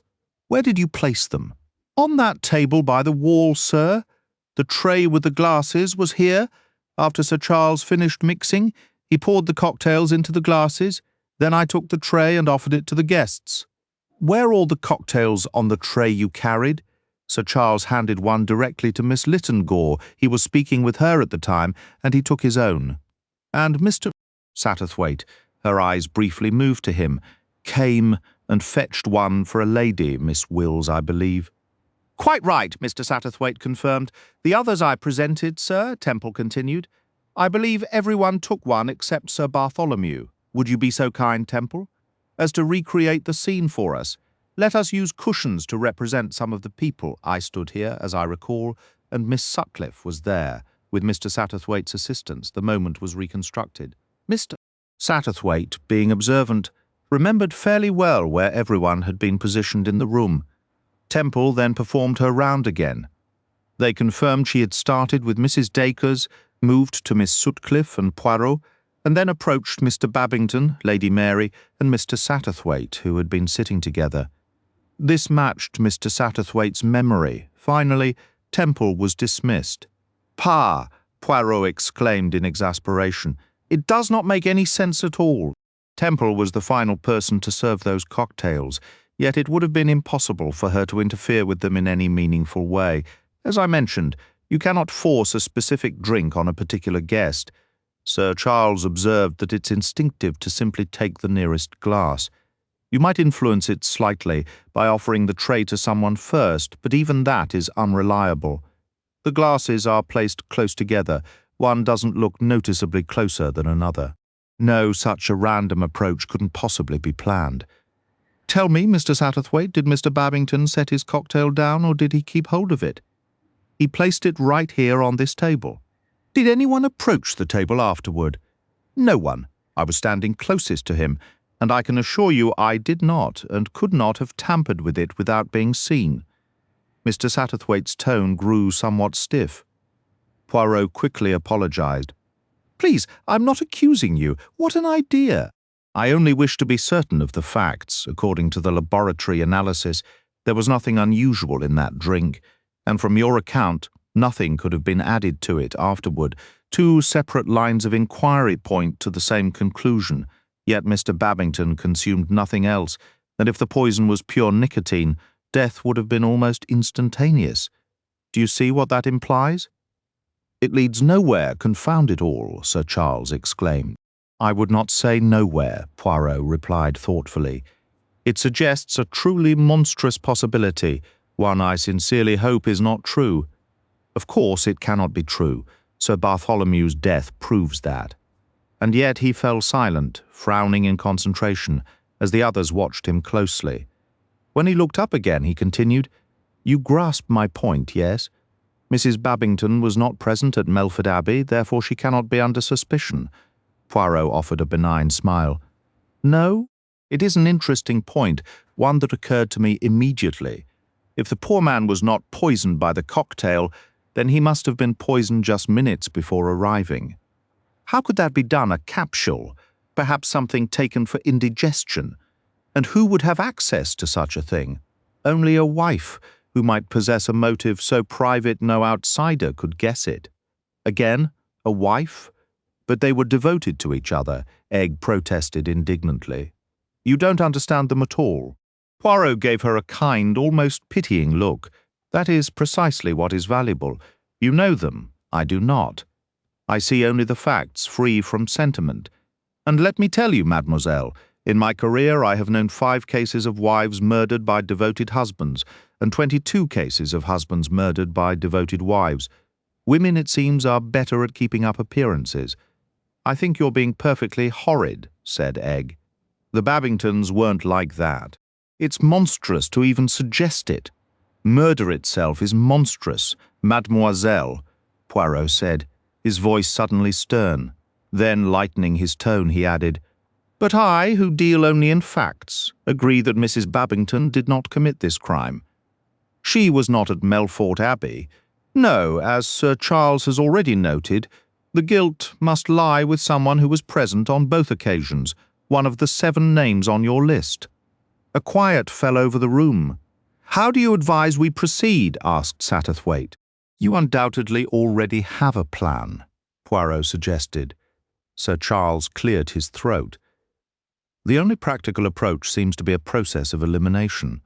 My thought is to treat each person on that list as guilty until proven innocent. We must convince ourselves that a connection exists between that individual and Stephen Babington, and then use our ingenuity to discover what that connection might be. If we find none, we move to the next person. That is sound psychology." Poirot approved. "And your method?" "We haven't had time to discuss it in detail. We would welcome your advice on that point, M. Poirot. Perhaps you yourself." Poirot raised a hand gently, cutting him off. "My friend, you must not ask me to take any direct action. It has always been my belief that the best way to solve any difficulty is through quiet contemplation. Allow me to assume what is known, I think, as a watching brief. You should carry on with your inquiry, which Sir Charles is managing so skillfully. And what of my own role?" Mr. Satterthwaite thought to himself. "These performers forever in the spotlight, always taking the lead. From time to time you may need what we might call a legal opinion. I shall be the counsel." He gave Egg a knowing smile. "Does that seem reasonable to you, my dear?" "Perfect," Egg replied. "I'm certain your insight will be invaluable to us." Her expression softened with relief. She checked her watch and gasped. "I really must get home. Mother will be frantic." "I'll take you," Sir Charles offered, and the two of them departed together. "So you observe the fish has taken the bait," remarked Hercule Poirot. Mr. Satterthwaite, who had been gazing at the door just closed behind the others, turned back with a start. Poirot wore a faint, mocking smile. "Yes, yes, do not trouble to deny it. You quite deliberately dangled the lure before me that day in Monte Carlo. Is that not so? You showed me the news item. You hoped it would capture my attention, that I would involve myself in the matter." "It's true," Mr. Satterthwaite admitted, "though I believed I had not succeeded." "On the contrary, you succeeded perfectly. You are an astute judge of character, my friend. I was suffering from a profound boredom. I had, as the child playing nearby put it, nothing to do. Your timing was impeccable. And speaking of timing, consider how much criminal activity also hinges on that psychological instant. The deed and the mindset. They march together, but let us return to our subject. This is a most puzzling crime. It thoroughly perplexes me. Which crime do you mean, the first or the second? There is only one crime. What you term the first and second murders are merely 2 acts of the same play. The second act is straightforward. The motive, the method employed, Mr. Satterthwaite interrupted. Surely the method presents an equal mystery. No trace of poison was found in any of the wine, and everyone ate the same food. No, it is quite different. In the first instance, it appears almost impossible that anyone could have poisoned Stephen Babington. Sir Charles, had he wished, could have poisoned a guest, but not a specific one. Temple might have slipped something into the final glass on the tray, yet Mr. Babington's glass was not the last. No, the murder of Mr. Babington seems so improbable that I am half inclined to believe it was, in fact, a natural death. But we shall know soon enough. The second case is another matter. Any one of the guests present, or the butler or the maid, could have poisoned Bartholomew Strange.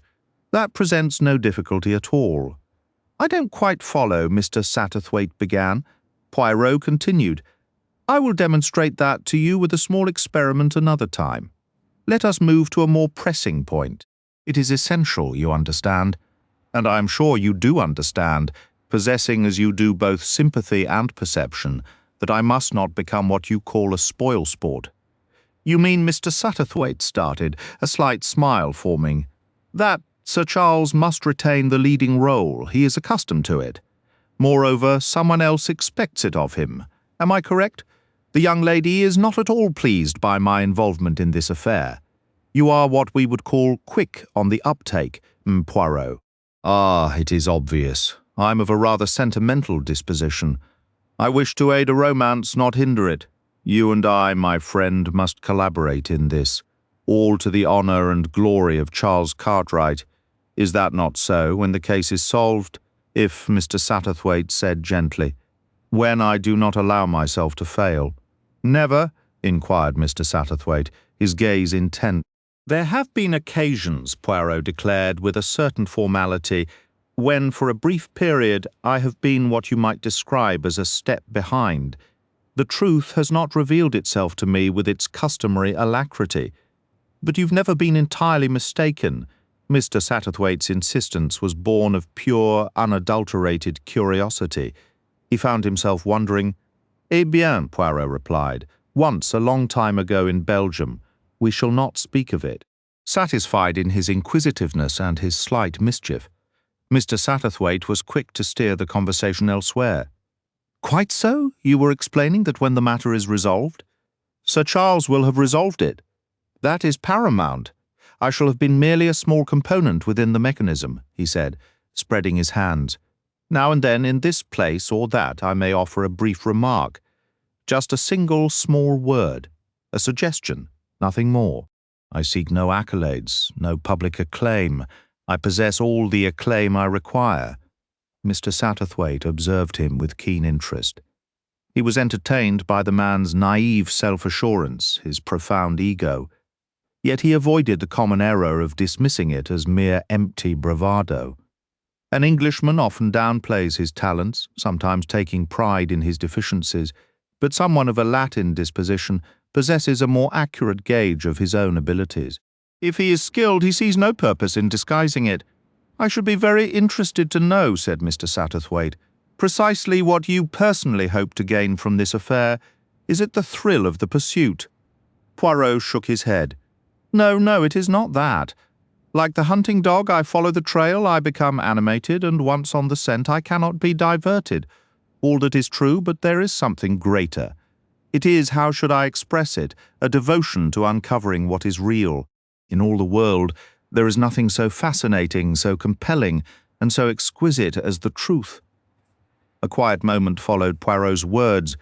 Then he picked up the paper where Mr. Satterthwaite had meticulously transcribed the 7 names and read them aloud. "Mrs. Dacres, Captain Dacres, Miss Wills, Miss Sutcliffe, Lady Mary Lytton Gore, Miss Lytton Gore, Oliver Manders. Yes," he said. "Provocative, is it not? What is provocative about it? The sequence in which the names appear? I don't believe there's anything significant in the order. We simply wrote them down without any particular arrangement." "Precisely. The list is led by Mrs. Dacres. I deduce from this that she is regarded as the most probable person to have committed the act." "Not the most probable," corrected Mr. Satterthwaite. "The least improbable would be a more accurate description, and a third phrasing would be more accurate still. She is perhaps the individual you would all prefer to be guilty." Mr. Satterthwaite began to speak impulsively, then met the gentle, questioning gleam in Poirot's bright green eyes and modified his intended reply. "I wonder, perhaps you are correct, Mem Poirot. Unconsciously, that may indeed be true. I would like to ask you something, Mr. Satterthwaite." "By all means," Mr. Satterthwaite answered agreeably. "From your account I gather that Sir Charles and Miss Lytton Gore went together to speak with Mrs. Babington." "Yes. You did not accompany them?" "No. A party of 3 would have been somewhat cumbersome," Poirot smiled. "And also, perhaps your own interests guided you elsewhere. You had, as the saying goes, other fish to fry. Where did you go, Mr. Satterthwaite?" "I took tea with Lady Mary Lytton Gore," said Mr. Satterthwaite, a touch formally. "And what was the subject of your discussion?" "She was kind enough to share with me some of the difficulties from the early years of her marriage." he recounted the essence of Lady Mary's story. Poirot nodded sympathetically. It is a tale so true to life, the idealistic young woman who marries the scoundrel and refuses to heed any warning. But did you speak of nothing else? Did you, for instance, not discuss Mr. Oliver Manders? As a matter of fact, we did. And what did you learn concerning him? Mr. Satterthwaite relayed what Lady Mary had told him, adding that the conversation had drifted to the local architecture, with Lady Mary pointing out the flawed restoration of a church spire visible from her window, a detail that had seemed to momentarily lighten her sombre mood. Then he remarked, "What gave you the impression we had discussed him? Because that was your purpose in going there. Please don't deny it. You might wish to believe Mrs. Dacres or her husband is guilty, but in your mind, it is young Manders you truly suspect." He waved away Mr. Satterthwaite's objections. Of course. You have a secretive disposition. You form your theories but prefer to keep them private. I understand completely. I often do the same. I don't suspect him. That's ridiculous. I merely wish to learn more about the man. Which is precisely my point. He is your instinctive selection. I, too, find that young man intriguing. I was intrigued by him on the evening of the dinner here, because I observed. What did you observe? Mr. Satterthwaite asked with keen interest. I observed that at least two individuals, perhaps more, were performing a role. One was Sir Charles. He smiled slightly. He was portraying the naval officer, am I correct? That is only natural. A great actor does not stop performing simply because he is off stage. But young Manders, he too was acting. He was playing the part of the bored, world-weary youth, yet in truth he was neither bored nor weary. He was intensely, vividly alert, and so, my friend, he captured my attention. How did you know I had been wondering about him? Through many small indications. You showed interest in that accident of his, which brought him to Melfort Abbey that night. You did not accompany Sir Charles and Miss Lytton Gore to visit Mrs. Babington. Why? Because you wished to pursue your own line of inquiry unnoticed. You went to Lady Mary's to gather information about someone, who could it be but a local person, Oliver Manders. And then, most tellingly, you placed his name at the very bottom of your list. In your mind, the least likely suspects are Lady Mary and Mademoiselle Egg, yet you listed him after them because he is your dark horse, and you want to keep him to yourself. Good heavens, said Mr. Satterthwaite. Am I truly that sort of person? Exactly so. You possess shrewd judgment and keen observation, yet you enjoy hoarding the results. Your opinions of people are your private collection. You do not put them on display for all to see. I believe Mr. Satterthwaite began, but he was cut off by Sir Charles's return. The actor entered with a lively, buoyant step. "Brr," he said, "it's a fierce night out." He poured himself a whisky and soda. Both Mr. Satterthwaite and Poirot declined. "Now then," said Sir Charles, "let's outline our plan of action. Where's that list, Satterthwaite?" "Ah, thank you. Now, M. Poirot, your expert opinion, if you please. How should we divide the groundwork? How would you propose, Sir Charles? Well, we might assign these people among us, a division of labour, eh? First, there's Mrs. Dacres' Egg seems quite eager to handle her. She believes anyone so impeccably styled won't receive fair consideration from mere men. Approaching her through professional channels seems a sound idea. Satterthwaite and I could pursue other angles later if needed. Then there's Dacres. I know some of his racing associates. I might uncover something there next. Angela Sutcliffe. That also seems to fall to you, Cartwright, said Mr. Satterthwaite. You know her quite well, don't you? Yes. And that is precisely why I'd prefer someone else take that on.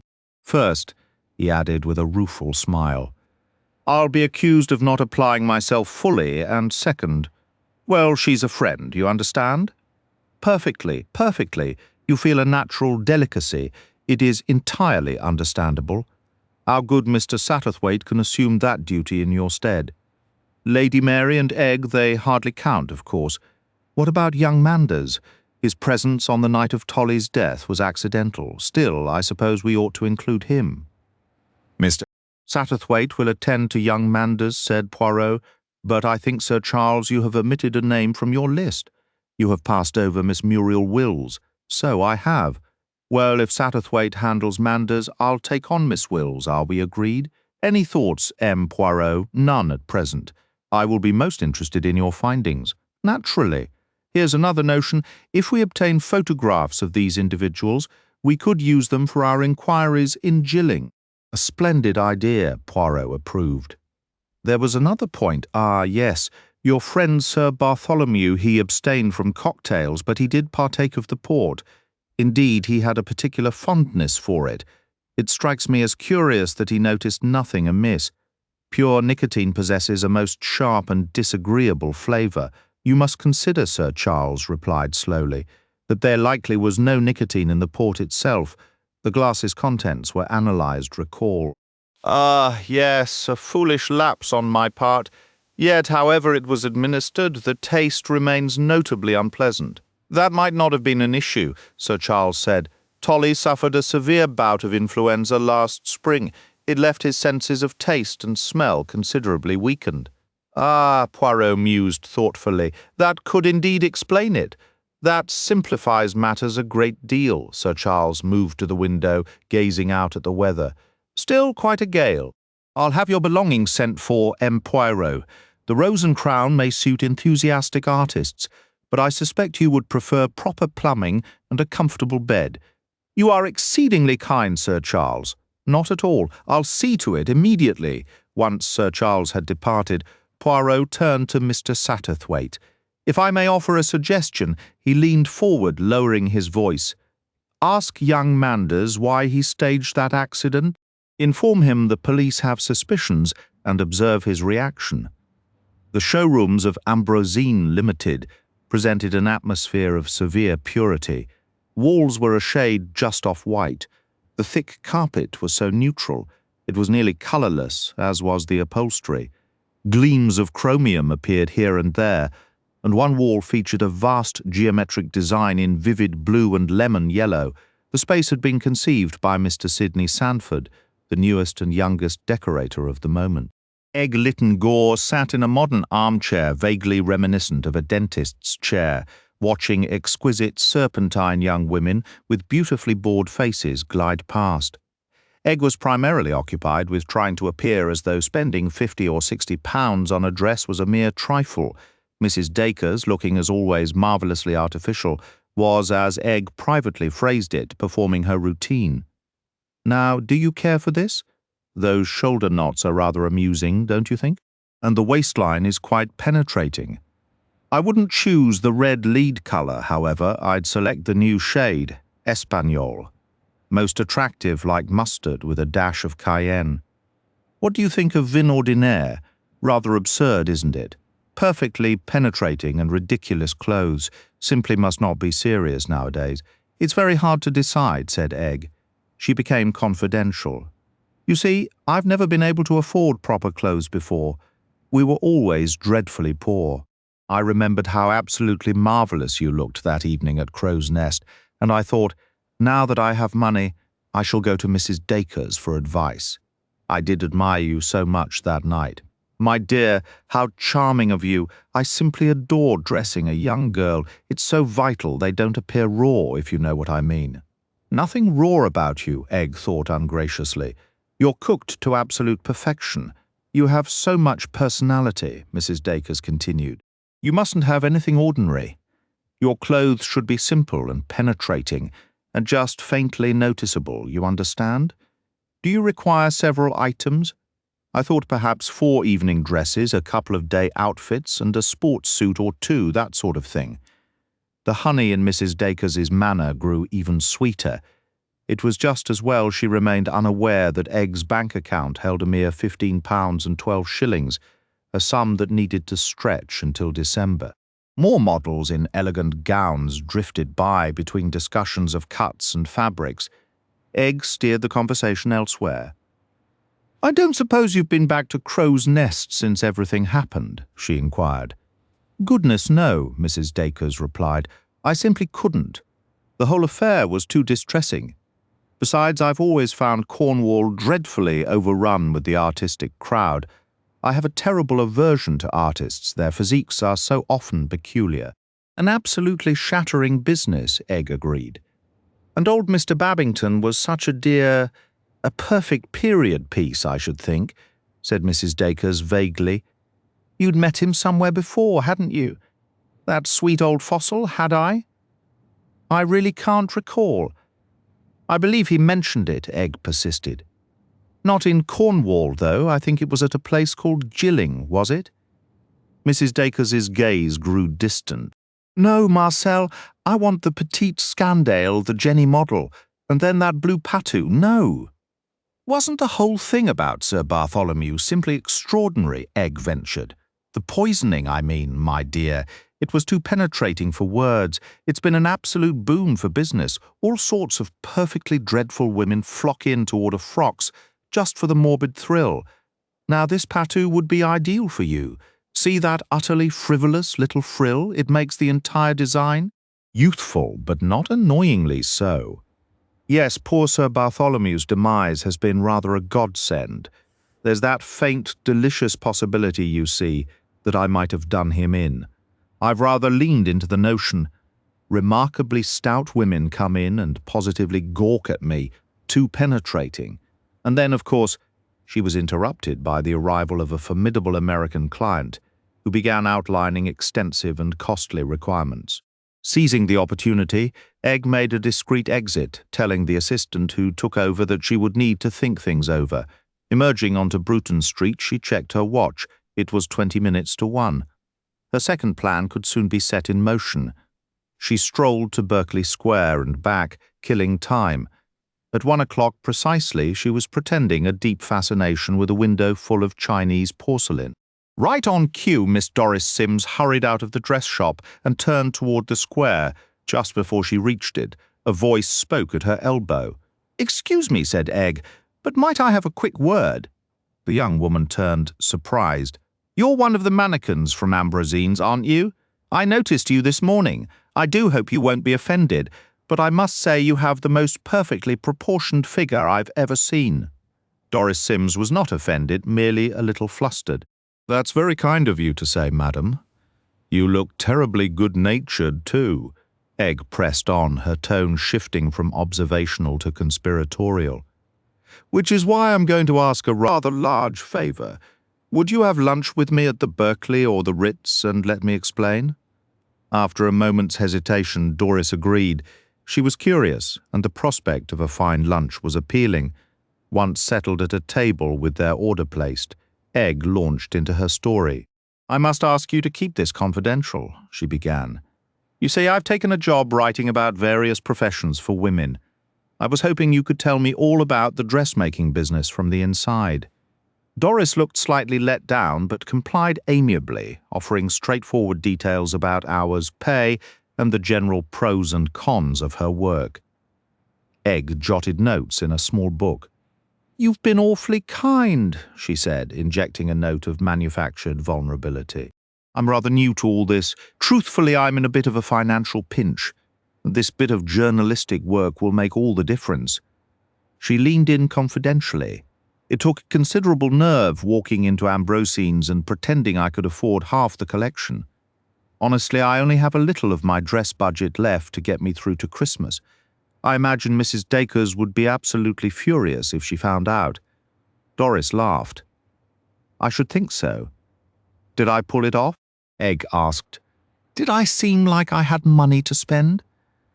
"You were perfect. Miss Lytton Gore, madam, is convinced you're planning to order quite a few pieces." "I'm afraid she's in for a letdown," said Egg. Doris giggled even more, thoroughly enjoying her lunch and feeling a genuine liking for Egg. She thought to herself, she might be from a good family, but there's nothing stuck up about her. She's completely down to earth.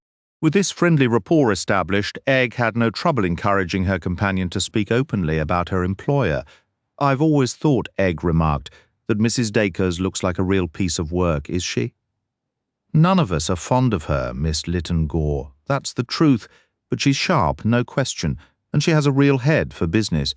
Not like some society women who try their hand at dressmaking and end up broke because their friends take clothes and never settle up. She's tough as old boots, Madam is, though I will admit she's fair in her dealings, and she has genuine taste. She knows quality, and she's clever at steering clients towards styles that actually suit them. I suppose she does quite well financially. A strange, knowing expression crossed Doris's face. It's not really my place to say anything or to spread gossip. Of course not, Egg said smoothly. Do go on. Well, if you're asking me, the business isn't far from being in serious trouble. A gentleman, a Jewish gentleman, came to see Madam recently, and there have been a few other signs. I believe she's been borrowing money to keep things afloat, hoping trade would pick up, and she's gotten in over her head. Truly, Miss Lytton Gore, she looks dreadful sometimes, absolutely desperate. I don't know what she'd look like without all her makeup. I don't think she sleeps at night. What about her husband? He's a strange one. A bit of a wrong un, if you ask me. Not that we see much of him around the salon. None of the other girls see it my way, but I believe she's still terribly keen on him. Of course, there's been a lot of unpleasant talk, such as Egg prompted. Well, I don't like to repeat things. I've never been one for gossip. Of course not. Please, you were saying? Well, there's been a lot of chatter among the staff. About a young man, very wealthy and rather impressionable. Not exactly simple, you understand, but somewhere in between. Madam has been working on him for all she's worth. He might have sorted her financial troubles. He was gullible enough for anything, but then he was suddenly packed off on a sea voyage. Ordered by whom? A doctor. Yes, someone from Harley Street, I believe now. It was the same doctor who was murdered up in Yorkshire, poisoned, so they said. Sir Bartholomew Strange, that was the name. Madam was at that house party, and we girls said among ourselves, just joking, you know. Well, we said, what if Madam did him in, out of revenge, perhaps? Of course it was all in fun. Naturally, said Egg. Just silly fun. I understand completely. You know, Mrs. Dacres is exactly what I'd picture a murderess to be, so cold and ruthless. She's incredibly hard, and she has a wicked temper. When she loses it, not one of us dares go near her. They say even her husband is frightened of her, and no wonder. Have you ever heard her mention anyone named Babington, or a place in Kent called Gilling? Really? I can't recall that I have. Doris glanced at her watch and gave a little gasp. Oh, goodness, I must rush. I'm going to be late. Goodbye, and thank you so much for coming. It's been a pleasure, I'm sure. Goodbye, Miss Lytton Gore, and I hope the article is a great success. I'll keep an eye out for it. You'll be looking in vain, my dear, Egg thought to herself as she asked for the bill. Then, crossing out the fictitious notes for her article, she wrote in her small notebook, Cynthia Dacres, believed to be in financial difficulties. She was known for a fierce temper. A wealthy young man, rumoured to be involved with her, had been sent on a sea voyage by Sir Bartholomew Strange. He displayed no reaction when Gilling was mentioned or when told that Babington had known her. That doesn't seem like much, Egg thought. A possible reason for Sir Bartholomew's murder, but it feels weak. Maybe Mr. Poirot can find something in it. I certainly can't. Chapter 19. Egg's day wasn't over. Her next stop was St. John's House, where the Dacres kept their apartment. The building boasted lavish window boxes and porters in uniforms, so grand they resembled foreign military officials. Egg didn't go inside. Instead, she paced the sidewalk across the street. After what felt like an hour, she estimated she'd walked miles. It was 5:30 when a taxi pulled up to the building and Captain Dacres stepped out. Egg waited 3 minutes, then crossed the street and entered.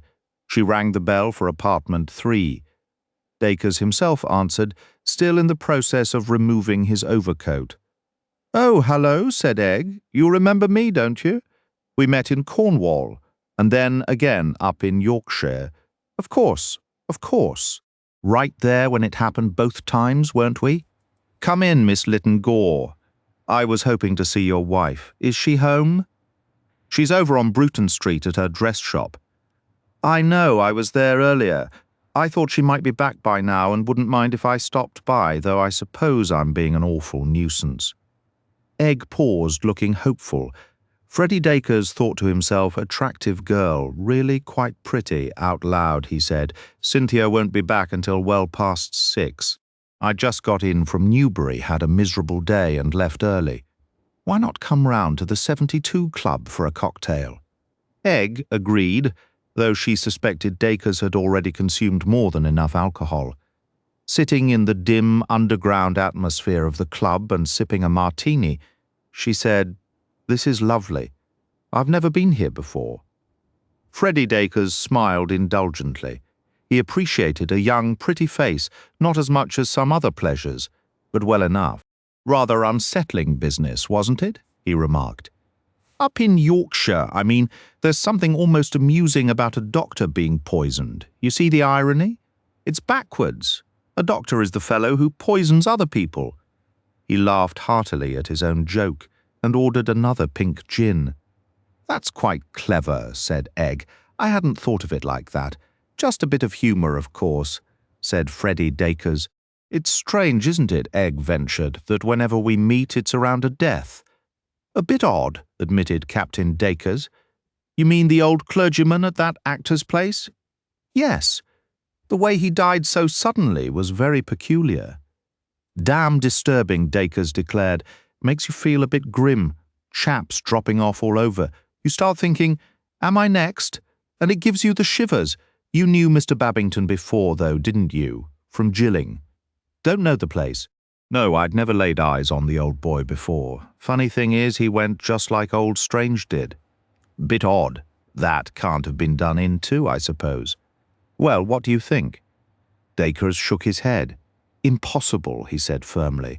"Nobody murders clergymen. Doctors are a different story." "Yes," said Egg, "I suppose doctors are different.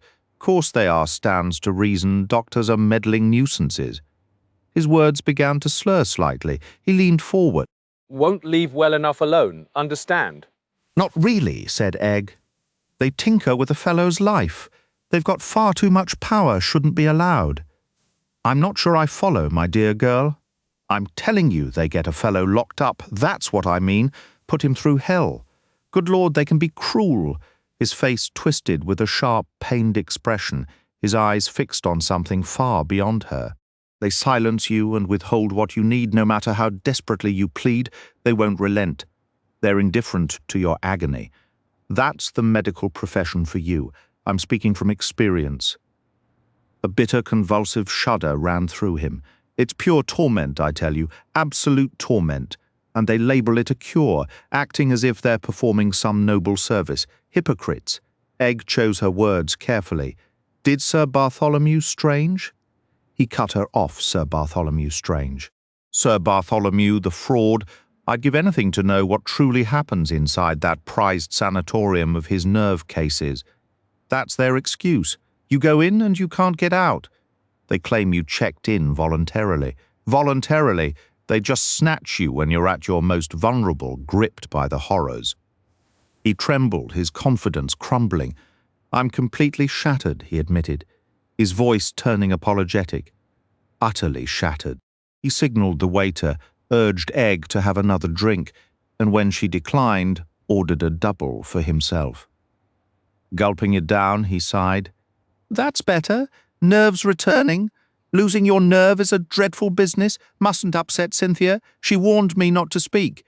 He nodded slowly, a sly, conspiratorial look entering his eyes. "Wouldn't be wise to tell the police any of this, you understand? They might get the idea I finished off old Strange, right?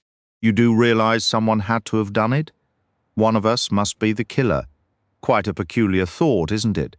The question is, which one? Perhaps you already know which," Egg suggested. His demeanour shifted instantly to anger and suspicion. "Why would you say that? I don't know a thing about it, I swear. I wasn't going to submit to his wretched treatment, no matter what Cynthia insisted. He was scheming, they both were, but they couldn't deceive me." He straightened up with a show of bravado. "I'm a resilient man, Miss Lytton Gore." "I don't doubt it," said Egg. "Tell me, do you know anything about a Mrs. de Rushbridger who's at the sanatorium?" "Rushbridger? Rushbridger?" He frowned, straining to recall. "Strange mentioned her once. What was it? I can't remember anything these days." He sighed, shaking his head. My memory is failing, that's the trouble. And I have enemies, plenty of them. They could be watching me right now. He glanced around nervously, then leaned in close. What was that woman doing in my room that day? Which woman? The one with the rabbity face, the playwright. It was the morning after he died. I'd just come up from breakfast. She slipped out of my room and went through the baize door at the end of the hallway into the servants' quarters. Strange, don't you think? Why was she in my room? What did she hope to find? What business did she have snooping around? He leaned forward, his voice dropping to a whisper. Or do you think Cynthia is right? What does Mrs. Dacres say? Says I imagined it. Says I was seeing things. He gave an uneasy laugh. I do see things occasionally. Pink mice, snakes, that sort. But seeing a woman is different. I really saw her. She's an odd one. That woman has a nasty, piercing sort of eye. Looks right through you. He sank back into the soft couch, his eyelids growing heavy. Egg rose. I should be going. Thank you, Captain Dacres. Don't mention it. My pleasure. Truly, his voice faded into a mumble. I'd better leave before he drifts off completely, Egg thought. She stepped from the club's smoky haze into the crisp evening air. The housemaid Beatrice had mentioned Miss Wills's prying nature. Now came this account from Freddie Dacres. What had Miss Wills been searching for? Had she found something? Could Miss Wills possess some hidden knowledge? Was there any truth to this confused tale about Sir Bartholomew Strange? It seemed plausible that Freddie Dacres both feared and resented him. Yet in all this muddle, there was still no hint of any guilty awareness regarding the Babington case. How strange it would be, Egg murmured to herself, if he turned out not to have been murdered at all. Her breath caught sharply as her eyes fell on a newspaper placard just a few feet away. Cornwall exhumation findings. Verdict. Quickly she fumbled for a coin and grabbed a paper, only to bump into another woman doing the very same thing, offering an apology. Egg recognized Sir Charles's secretary, the ever-efficient Miss Milray. Side by side on the busy sidewalk, they both scanned for the latest update. There it was. Results of Cornwall exhumation. The print seemed to swim before Egg's eyes. Analysis of the organ's nicotine. So he was murdered, Egg said quietly. Oh dear, Miss Milray breathed out. This is dreadful, truly dreadful. Her usually composed face was twisted with a raw emotion that took Egg aback. Egg had always thought of Miss Milray as somewhat mechanical, less than fully human. It's shaken me, Miss Milray explained, her voice unsteady. You see, I've known him my whole life, Mr. Babington. Yes, my mother still lives in Gilling, where he was the vicar. It feels very personal. Of course it does. In fact, Miss Milray went on, I'm at a loss for what to do. She coloured slightly under Egg's surprised gaze. I wish to write to Mrs. Babington, only it doesn't feel entirely proper. I'm not sure of the correct course. Somehow, to Egg, the explanation rang a little hollow, leaving a faint, unsettled question in the air. Chapter 20. Now, be honest. Are you here as a friend or a detective? I absolutely must know. Miss Sutcliffe's eyes sparkled with playful challenge as she spoke. She sat poised in a straight-backed chair, her silver-grey hair elegantly arranged, one leg crossed over the other. Mr. Satterthwaite couldn't help but admire her slender ankles and exquisitely crafted shoes. The actress was a captivating woman, largely because she treated so little with outright seriousness. Is that entirely fair? Mr. Satterthwaite inquired. My dear man, of course it's fair. Have you come for the sake of my beautiful eyes, as the French so charmingly put it? Or have you, you dreadful creature, come simply to pump me for information about a murder? Can you doubt that the first alternative is the correct one? Mr. Satterthwaite offered with a slight, courteous bow. I can, and I do, the actress retorted with energy. You are one of those deceptively mild people who secretly revel in gore. No, yes. The only thing I can't decide is whether it's an insult or a compliment to be considered a potential murderess. On balance, I believe it's rather a compliment. She tilted her head, that slow, enchanting smile spreading across her face, a smile that never failed to captivate. Mr. Satterthwaite thought to himself, what an utterly delightful woman. Aloud he said, I will confess, dear lady, that Sir Bartholomew Strange's death has captured my considerable interest. I have, as you may be aware, involved myself in such matters before. He paused modestly, half hoping she might acknowledge his past endeavours. Instead, she simply asked, Tell me one thing. Is there any truth to what that girl claimed? Which girl? And what did she claim? The Lytton Gore girl. The one who is so terribly taken with Charles. What a scoundrel Charles is, he can't help himself. She believes that kindly old clergyman down in Cornwall was murdered as well. What is your own opinion? Well, the circumstances were certainly identical. She's a clever girl, you know. But tell me, is Charles serious about her? I expect your insights on that subject are far more valuable than mine, replied Mr. Satterthwaite. What a tiresomely discreet man you are, cried Miss Sutcliffe, whereas I, she sighed dramatically, am appallingly indiscreet. She fluttered an eyelash at him. I know Charles rather well. I know men rather well. To me, he's showing every sign of preparing to settle down. There's a newfound air of virtue about him. He'll be passing the collection plate and founding a respectable family in record time. That's my prediction. How dull men become once they decide to be respectable. They lose every bit of their charm. I've often wondered why Sir Charles never married, mused Mr. Satterthwaite. My dear, he never gave the slightest indication he wished to settle down. He simply wasn't the marrying kind. Yet he possessed a charm that was quite undeniable. She let out a soft sigh, a faint, knowing sparkle lighting her eyes as she regarded Mr. Satterthwaite. He and I shared a chapter once. Well, why pretend otherwise when it's common knowledge? It was a lovely interlude, and we remained the dearest of friends. I imagine that's the very reason young Egg Lytton Gore glares at me with such intensity. She suspects I still harbour a soft spot for Charles. Do I? Perhaps a little one remains.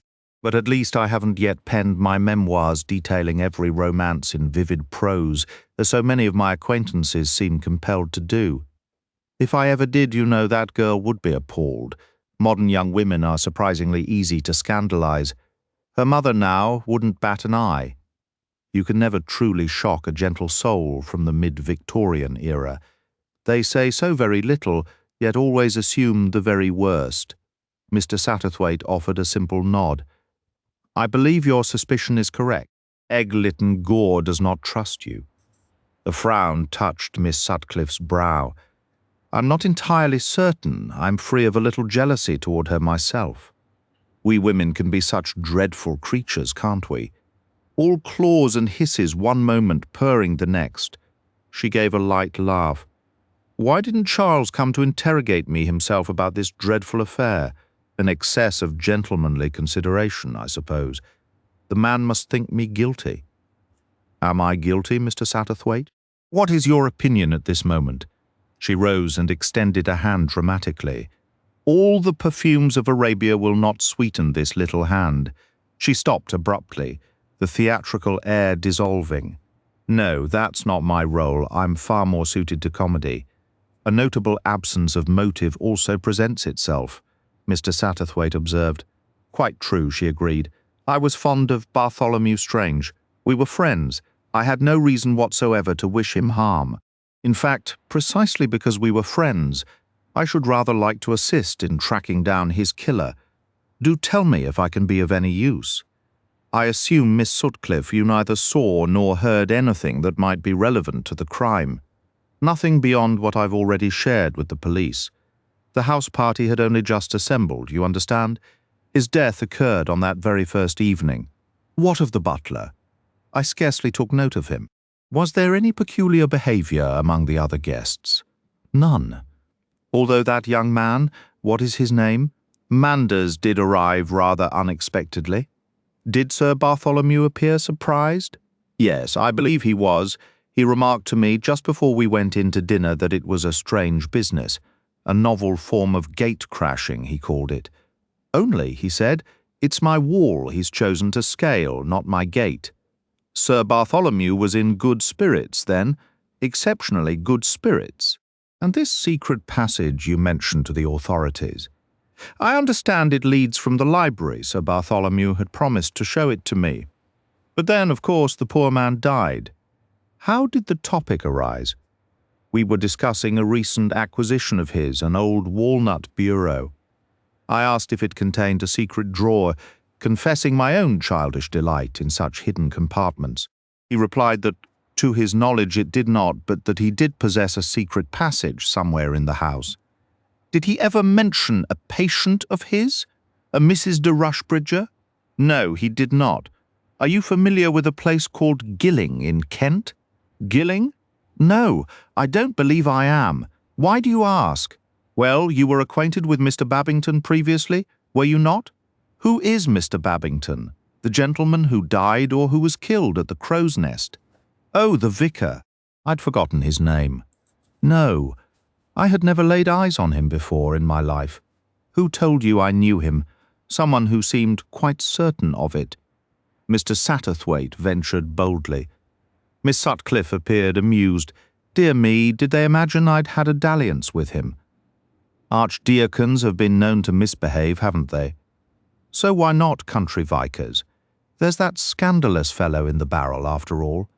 But I must defend the poor man's reputation. I had never encountered him prior to that weekend. With that definitive statement, Mr. Satterthwaite had to be content.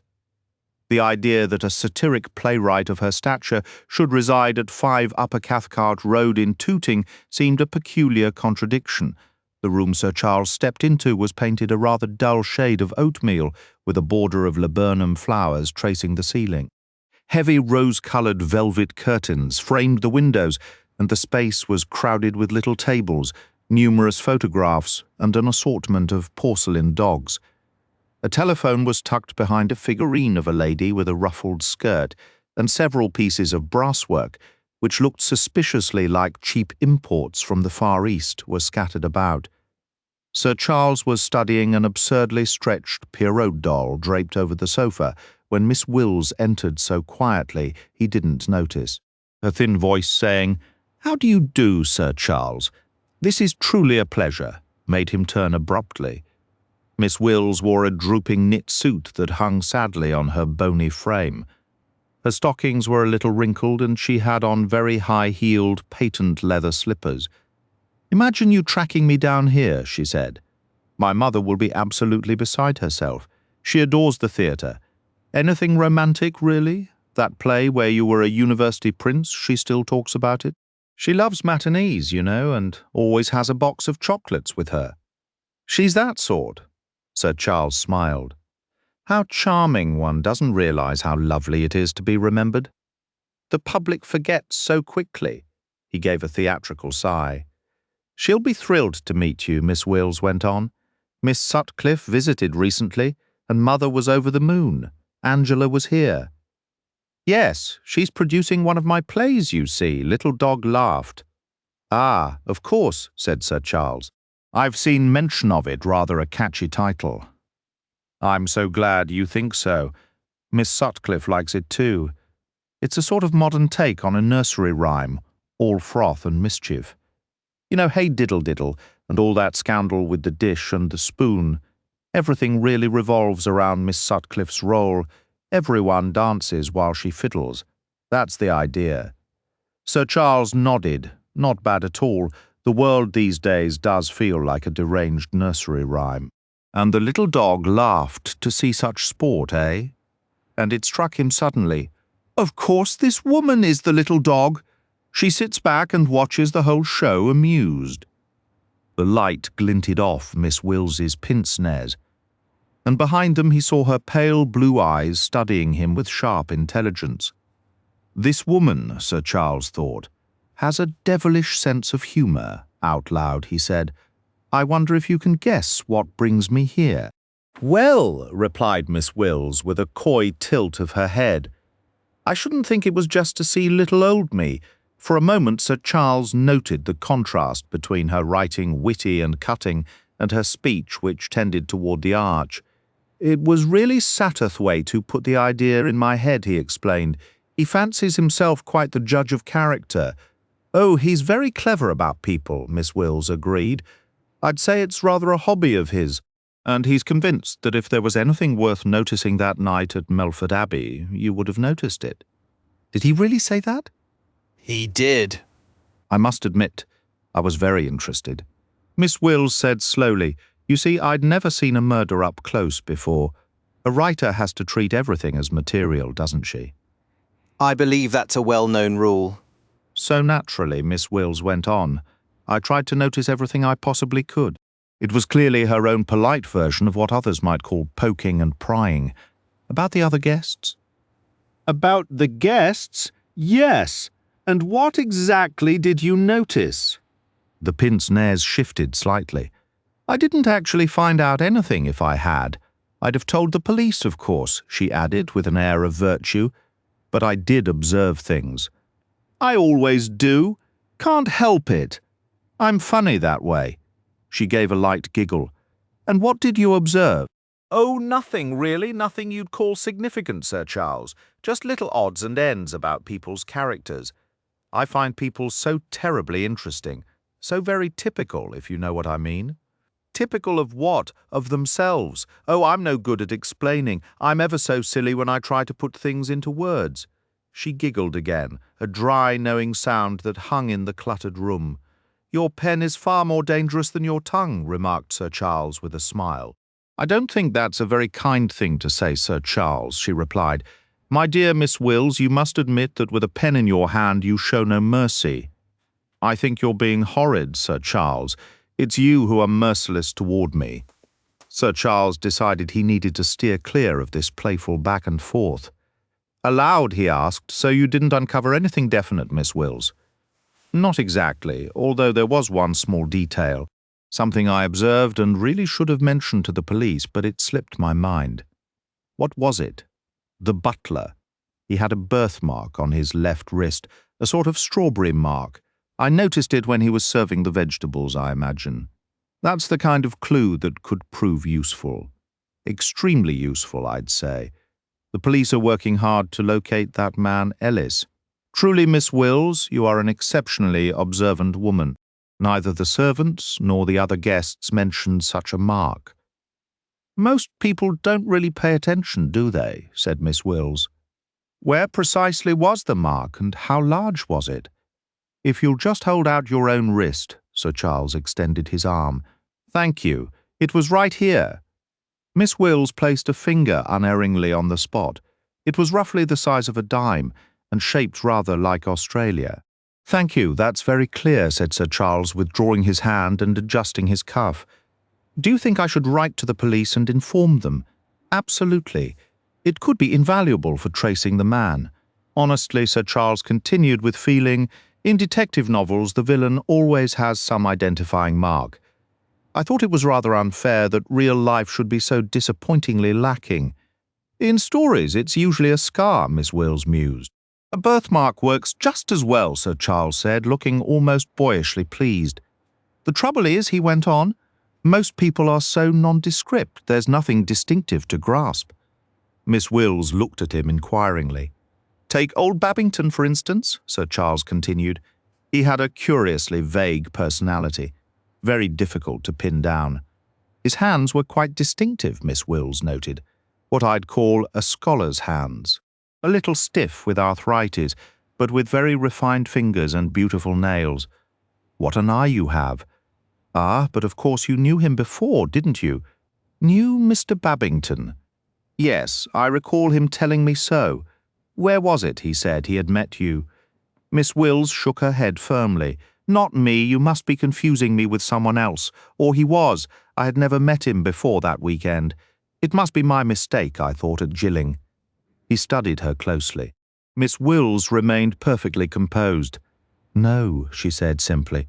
"Did it ever occur to you, Miss Wills, that he might have been murdered as well? I'm aware that you and Miss Lytton Gore believe so, or rather that you do." "Oh? And what is your opinion?" "It doesn't seem very likely," said Miss Wills. A little frustrated by her apparent disinterest, Sir Charles changed direction. Did Sir Bartholomew mention a Mrs. de Rushbridger at all? No, I don't believe so. She was a patient at his sanatorium, suffering from a nervous breakdown and loss of memory. He did mention a case of amnesia, Miss Wills recalled. He said you could use hypnosis to restore a person's memory. Did he, now? I wonder, could that be significant? Sir Charles frowned, lost in thought. Miss Wills remained silent. Is there nothing else you could tell me? Anything about any of the other guests? He thought he detected the slightest hesitation before she answered. No. About Mrs. Dacres? Or Captain Dacres? Or Miss Sutcliffe? Or Mr. Manders? He watched her intently as he said each name. Once he thought he saw her pince-nez glint, but he couldn't be sure. I'm afraid there's nothing I can add, Sir Charles. Oh, well. He stood up. Mr. Satterthwaite will be disappointed. I'm very sorry, said Miss Wills primly. I'm sorry as well for interrupting. I imagine you were in the middle of writing. I was actually. Another play? Yes. To be honest, I considered using some of the characters from the house party at Melford Abbey. What about libel concerns? That's perfectly fine, Sir Charles. I find people never see themselves in it. She gave a light laugh. Not if, as you mentioned earlier, one is truly ruthless. You mean, Sir Charles replied, that we all hold an inflated view of our own personalities and fail to recognize the truth when it's portrayed with enough brutality. I was correct, Miss Wills. You are a cruel woman. Miss Wills emitted a soft, amused sound. You needn't worry, Sir Charles. Women aren't typically cruel to men unless it's a specific man they reserve their cruelty for other women. Implying you've set your analytical sights on some unfortunate lady. Which one? Well, perhaps I can guess. Cynthia isn't exactly adored by her own gender. Miss Wills remained silent, her smile persisting, a faint, almost feline expression. Do you write your material by hand or dictate it? Oh, I write it out and send it to be typed. You should have a secretary. Perhaps. Do you still have that capable Miss Milray, wasn't it? Yes, I still have Miss Milray. She was away for a while caring for her mother in the country, but she's returned now, a remarkably efficient woman. So I would imagine, though, perhaps a bit impulsive at times. Impulsive, Miss Milray? Sir Charles stared. Never, in his most imaginative moments, had he linked impulse with Miss Milray. Only on certain occasions, perhaps, Miss Wills remarked. Sir Charles shook his head.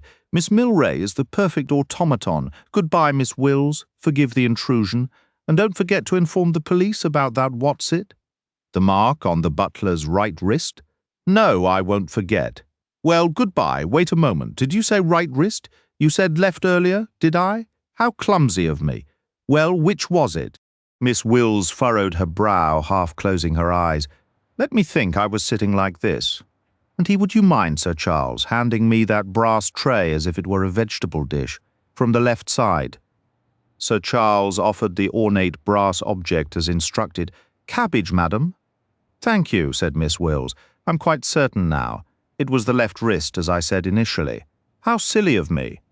Not at all, said Sir Charles. Left and right are always confusing. He said goodbye for the third time. As he shut the door, he glanced back. Miss Wills wasn't looking at him. She stood where he had left her, gazing into the fire, a smile of deep, satisfied spite on her lips. Sir Charles felt a sudden chill. That woman knows something, he muttered to himself. I'd swear she knows something, and she won't tell. But what on earth is it she knows? Chapter 22. At the offices of Spire and Ross, Mr. Satterthwaite asked for Mr. Oliver Manders and presented his card. Shortly, he was shown into a modest room where Oliver sat at a writing desk. The young man rose and shook hands. Kind of you to visit, sir, he said, his tone implying, I'm obliged to say that, but it's really an infernal nuisance. Mr. Satterthwaite, however, was not easily discouraged.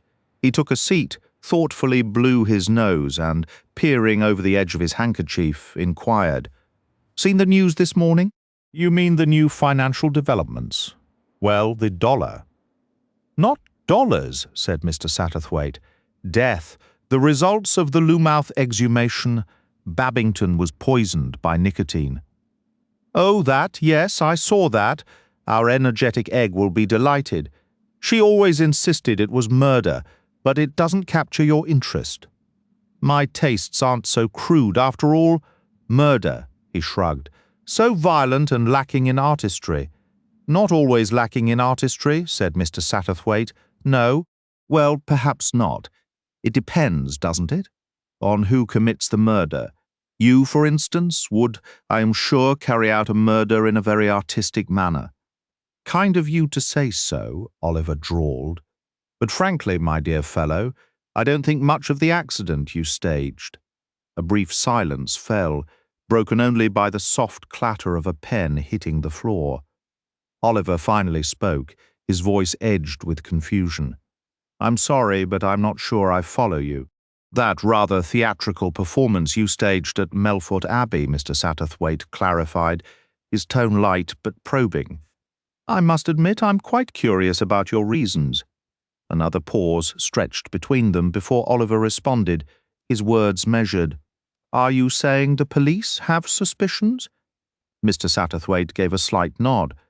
It does appear somewhat questionable, wouldn't you agree? He remarked amiably, though I imagine you have a perfectly reasonable explanation. I have an explanation, Oliver said slowly, a new tension in his posture. Whether it's reasonable or not, I couldn't say. Perhaps you'll allow me to be the judge of that. After a moment's hesitation, Oliver began. The manner of my arrival, it was actually at Sir Bartholomew's own suggestion. What? Mr. Satterthwaite couldn't hide his surprise. That seems rather unusual, but it's the truth. I received a letter from him proposing I stage a fake accident to secure an invitation. He wrote that he couldn't explain his reasons on paper but would clarify everything at the first opportunity. And did he provide that clarification? No, he never got the chance. Oliver's weariness had vanished, replaced by an intense focus. His dark eyes were fixed on Mr. Satterthwaite, studying the older man's reaction carefully. I arrived just before dinner. We weren't alone together then. By the end of the meal, he was gone. Do you still have this letter? No, I destroyed it. A shame, Mr. Satterthwaite said dryly. And you said nothing of this to the police? It all seemed too absurd to mention. It is absurd, Mr. Satterthwaite agreed, shaking his head. Could Bartholomew Strange really have written such a letter? It struck him as entirely out of character, a melodramatic twist wholly unlike the doctor's sensible nature. He glanced up at the young man, who was still watching him intently. He's waiting to see if I believe him, Mr. Satterthwaite thought, and Sir Bartholomew gave no hint at all for this unusual request. None whatsoever. An extraordinary tale. Oliver remained silent. Yet you followed through with it. A trace of his earlier weariness returned. Yes, to be honest, it sounded like a refreshing diversion from my usual routine. I was curious. Is there anything else? Mr. Satterthwaite pressed, guided by a vague instinct. What do you mean, sir? Anything else? Mr. Satterthwaite wasn't entirely sure himself. I mean, is there any other detail that might work against you? Oliver hesitated, then shrugged. I suppose I should be completely honest. That woman isn't likely to keep quiet about it anyway. Mr. Satterthwaite raised an eyebrow in question. It was the morning after all the commotion. I was speaking with Mrs. Anthony Armstrong. I took out my wallet and something slipped from it. She picked it up and handed it back to me. And this something was. Unfortunately, she glanced at it before returning it. It was a newspaper clipping about nicotine, describing its properties as a deadly poison and so forth. How did you come to have such an interest in the subject? I didn't. I suppose I must have placed that clipping in my wallet at some point, but I honestly can't recall doing so. Rather awkward, isn't it? Mr. Satterthwaite thought privately. A thin story indeed. I assume, Oliver continued, she reported it to the police. Mr. Satterthwaite shook his head. I doubt it. I suspect she's the sort of person who prefers to retain information for herself. She collects knowledge, you might say, Suddenly Oliver Manders leaned forward, his voice dropping to an earnest whisper. "I'm innocent, sir, completely innocent. I haven't suggested you're guilty," Mr. Satterthwaite replied mildly. "But someone has, or someone must have. Someone directed the police toward me again." Mr. Satterthwaite shook his head. "No, that's not the case." "Then why did you come here today?" "Partly due to my own inquiries on the scene," Mr. Satterthwaite said, allowing a touch of formality into his tone, "and partly at the suggestion of a friend." "What friend?" "Hercule Poirot! That man!"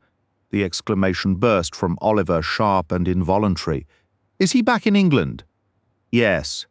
"What brought him back?" Mr. Satterthwaite stood up. "Why does a hound follow a scent?" he asked, and rather satisfied with his reply, he exited the room in his somewhat ornate suite at the Ritz. Hercule Poirot sat comfortably in an armchair and listened. Egg was balanced on the arm of a nearby chair. Sir Charles stood before the fireplace, and Mr. Satterthwaite observed the scene from a slight distance. "It's a complete failure," said Egg.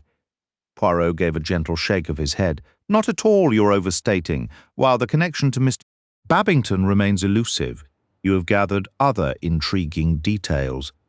"That Will's woman knows something," Sir Charles insisted.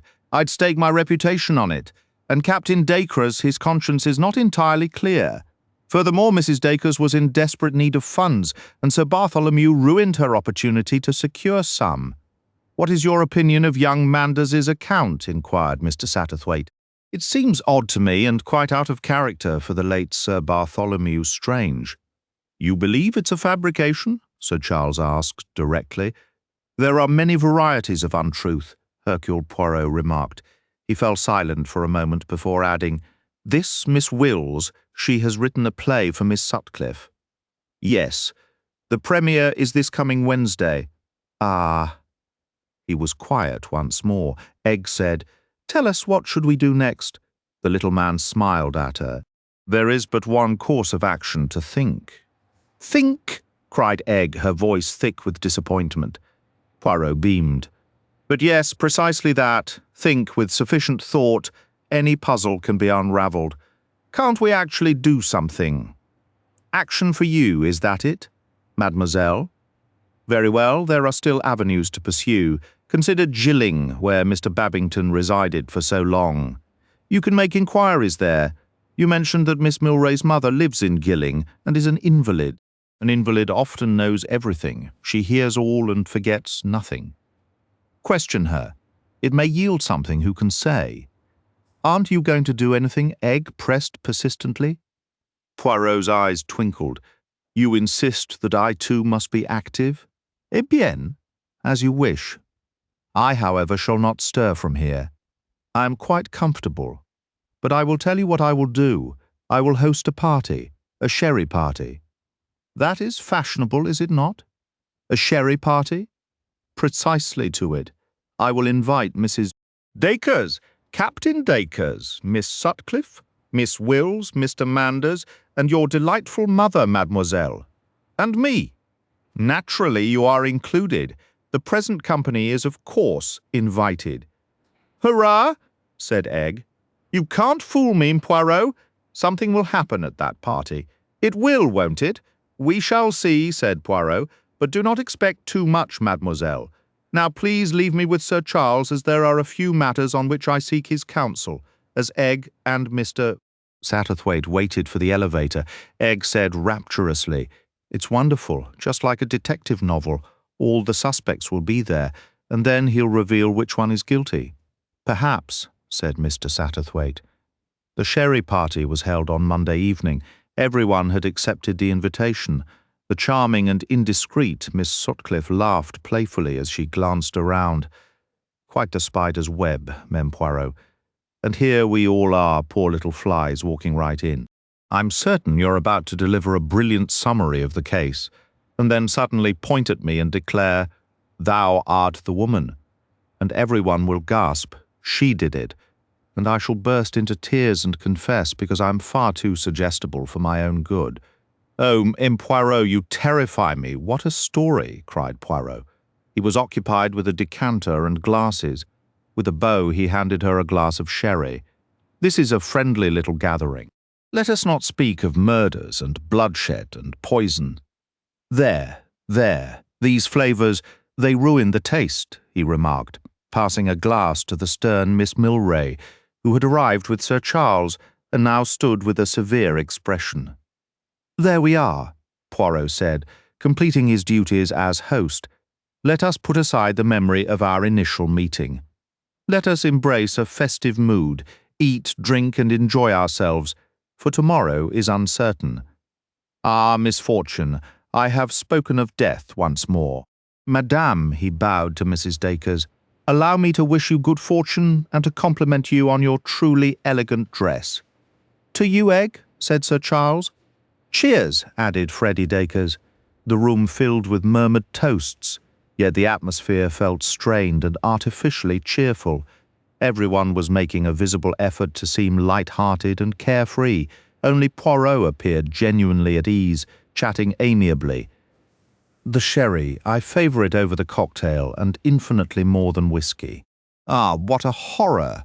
The whiskey! By drinking whiskey you utterly destroy the palate. To truly appreciate the delicate wines of France, one must never. Ah, what is that?" A peculiar sound cut him off, a kind of strangled gasp. Every eye turned to Sir Charles, who stood swaying, his face twisted.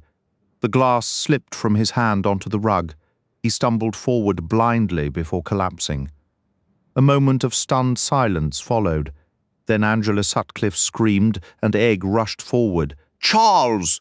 Egg cried out Charles. She pushed forward desperately, but Mr. Satterthwaite gently restrained her. "Oh, dear Lord!" Lady Mary exclaimed. "Not again!" Angela Sutcliffe shouted. "He's been poisoned as well. This is dreadful. Oh, my God! This is too much!"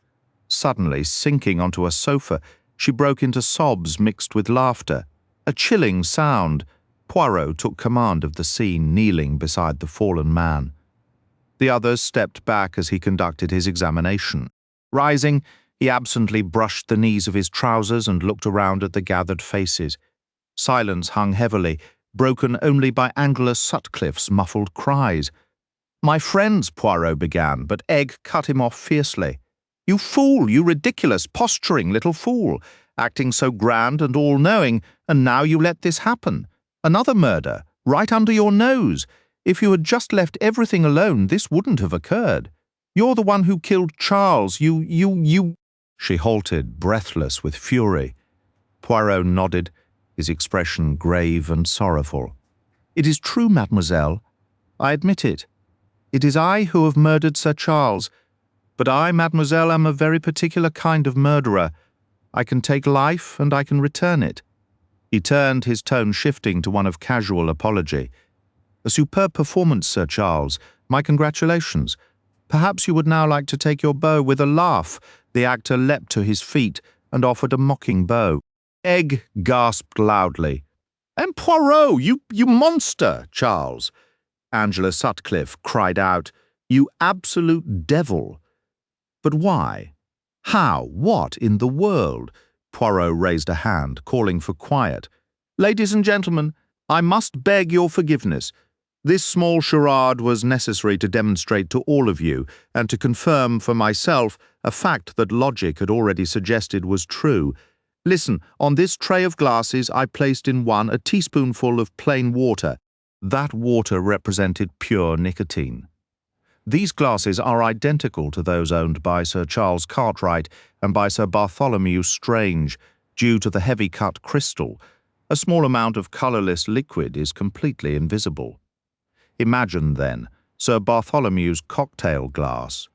After it was set down, someone introduced into it a sufficient quantity of pure nicotine that could have been done by anyone, the butler, the maid, or a guest who slipped into the dining room on the way downstairs. Dessert was served, the port was poured, the glass was raised. Sir Bartholomew drank and fell dead. Tonight we have enacted a third tragedy, a mock one.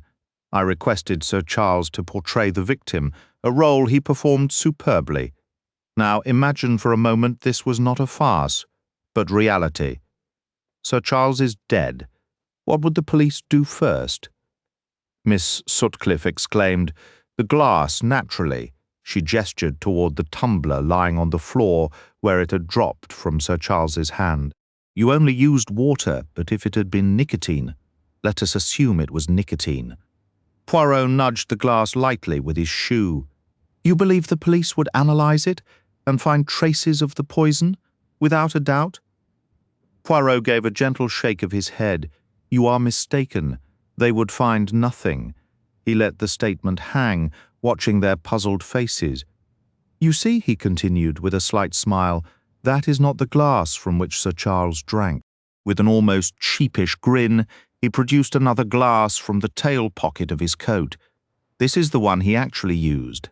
He elaborated, "It is the principle of the simplest conjuring trick. Attention cannot be in two places at once. To perform my sleight of hand, I required everyone's focus to be elsewhere. There is a precise psychological moment when Sir Charles collapses. Apparently dead, every eye in the room is fixed upon his body. Everyone presses forward, and no one, absolutely no one, glances at Hercule Poirot. In that instant, I exchange the glasses, unseen. So, you see, I have proven my point. Such a moment existed at Crow's Nest, and such a moment existed at Melford Abbey. Therefore, the cocktail glass and the port glass were both found clean. Egg demanded, "Who switched them?" Poirot met her gaze. "That we have yet to discover. You don't know?" Poirot merely shrugged. The guests began to make their uncertain departures, their manner noticeably cooler, feeling somewhat duped by the evening's performance. With a raised hand, Poirot halted them. "A moment longer, I beg you. There is one more thing I must say. Tonight was admittedly a comedy. But that comedy could be performed in earnest. It could become a true tragedy. Under the right conditions, the murderer might strike a third time. I address everyone here now. If any one of you possesses knowledge, any information that might bear upon these crimes, I implore you to speak now. To withhold what you know at this juncture is perilous, so dangerous that silence could lead to death. Therefore, I beg once more, if you know anything, speak." Sir Charles had the distinct impression Poirot's appeal was directed particularly at Miss Wills. If so, it yielded no result. No one spoke or responded. Poirot sighed, letting his hand fall. "So be it. I have given my warning. I can do no more, remember. To keep silent is to invite danger." Still no voice broke the quiet. The guests filed out awkwardly, leaving only Egg, Sir Charles, and Mr. Satterthwaite. Egg, her cheeks flushed with anger, refused to look at Sir Charles. "That was a brilliantly clever bit of theatre, Poirot," Sir Charles said with appreciation. "Astounding," Mr. Satterthwaite chuckled. "I wouldn't have believed I'd miss seeing you make the exchange." "That is precisely why," Poirot replied. "I could take no one into my confidence. The experiment was only valid under those conditions. Was that the sole reason for this charade, to see if it could be done unnoticed?" "Not entirely, perhaps. I had one other objective, and that was, I wished to observe the expression on one particular person's face the moment Sir Charles fell dead." "Whose face?" Egg asked sharply. "Ah, that remains my secret." "And did you watch that person's face?" inquired Mr. Satterthwaite. "I did." "Well?" Poirot did not answer directly, merely shaking his head again. "Won't you tell us what you saw?" Poirot said slowly. "I saw an expression of the most profound astonishment." Egg drew in a sharp, audible breath. "You're saying," she asked, "that you know the killer's identity? You could phrase it that way, mademoiselle? But then you know everything." Poirot shook his head. "No, on the contrary, I know nothing at all. You see, I do not understand why Stephen Babington was murdered. Until I grasp that, I can prove nothing, I can know nothing. Everything turns on that, the motive behind Stephen Babington's death. A knock at the door interrupted them, and a page entered with a telegram on a tray. Poirot opened it, his expression shifting. He passed the telegram to Sir Charles. Leaning over Sir Charles's shoulder, Egg read it aloud. Please come see me immediately, can provide valuable information regarding Bartholomew Strange's death, Margaret Rushbridger. Mrs. de Rushbridger, Sir Charles exclaimed. We were correct after all. She is connected to this case.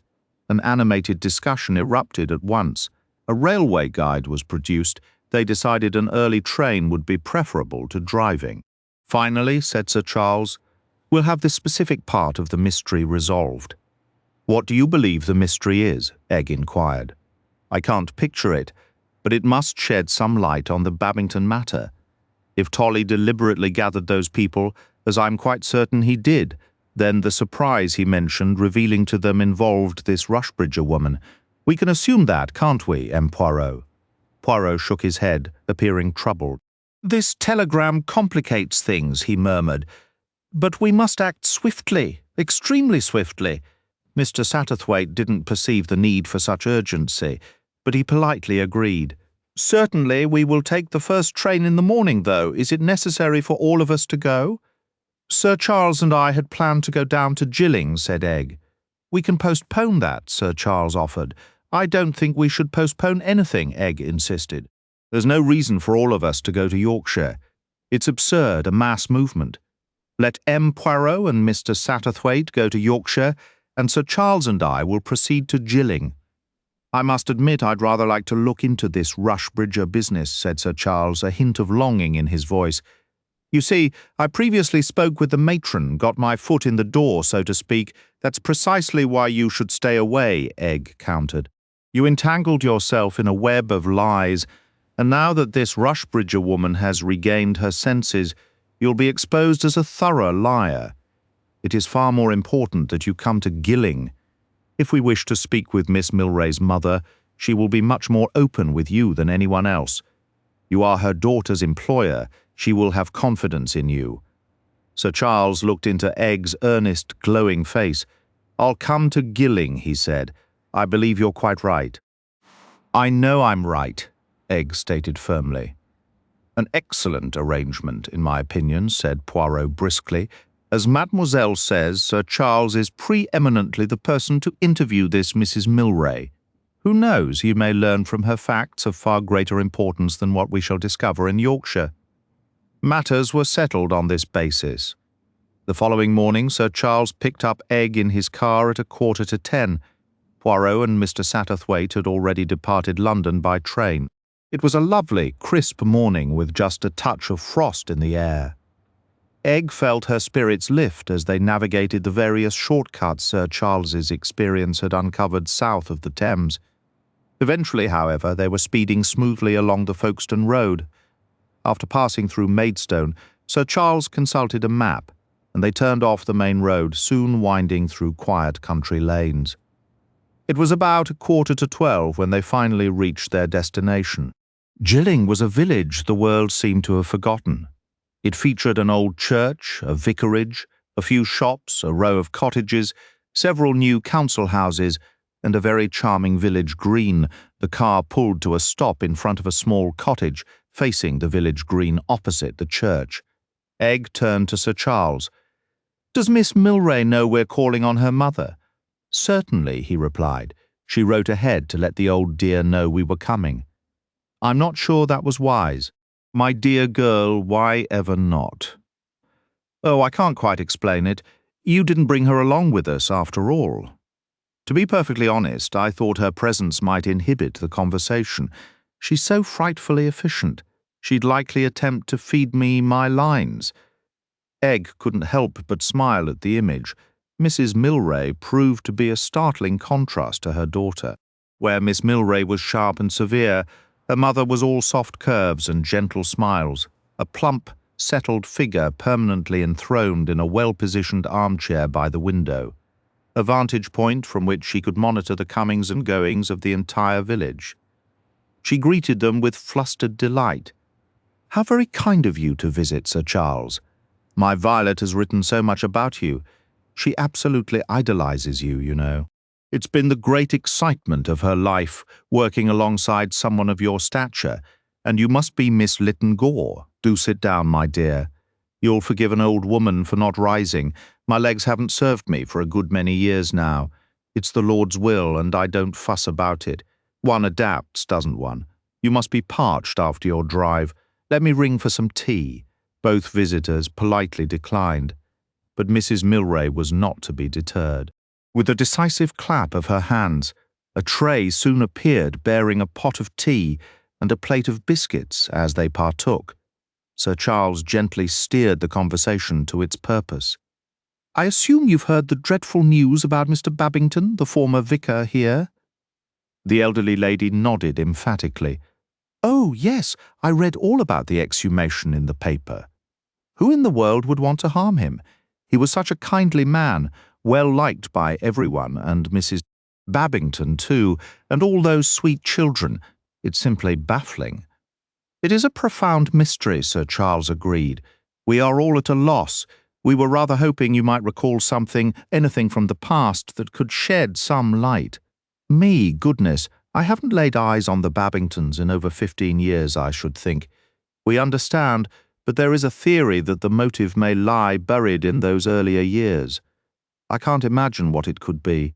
They led such a quiet, simple life, rather strapped for cash, poor souls with that brood to raise." Mrs. Milray was more than happy to chat about the old days, yet her pleasant ramblings yielded no useful clues. Sir Charles produced the enlarged snapshot featuring the Dacres, along with an early portrait of Angela Sutcliffe and a grainy newspaper clipping of Miss Wills. Mrs. Milray examined each with keen interest, but no spark of recognition. "I'm afraid I don't recall any of these faces. It was so long ago, you see. This is a quiet spot. We don't get many strangers. There were the Agnew girls, the doctor's daughters, all married and moved away now. Our current doctor is a bachelor. He's just taken on a young partner. Then the old Miss Cayleys, they used to occupy the large pew, all passed on years back. The Richardsons, he died, and she went to live in Wales, and the village folk, of course, but not much changes with them. Honestly, Violet could probably tell you as much as I can. She was a young thing then and was always popping over to the vicarage." Sir Charles tried, and failed, to picture the formidable Miss Milray as a youthful girl. He asked if the name Rushbridger meant anything to her, but it drew a blank. Shortly thereafter they made their farewells. Their next stop was a hurried lunch at the local bakery. Sir Charles had wistfully suggested a more substantial meal at a proper inn, but Egg was adamant. "Boiled eggs and scones won't hurt you for one afternoon," she said with mock sternness. "Besides, this is exactly the place to pick up a useful bit of local chatter. Men can be so particular about what they eat." "I've always found eggs rather a melancholy meal," admitted Sir Charles quietly. The woman who brought their lunch was quite talkative. She too had read about the exhumation in the newspaper and was thrilled it involved the old vicar. "I was just a girl back then," she said, "but I remember him." She couldn't provide much useful information, however. After the meal they visited the church and examined the registry. Once again, nothing helpful emerged. Stepping out into the graveyard, they lingered. Egg read the inscriptions aloud. "Some of these names are so unusual," she remarked. "Look, here's an entire family of Stavpennies, and over here lies a Mary Ann Sticklepath." "None stranger than my own, I assure you," Sir Charles murmured. "Cartwright, that doesn't seem strange at all. Cartwright isn't my birth name. I adopted it for the stage and eventually made it legal." "What is your real name, then?" "I couldn't possibly tell you. It's my most guarded secret." "Is it truly that dreadful?" "It's less dreadful and more amusing." "Oh, you must tell me."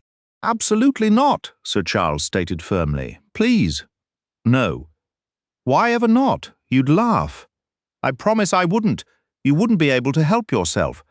"Oh, please, please tell me. I'm begging you." "What a stubborn creature you are, Egg. Why this burning curiosity?"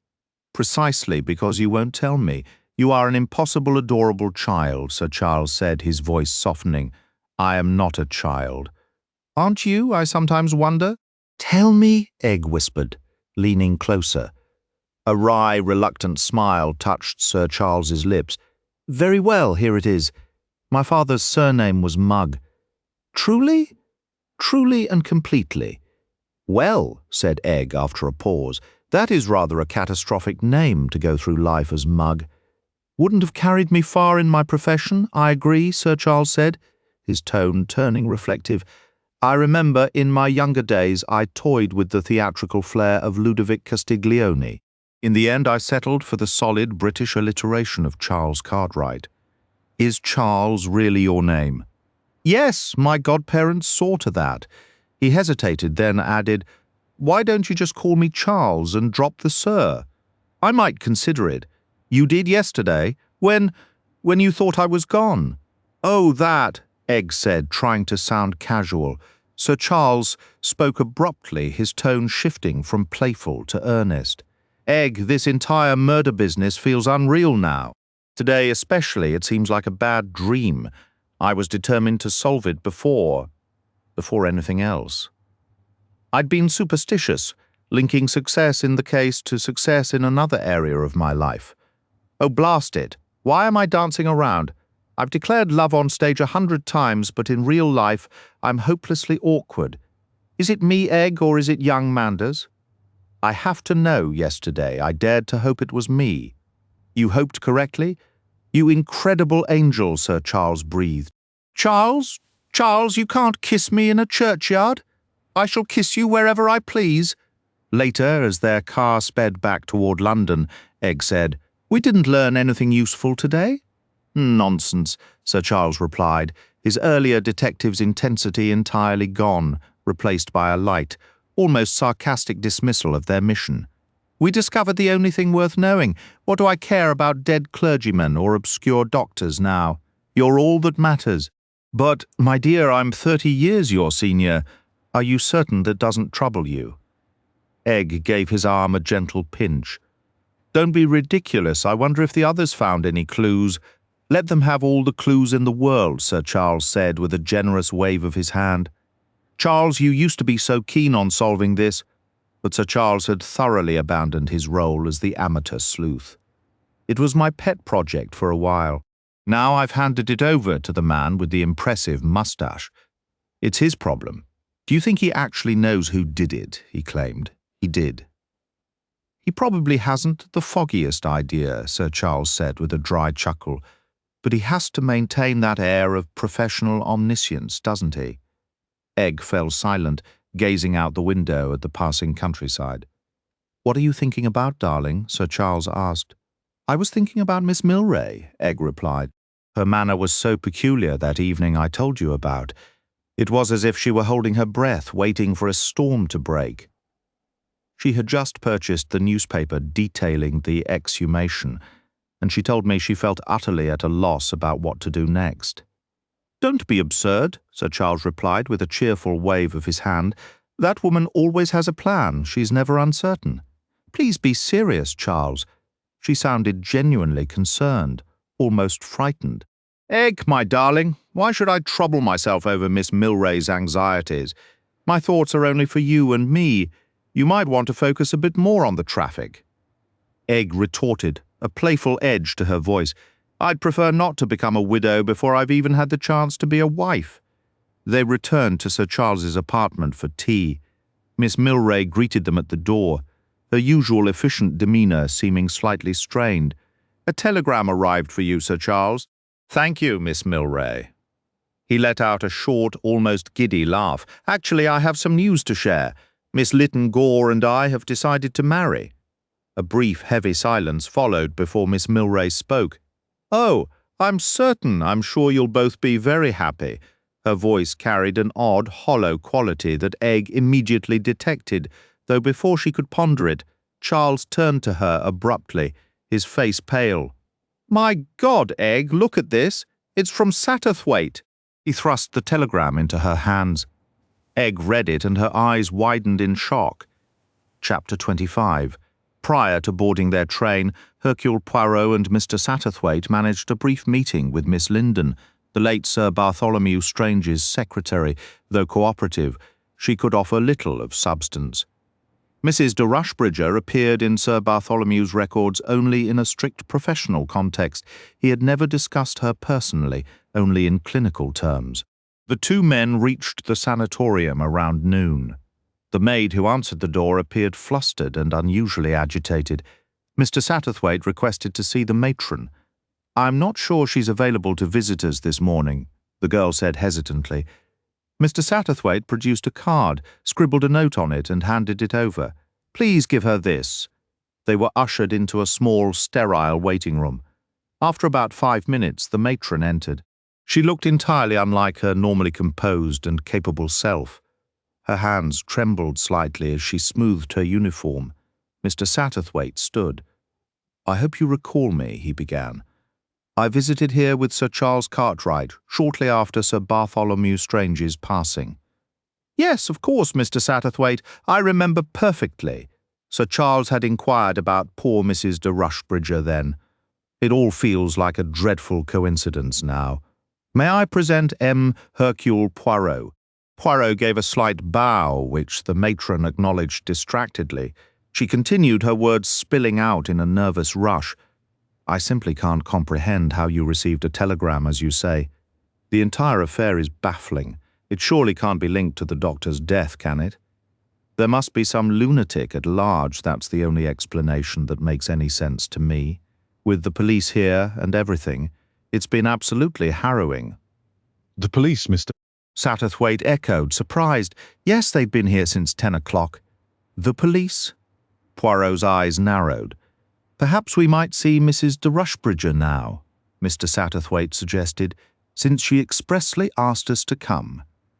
The matron cut him off, her voice dropping to a whisper. Oh, Mr. Satterthwaite, you don't know then. Know what? Poirot demanded sharply. Poor Mrs. de Rushbridger. She's dead. Dead, Poirot exclaimed. Thunder of heaven, that explains it. Yes, that clarifies everything. I should have foreseen. He stopped himself. How did she die? It's all so strange. A box of liqueur chocolates was delivered to her by post. She ate one. It must have tasted vile, but I suppose she was taken off guard and swallowed it. One doesn't always think to spit something out in the moment. Indeed, Poirot agreed, and when a liquid suddenly floods the throat, it is most difficult to prevent. So she swallowed it, cried out, and the nurse rushed in, but there was nothing to be done. She was gone within 2 minutes. The doctor summoned the police immediately. They examined the chocolates and found the top layer had been tampered with. The ones beneath were untouched. And the poison used? They believe it was nicotine? Yes, said Poirot, his expression grim. Nicotine once more. What a brazen move. What sheer audacious nerve. We are too late, murmured Mr. Satterthwaite, the weight of the words hanging heavily in the quiet room. We will never know what she intended to reveal. Unless, perhaps, she shared her secret with another person. He looked questioningly toward the matron. Poirot shook his head. You will discover there were no confidences, he stated. We can inquire, suggested Mr. Satterthwaite. Perhaps one of the nurses, by all means ask, replied Poirot, though his tone held little optimism.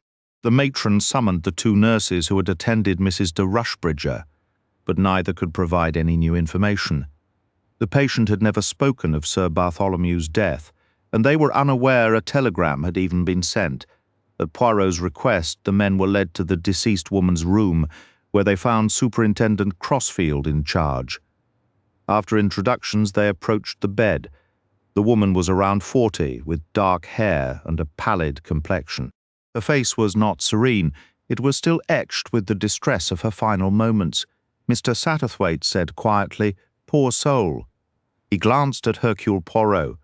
The little detective's expression was peculiar, sending an involuntary shiver down Mr. Satterthwaite's spine. Someone knew she was about to speak and silenced her. Mr. Satterthwaite murmured she was killed to prevent her from talking. Poirot nodded. Yes, that is correct. Murdered to stop her from telling us what she knew. Or what she did not know. But let us not linger. There is much to do. We must ensure there are no further deaths. Mr. Satterthwaite asked with curiosity, Does this align with your theory of the murderer? It fits perfectly, yet I now realize something. The murderer is far more dangerous than I anticipated. We must proceed with extreme caution. Superintendent Crossfield accompanied them out and was informed of the telegram they had received. Investigation at the Melford Post Office revealed it had been handed in by a young boy. The clerk remembered it vividly, because the message mentioned Sir Bartholomew Strange's death, which had greatly excited her. By that evening, the boy was located. He explained promptly that a man in shabby clothes had given him the telegram, claiming a crazy lady in the house in the park had dropped it from a window wrapped around 2 half-crowns. The man, wanting no part in what seemed like strange business and heading the opposite direction, had paid the boy 2 shillings and 6pence to deliver it, letting him keep the change. A search for the man would begin with nothing more to be done locally. Poirot and Mr. Satterthwaite returned to London, arriving close to midnight. Egg had returned to her mother, but Sir Charles met them, and the 3 men discussed the situation over a late supper, the dim light of the room casting long shadows that seemed to mirror the deepening mystery. My friend, said Poirot, be guided by me. Only one thing will resolve this case. The little grey cells rushing about England, hoping this person or that will divulge what we need, such methods are amateurish and absurd. The truth can only be perceived from within. Sir Charles looked somewhat sceptical. What do you propose to do, then? I propose to think. I require 24 hours in which to think. Sir Charles shook his head with a faint smile. Can thinking really tell you what this woman might have said had she lived? I believe it can. It seems hardly possible. Nevertheless, Poirot, you shall have your way. If you can see through this mystery, it is more than I can do. I am beaten, and I confess it. In any case, he added, a note of theatrical weariness creeping into his voice, I have other fish to fry, though they seem rather less exciting than this particular kettle. Perhaps he hoped to be questioned further, but if so, he was disappointed. Mr. Satterthwaite did look up alertly, but Poirot remained deeply lost in thought, his mind already retreating into that quiet, intense concentration that was his trademark. Well, I must be going, the actor announced. Oh, just one more thing. I'm quite concerned about Miss Wills. What's happened? She's disappeared. Poirot fixed him with a stare. Disappeared? Where to? No one knows. I was reflecting after I received your telegram. As I mentioned before, I was certain that woman was holding something back. I decided to make one final attempt to get the truth from her. I drove to her residence. It was around 9:30 when I arrived, and inquired for her. It seems she left home this morning, stating she was going up to London for the day. Her family received a telegram this evening saying she wouldn't be back for a day or so, and not to worry. And were they worried? I gather they were, rather. You see, she hadn't taken any luggage. Curious, Poirot murmured. I know. It feels as though I can't quite put my finger on it. I have a bad feeling about this. I warned her, said Poirot. I warned everyone. Recall what I said. Speak now. Yes, yes. Do you believe she too? I have my theories, Poirot replied. For the present, I choose not to elaborate. First the butler, Ellis, and now Miss Wills. Where is Ellis? It's astonishing. The police haven't managed to track him down. They have not searched for his remains in the correct location, Poirot stated. So you agree with Egg? You think he's dead? Ellis will never be seen alive again. My God, Sir Charles exclaimed. It's a nightmare. The entire situation is utterly baffling. On the contrary, it is perfectly rational and logical. Sir Charles stared at him. You truly believe that? Absolutely. You see, I possess an orderly mind. I don't follow you. Mr. Satterthwaite also regarded the little detective with curiosity. What sort of mind do I have? Sir Charles demanded, somewhat affronted. You have the actor's mind, Sir Charles. Creative, imaginative, always perceiving the dramatic potential, Mr. Satterthwaite possesses the playgoer's mind. He observes the characters and senses the atmosphere. But I have the practical mind. I see only the plain facts without any theatrical embellishments or stage lighting. So we're to leave you to it? That is my wish for 24 hours. Best of luck to you then, good night. As they departed together, Sir Charles said to Mr. Satterthwaite, That fellow has a rather high opinion of himself. He spoke with a distinct chill. Mr. Satterthwaite smiled. Ah, the leading role. So that was it, he asked. What did you mean earlier when you said you had other fish to fry, Sir Charles? A sheepish expression, familiar to Mr. Satterthwaite from numerous weddings in Hanover Square, appeared on Sir Charles's face. Well, the truth is, Egg and I. I'm delighted to hear it, said Mr. Satterthwaite. My sincerest congratulations. Of course, I'm far too old for her. She doesn't think so, and she's the one who matters. That's very kind of you, Satterthwaite. You know, I had convinced myself she was fond of young Manders.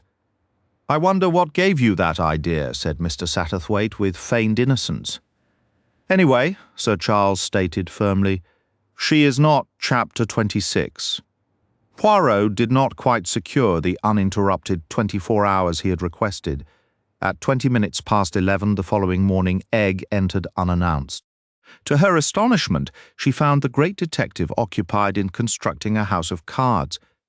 Her expression showed such vivid disdain that Poirot felt compelled to defend himself.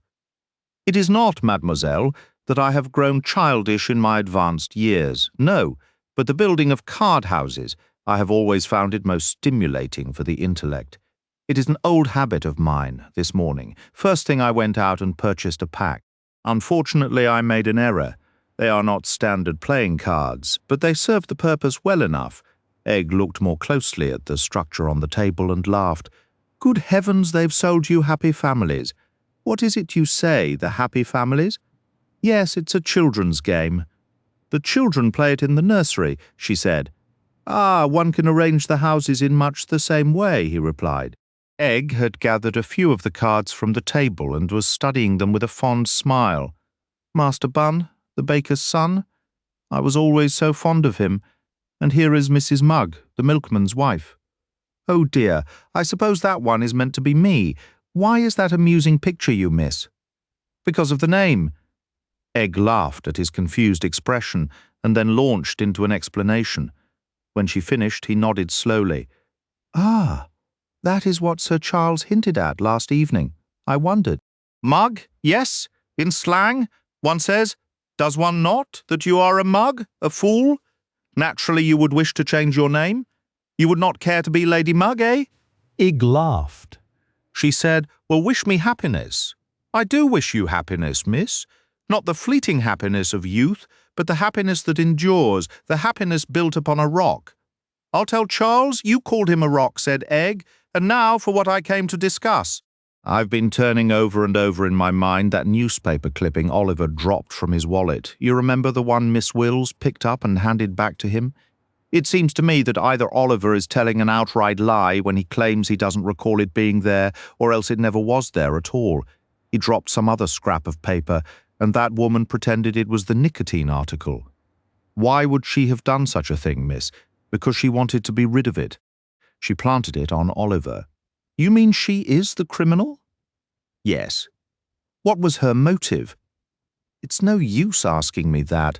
I can only suggest she's a lunatic. Clever people are often a bit mad, you know. I can't see any other reason. In fact, I can't see a clear motive anywhere. Decidedly, that is the impasse. I would not ask you to guess at a motive. It is of myself that I ask that question incessantly. What was the motive behind Mr. Babington's death? When I can answer that, the case will be solved. You don't think it was simply madness? Egg suggested. No, miss, not madness in the sense you mean. There is a reason. I must find that reason. Well, goodbye, said Egg. I'm sorry to have disturbed you, but the idea just struck me. I must hurry. I'm going with Charles to the dress rehearsal of Little Dog Laughed, you know, the play Miss Wills wrote for Angela Sutcliffe. It opens tomorrow night. My God, cried Poirot. What is it? Has something occurred? Yes, indeed, something has occurred. An idea. A magnificent idea. Oh, but I have been blind. Egg stared at him, as if realizing his own eccentricity. Poirot collected himself. He patted Egg on the shoulder. You think I am mad? Not at all. I heard what you said. You go to see The Little Dog Laughed, and Miss Sutcliffe performs in it. Go then and pay no mind to my outburst, somewhat uncertainly. Egg took her leave. Alone, Poirot paced the room, muttering under his breath. His eyes gleamed with a feline intensity. But yes, that explains everything. A curious motive, a very curious motive, such a motive as I have never encountered before, and yet it is reasonable, and given the circumstances, perfectly natural, altogether a most peculiar case. He passed the table where his card-house still stood. With a sweep of his hand, he sent the cards scattering. The happy family I needed no longer, he said. The problem is solved, it only remains to act. He snatched his hat and pulled on his overcoat. Then he went downstairs, where the doorman hailed him a taxi. Poirot gave the address of Sir Charles's apartment. Upon arrival, he paid the driver and stepped into the lobby. The porter was absent, having taken the elevator up. Poirot walked up the stairs.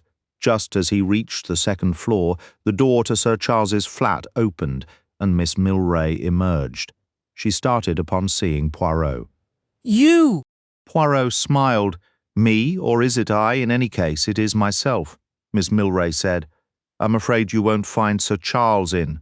He had gone to the Babylon Theatre with Miss Lytton Gore.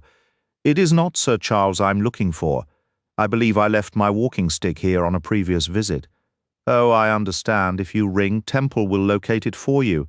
I'm afraid I cannot stay. I'm on my way to catch a train down to Kent to see my mother. I see. Please, do not let me delay you. He stepped aside as Miss Milray hurried down the staircase, a small leather case in her hand. Yet after she had gone, Poirot appeared to forget his original errand entirely. Instead of proceeding upstairs, he turned and descended to the front door just in time to see her entering a taxi. Another cab was idling nearby. Poirot hailed it and instructed the driver to follow the first. He showed no particular surprise when the vehicle headed north and eventually stopped at Paddington Station, which was, as he noted, an unusual point of departure for a journey to Kent. At the first-class booking window, Poirot secured a return ticket to Loomuth. The train was leaving in 5 minutes. Wrapping his overcoat tightly against the chill, he settled into the corner of a first-class compartment. They reached Loomuth around 5 o'clock as dusk was gathering. Standing back slightly, Poirot overheard the station porter's cheerful greeting. "Well, miss, we weren't expecting you. Is Sir Charles coming down as well?" Miss Milray's reply was brisk. "This is an unexpected visit? I'll be returning tomorrow morning. I've only come to collect a few personal items." "No, thank you. I don't need a cab. I'll take the cliff path." The twilight deepened into evening. Miss Milray set a quick pace up the steep, winding trail with Hercule Poirot following at a discreet distance, moving as quietly as a shadow. Upon reaching Crow's Nest, she retrieved a key from her bag, unlocked the side door, and left it slightly open. She emerged moments later holding an old rusty key and an electric torch. Poirot drew back behind a shrub. She moved around the back of the house and started up a rough, overgrown track, and Poirot trailed behind. The path climbed steadily until it ended at a weathered stone tower, a common sight along that coastline. This one looked particularly neglected. A curtain hung across its grimy window. Miss Milray fitted her key into the large wooden door, which opened with a groan of protest. The beam of her torch vanished inside, quickening his step. Poirot slipped noiselessly through the doorway after her. Inside, the torchlight flickered over glass retorts, a Bunsen burner, and an array of chemical apparatus. Miss Milray had seized a crowbar. She raised it, poised to smash the glass equipment, when a hand closed firmly around her arm. She gasped and whirled around to meet the steady, green-eyed gaze of Hercule Poirot. "You must not do that, mademoiselle," he said. "What you wish to destroy is evidence." Hercule Poirot sat in a large armchair. The wall lights were off, leaving only the soft glow of a rose-shaded lamp to illuminate his figure. There was something almost theatrical about the scene, he alone in the pool of light, while his three listeners, Sir Charles, Mr. Satterthwaite, and Lytton Gore, sat in the surrounding darkness. Poirot's voice took on a dreamy, reflective quality, as if he were speaking to the air itself. To reconstruct a crime, that is the detective's purpose. You must place one fact upon another, just as you layer cards to build a house of cards.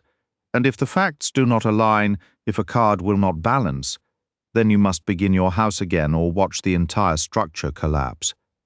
As I mentioned previously, there are three distinct kinds of minds. First, there is the dramatic mind, the mind of a producer, which perceives the realistic effects that can be achieved through mechanical means. Then there is the mind that is readily influenced by dramatic surfaces. Next, we have the youthful, romantic mind. And lastly, my friends, there exists the prosaic mind, the mind that does not see a blue sea or a mimosa tree, but rather the painted backdrop of a stage set. So I turn, my friends, to the murder of Stephen Babington last August. That evening, Sir Charles Cartwright put forward the idea that Stephen Babington had been murdered. I disagreed. I could not accept, firstly, that a man like Stephen Babington was a likely target for murder, and secondly, that administering poison to a specific individual was even possible under the circumstances of that night.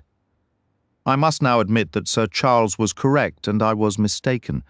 My error stemmed from viewing the crime from a completely incorrect perspective. It was only a day ago that I suddenly grasped the proper angle. And from that viewpoint, the murder of Stephen Babington becomes both logical and feasible. But I will set that aside for the moment and guide you step by step along the path I myself walked. The death of Stephen Babington can be considered the first act of our drama. The curtain fell on that act when we all left Crow's Nest. What I might term the second act began in Monte Carlo, when Mr. Satterthwaite showed me the newspaper report of Sir Bartholomew Strange's death. It immediately became clear that I had been wrong, and Sir Charles Wright, both Stephen Babington and Sir Bartholomew Strange, had been murdered, and the two killings were part of the same crime. Later, a third murder completed the sequence, the murder of Mrs. de Rushbridger. What we require, therefore, is a sensible, common-sense theory that connects these three deaths together.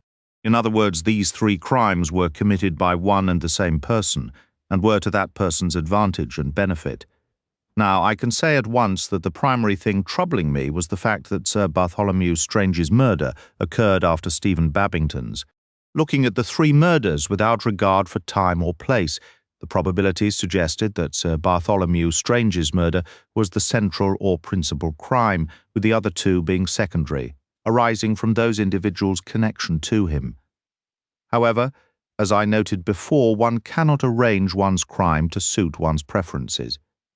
Stephen Babington was murdered first and Sir Bartholomew Strange some time later.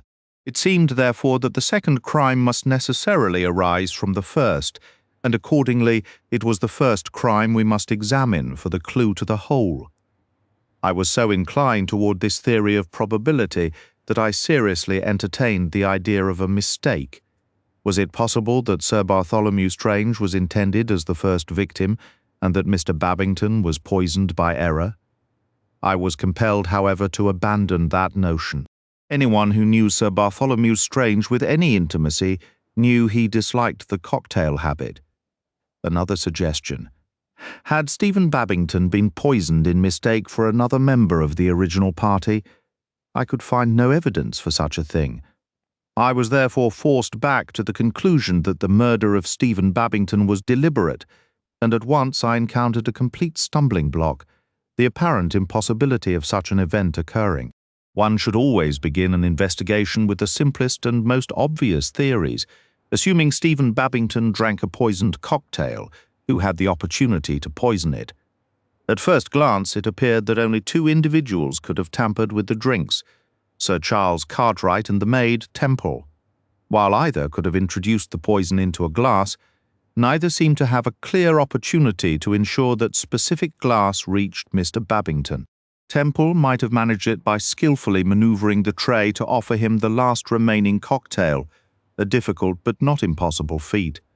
Sir Charles could have simply picked up the glass and handed it to him directly, yet neither of these actions took place. It began to look as if pure chance had guided that fatal drink into Stephen Babington's hand. Sir Charles and Temple were the ones who handled the cocktails that evening, but were either of them present later at Melfort Abbey? They were not, so who had the easiest access to Sir Bartholomew's port glass? The butler, Ellis, who later vanished, and his assistant, the parlour-maid. Here, however, another possibility emerged. One of the house guests could have slipped into the dining room and added the nicotine to the glass. It would have been risky, but it was not out of the question. When I met you at Crow's Nest, you had already compiled a list of everyone who had been present at both locations. I must admit, I immediately dismissed the first 4 names: Captain and Mrs. Dacres, Miss Sutcliffe and Miss Wills. It seemed impossible that any of them could have known in advance they would encounter Stephen Babington at dinner. The use of nicotine pointed to a carefully planned crime, not something done on impulse. The remaining 3 names, Lady Mary Lytton Gore, her daughter, and Oliver Manders, were more plausible suspects. As locals, they might have had motives for removing Babington and chosen that dinner party to act. Still, I could uncover no solid evidence linking any of them to the deed. Mr. Satterthwaite, I believe, followed a similar line of reasoning and focused his suspicions on Oliver Manders. And honestly, Manders was the most compelling candidate that evening at Crow's Nest. He was visibly tense, burdened by personal troubles that gave him a warped outlook. He carried a strong inferiority complex, often a root of criminal behavior, and was at that volatile age where judgment falters. He had openly displayed animosity toward Babington. Then came his peculiar arrival at Melfort Abbey, followed by his dubious story about a letter from Sir Bartholomew and Miss Wills's testimony about him carrying a newspaper clipping on nicotine poisoning. By all accounts, Oliver Manders should have topped the list of suspects. But then, my friends, something didn't sit right. It all felt too neat, too perfectly arranged. Of course, the killer would be someone present on both occasions. That was the logical conclusion any sane person would draw. Yet I couldn't shake the feeling I was staring at a cleverly painted backdrop, not the real scene. A truly brilliant criminal would know that anyone on that list would immediately fall under suspicion, and so would ensure their name wasn't there. In other words, the murderer of Stephen Babington and Sir Bartholomew Strange was there both times, just not in any obvious way. The question was simple: who had been at the first gathering, but not the second? The list was short: Sir Charles Cartwright, Mr. Satterthwaite, Miss Milray, and Mrs. Babington. Could any of these 4 have attended the second event in a different guise? Sir Charles and Mr. Satterthwaite were confirmed to be in the south of France. Miss Milray was in London, and Mrs. Babington remained in Loumouth. This narrowed the field to the 2 women, yet could Miss Milray, with her distinctive and memorable features, have possibly been at Melfort Abbey without a single soul recognizing her? The idea seemed laughably impossible. The same logic applied to Mrs. Babington. Her presence would not have gone unnoticed. Then, of course, there were the men. Could Mr. Satterthwaite or Sir Charles have been there in disguise? Mr. Satterthwaite was a quiet man, perhaps capable of blending in, but Sir Charles Cartwright was another story entirely. He was a master actor, a man who made his living by becoming someone else. The real puzzle was what role he could have possibly played. This line of thinking inevitably led to the butler, Ellis. He was a phantom, appearing out of thin air, 2 weeks before the tragedy and vanishing just as completely afterwards. His success was baffling unless Ellis himself was a fabrication. He wasn't a real person at all, but a character crafted from stage makeup, a practiced stoop and theatrical illusion. But was such a deception feasible? The servants at the Abbey knew Sir Charles, and Sir Bartholomew was his close friend. The staff, however, presented little obstacle. If they recognized him, the whole affair could be brushed off as a harmless prank. If they didn't, the disguise would hold. Their own comments about Ellis were telling. He was quite the gentleman, knew society gossip, and, most significantly, arranged the household duties different from any butler I ever knew before. That last remark from the parlour-maid Alice was a glaring confirmation. Sir Bartholomew was the true hurdle. It was inconceivable that his old friend could fool him. He must have been in on the secret. And we had proof, mister. Satterthwaite, ever observant, had latched on to Sir Bartholomew's uncharacteristically jovial quip to the butler. "You're a first-class butler, aren't you, Ellis?" A perfectly natural comment if Ellis was actually Charles Cartwright, and the whole setup was an elaborate joke. In fact, that's undoubtedly how Sir Bartholomew saw it, a grand lark, perhaps even a wager, designed to astonish his weekend guests. This explained his talk of a surprise and his unusually cheerful mood. The beauty of the scheme was its reversibility. If anyone at the dinner table that first night had pierced the disguise, they could all have a good laugh and call it off. But nobody did. Not one person looked past the stooped posture, the darkened eyes, the false whiskers, or the painted birthmark on his wrist, a clever, intended clue that went entirely unnoticed by everyone except the sharp-eyed Miss Wills. Then everything changed. Sir Bartholomew died, and this time no one called it natural. The police arrived, and their questions extended to Ellis and the rest of the household.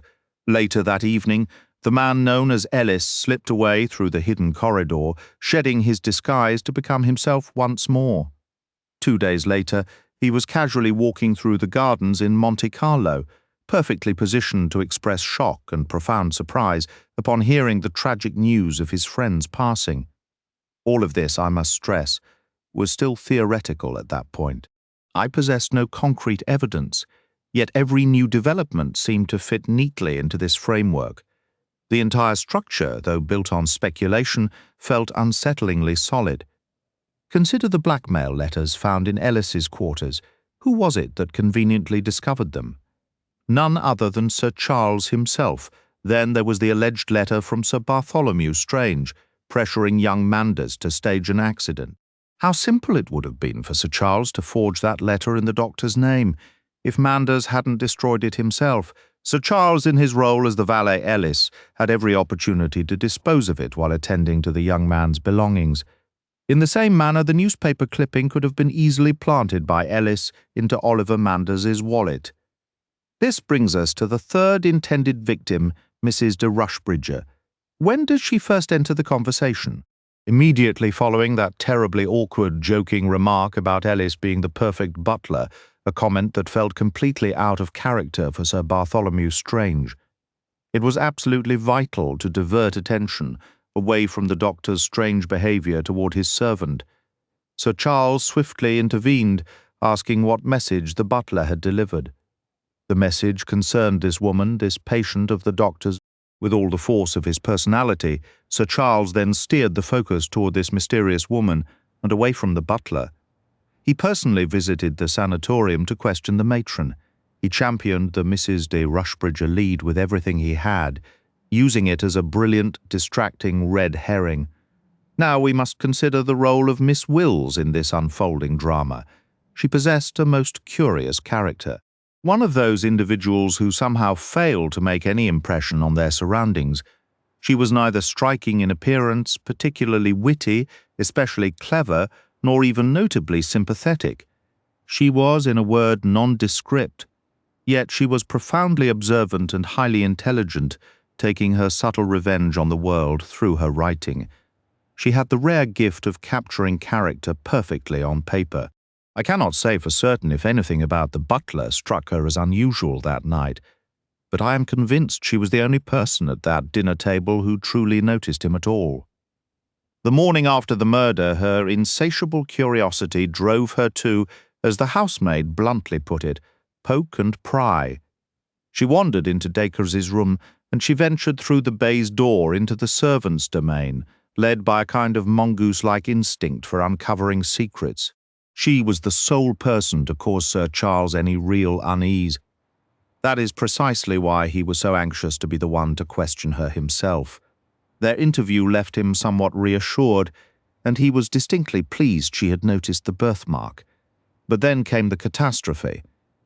I don't believe it had occurred to Miss Wills until that very moment to connect Ellis the butler with Sir Charles Cartwright. She had only been vaguely struck by a resemblance to someone in Ellis's demeanour, but she was a true observer. When dishes were presented to her, she had automatically noted, not the face, but the hands that held the plates. It hadn't dawned on her that Ellis was Sir Charles. But as Sir Charles spoke to her, it suddenly clicked that Sir Charles was Ellis. So she asked him to humour her by pretending to hand her a dish of vegetables. Her interest wasn't truly in, whether the birthmark was on the right or left wrist. She wanted a pretext to study his hands held in the identical position as those of Ellis the butler. In that instant, she leaped to the truth. But Miss Wills was a peculiar woman. She savoured knowledge purely for its own sake. Besides, she was far from convinced that Sir Charles had murdered his friend. He had masqueraded as a butler, certainly, but that did not automatically make him a killer. Many an innocent man has remained silent because speaking would place him in a terribly awkward position. So Miss Wills kept her discovery to herself and privately enjoyed the power of it. But Sir Charles, now aware of her scrutiny, was deeply and genuinely worried. A new, unplanned tension had entered the scene, born from a simple request over imaginary vegetables, and it threatened to unravel everything. He disliked the smug, malicious look on her face as he exited the room. She knew something, but what? Could it concern him? He couldn't be certain, yet he sensed it was tied to Ellis, the butler. First Mr. Satterthwaite, now Miss Wills. He needed to divert attention from that critical detail to shift the focus decisively elsewhere. A plan formed in his mind, simple, bold, and he believed thoroughly baffling. On the morning of my sherry gathering, I suspect Sir Charles rose at dawn, travelled to Yorkshire and, disguised in worn-out clothing, handed a telegram to a local boy to dispatch.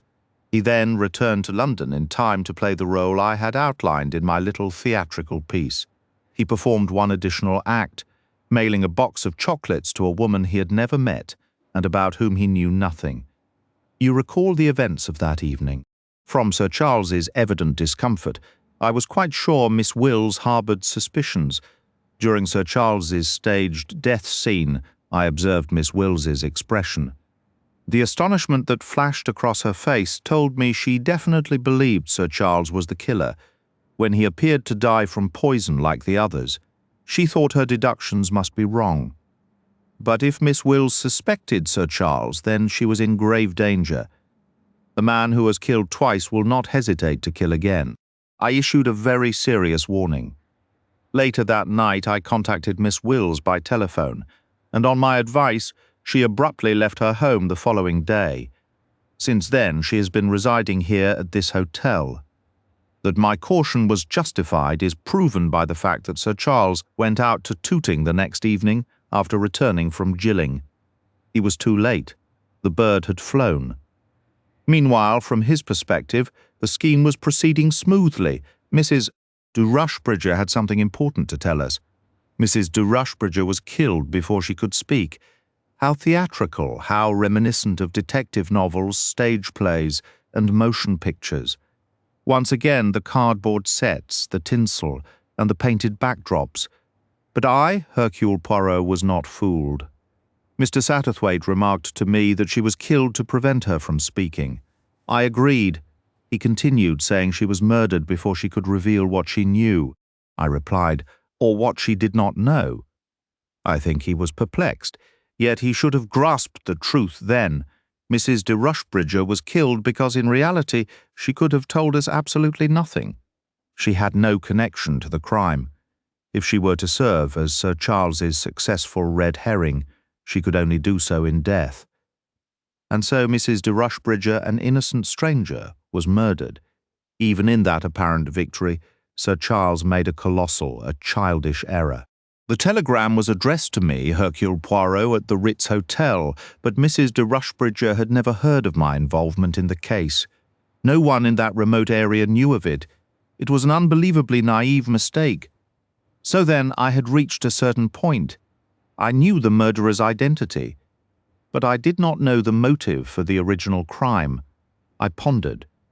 And once more clearly than ever, I saw Sir Bartholomew Strange's death as the initial and deliberate murder. What reason could Sir Charles Cartwright have for killing his friend? Could I conceive of a motive? I thought I could. A deep sigh filled the room. Sir Charles Cartwright slowly rose to his feet and strolled to the fireplace. He stood there, one hand on his hip, looking down at Poirot. His posture, Mr. Satterthwaite could have confirmed, was that of Lord Eaglemount as he gazes scornfully at the unscrupulous solicitor who has managed to pin an accusation of fraud upon him. He radiated nobility and disdain. He was the aristocrat looking down upon the ignoble rabble.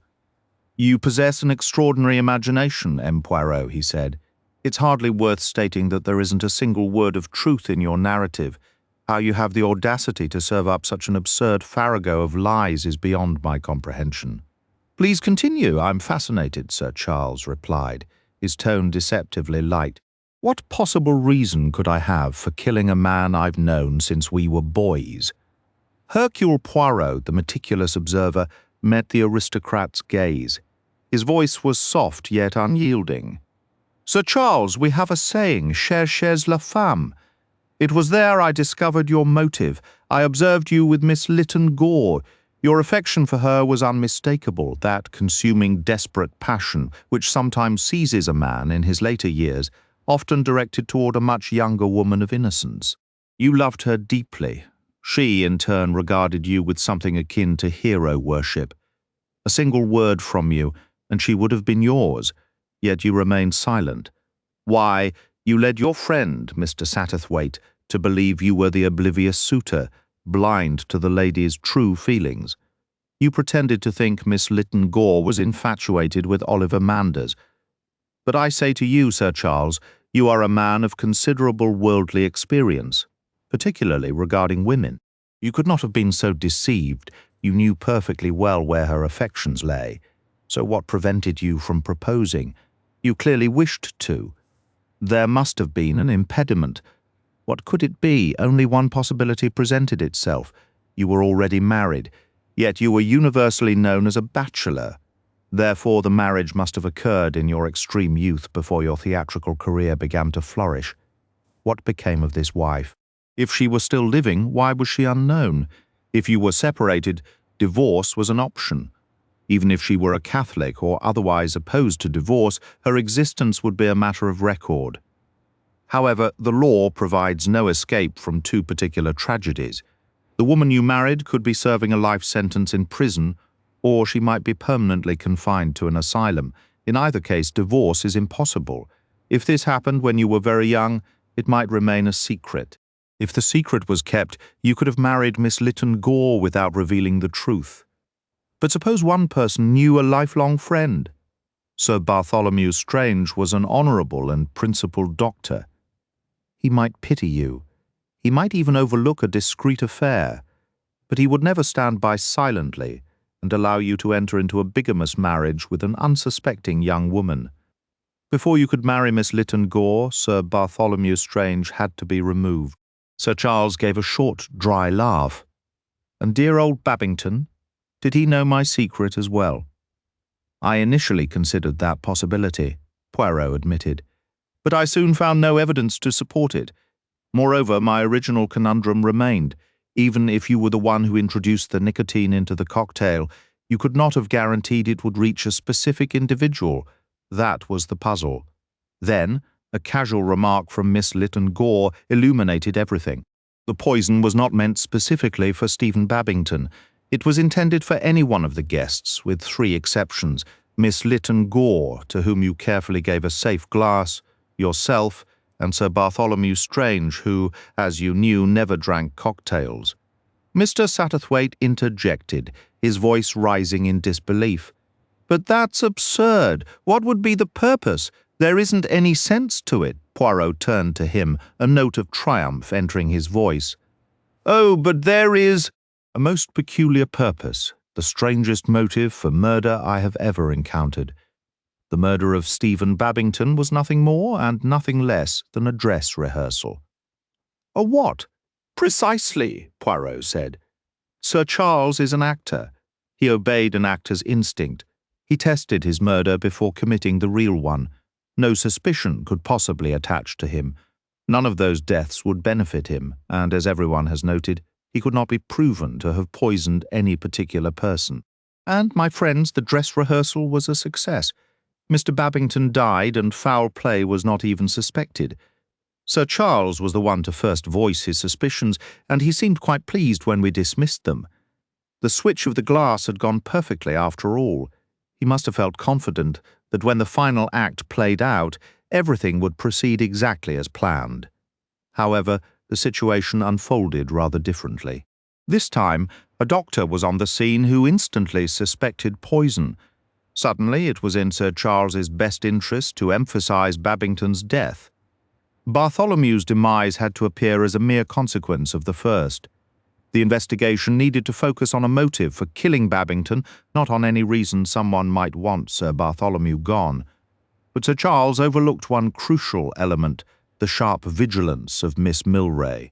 She was aware her employer conducted chemical experiments in the garden tower. She had handled bills for rose spray and noted that a significant amount had mysteriously vanished. When the news broke about Babington dying from nicotine poisoning, her intelligent mind immediately connected the dots.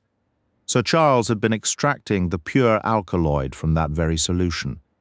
Miss Milray found herself in a terrible dilemma. She had known Mr. Babington since her youth, and she was deeply, devotedly in love with her captivating employer, the kind of profound love an overlooked woman can harbour. Ultimately, she resolved to destroy Sir Charles's equipment, something the overconfident man had never bothered to do himself. She travelled down to Cornwall, and I followed. Sir Charles laughed again, looking more than ever like a refined gentleman confronted by something vile. "Is some old laboratory junk your only evidence?" he asked with contempt. "No," Poirot replied. "There is your passport showing your dates of entry and departure from England. And there is the fact that in the Harverton County Asylum resides a woman named Gladys Mary Mugg, the wife of Charles Mugg." Egg had sat motionless, a statue of ice, but now she stirred. A soft cry, almost a moan, escaped her. Sir Charles turned to her magnificently. "Egg, you don't believe a word of this ridiculous tale, do you?" He laughed, his hands outstretched. Egg moved forward slowly, as if in a trance. Her eyes filled with torment and appeal, locked with her lover's. Then, just before reaching him, she faltered. Her gaze dropped, darting around the room as if searching for an anchor. With a broken cry, she sank to her knees beside Poirot. "Is it true? Tell me, is this true?" He placed both hands on her shoulders, a firm and kind gesture. "It is true, mademoiselle." The room fell silent except for Egg's sobs. Sir Charles seemed to age decades in an instant. His face became that of an old man, a leering satyr. "God damn you," he said, and in all his years on the stage no line had ever carried such pure, chilling malice. Then he turned and left. Mr. Satterthwaite started from his chair, but Poirot shook his head, his hand still gently soothing the weeping girl. "He'll get away," Mr. Satterthwaite insisted. Poirot shook his head again. "No, he will merely choose his curtain call, the slow one before the eyes of the world, or the quick one in the wings." The door opened softly. Oliver Manders entered, his usual sneer gone, replaced by a pale and troubled expression. Poirot leaned toward the girl. "See, mademoiselle," he said gently. "A friend has come to take you home." Egg rose unsteadily. She looked uncertainly at Oliver, then took a stumbling step toward him. "Oliver, please take me to Mother. Just take me to my mother." He put an arm around her and guided her toward the door. "Yes, dear. I'll take you. Come along." Egg's legs trembled so badly she could scarcely walk. Supported by Oliver and Mr. Satterthwaite, she made her way. At the doorway she gathered herself, throwing her head back with a fragile dignity. "I'm all right," Poirot made a slight gesture, and Oliver Manders returned to the room. "Be very good to her," Poirot said. "I will, sir," Oliver replied. "She's the only thing that matters to me in this world. You understand that? My love for her turned me sour and distrustful, but I intend to change. I'm prepared to wait, and maybe one day." "I believe so," Poirot replied. "I believe she was starting to develop feelings for you before he arrived and swept her off her feet. Idolizing someone can be a genuine and dangerous trap for the young. One day, Egg will fall in love with a true companion and build her happiness on solid ground." He watched the young man depart with a gentle expression. Shortly after, Mr. Satterthwaite re-entered the room. "M. Poirot," he said, "you have been extraordinary, absolutely extraordinary." Poirot adopted a humble air. "It is a small thing, a mere trifle. A tragedy in 3 acts, and now the curtain has closed." "If you'll pardon the interruption," Mr. Satterthwaite began. "Yes, there is something you wish to have clarified. There is one detail I've been wondering about. Please ask, why is it that you sometimes speak perfectly fluent English, and other times you do not?" Poirot chuckled. "Ah, allow me to explain. It is true that I am capable of speaking precise idiomatic English. However, my friend, to speak broken English is a tremendous advantage. It causes people to underestimate you. They think, he's just a foreigner. He can't even speak the language well. My strategy is not to intimidate others, but to invite their mild amusement. I also tend to boast. An Englishman will often say, 'Someone that full of himself can't be worth much.' That is the typical English perspective, and it is quite mistaken, so you see I lull people into a false sense of security. Besides," he added, "it has simply become a habit." "Well, I never," remarked Mr. Satterthwaite. "That's positively serpentine cunning." He fell quiet for a moment, reflecting on the case. "I'm afraid I didn't distinguish myself in this affair," he said with annoyance. "On the contrary," Poirot countered, "you recognize that crucial detail, Sir Bartholomew's comment about the butler. You understood Miss Wills's sharp observation. In fact, you could have unravelled the entire mystery yourself if not for your theatre-goer's instinct for dramatic flair." Mr. Satterthwaite brightened. Then, abruptly, a thought struck him. His expression fell.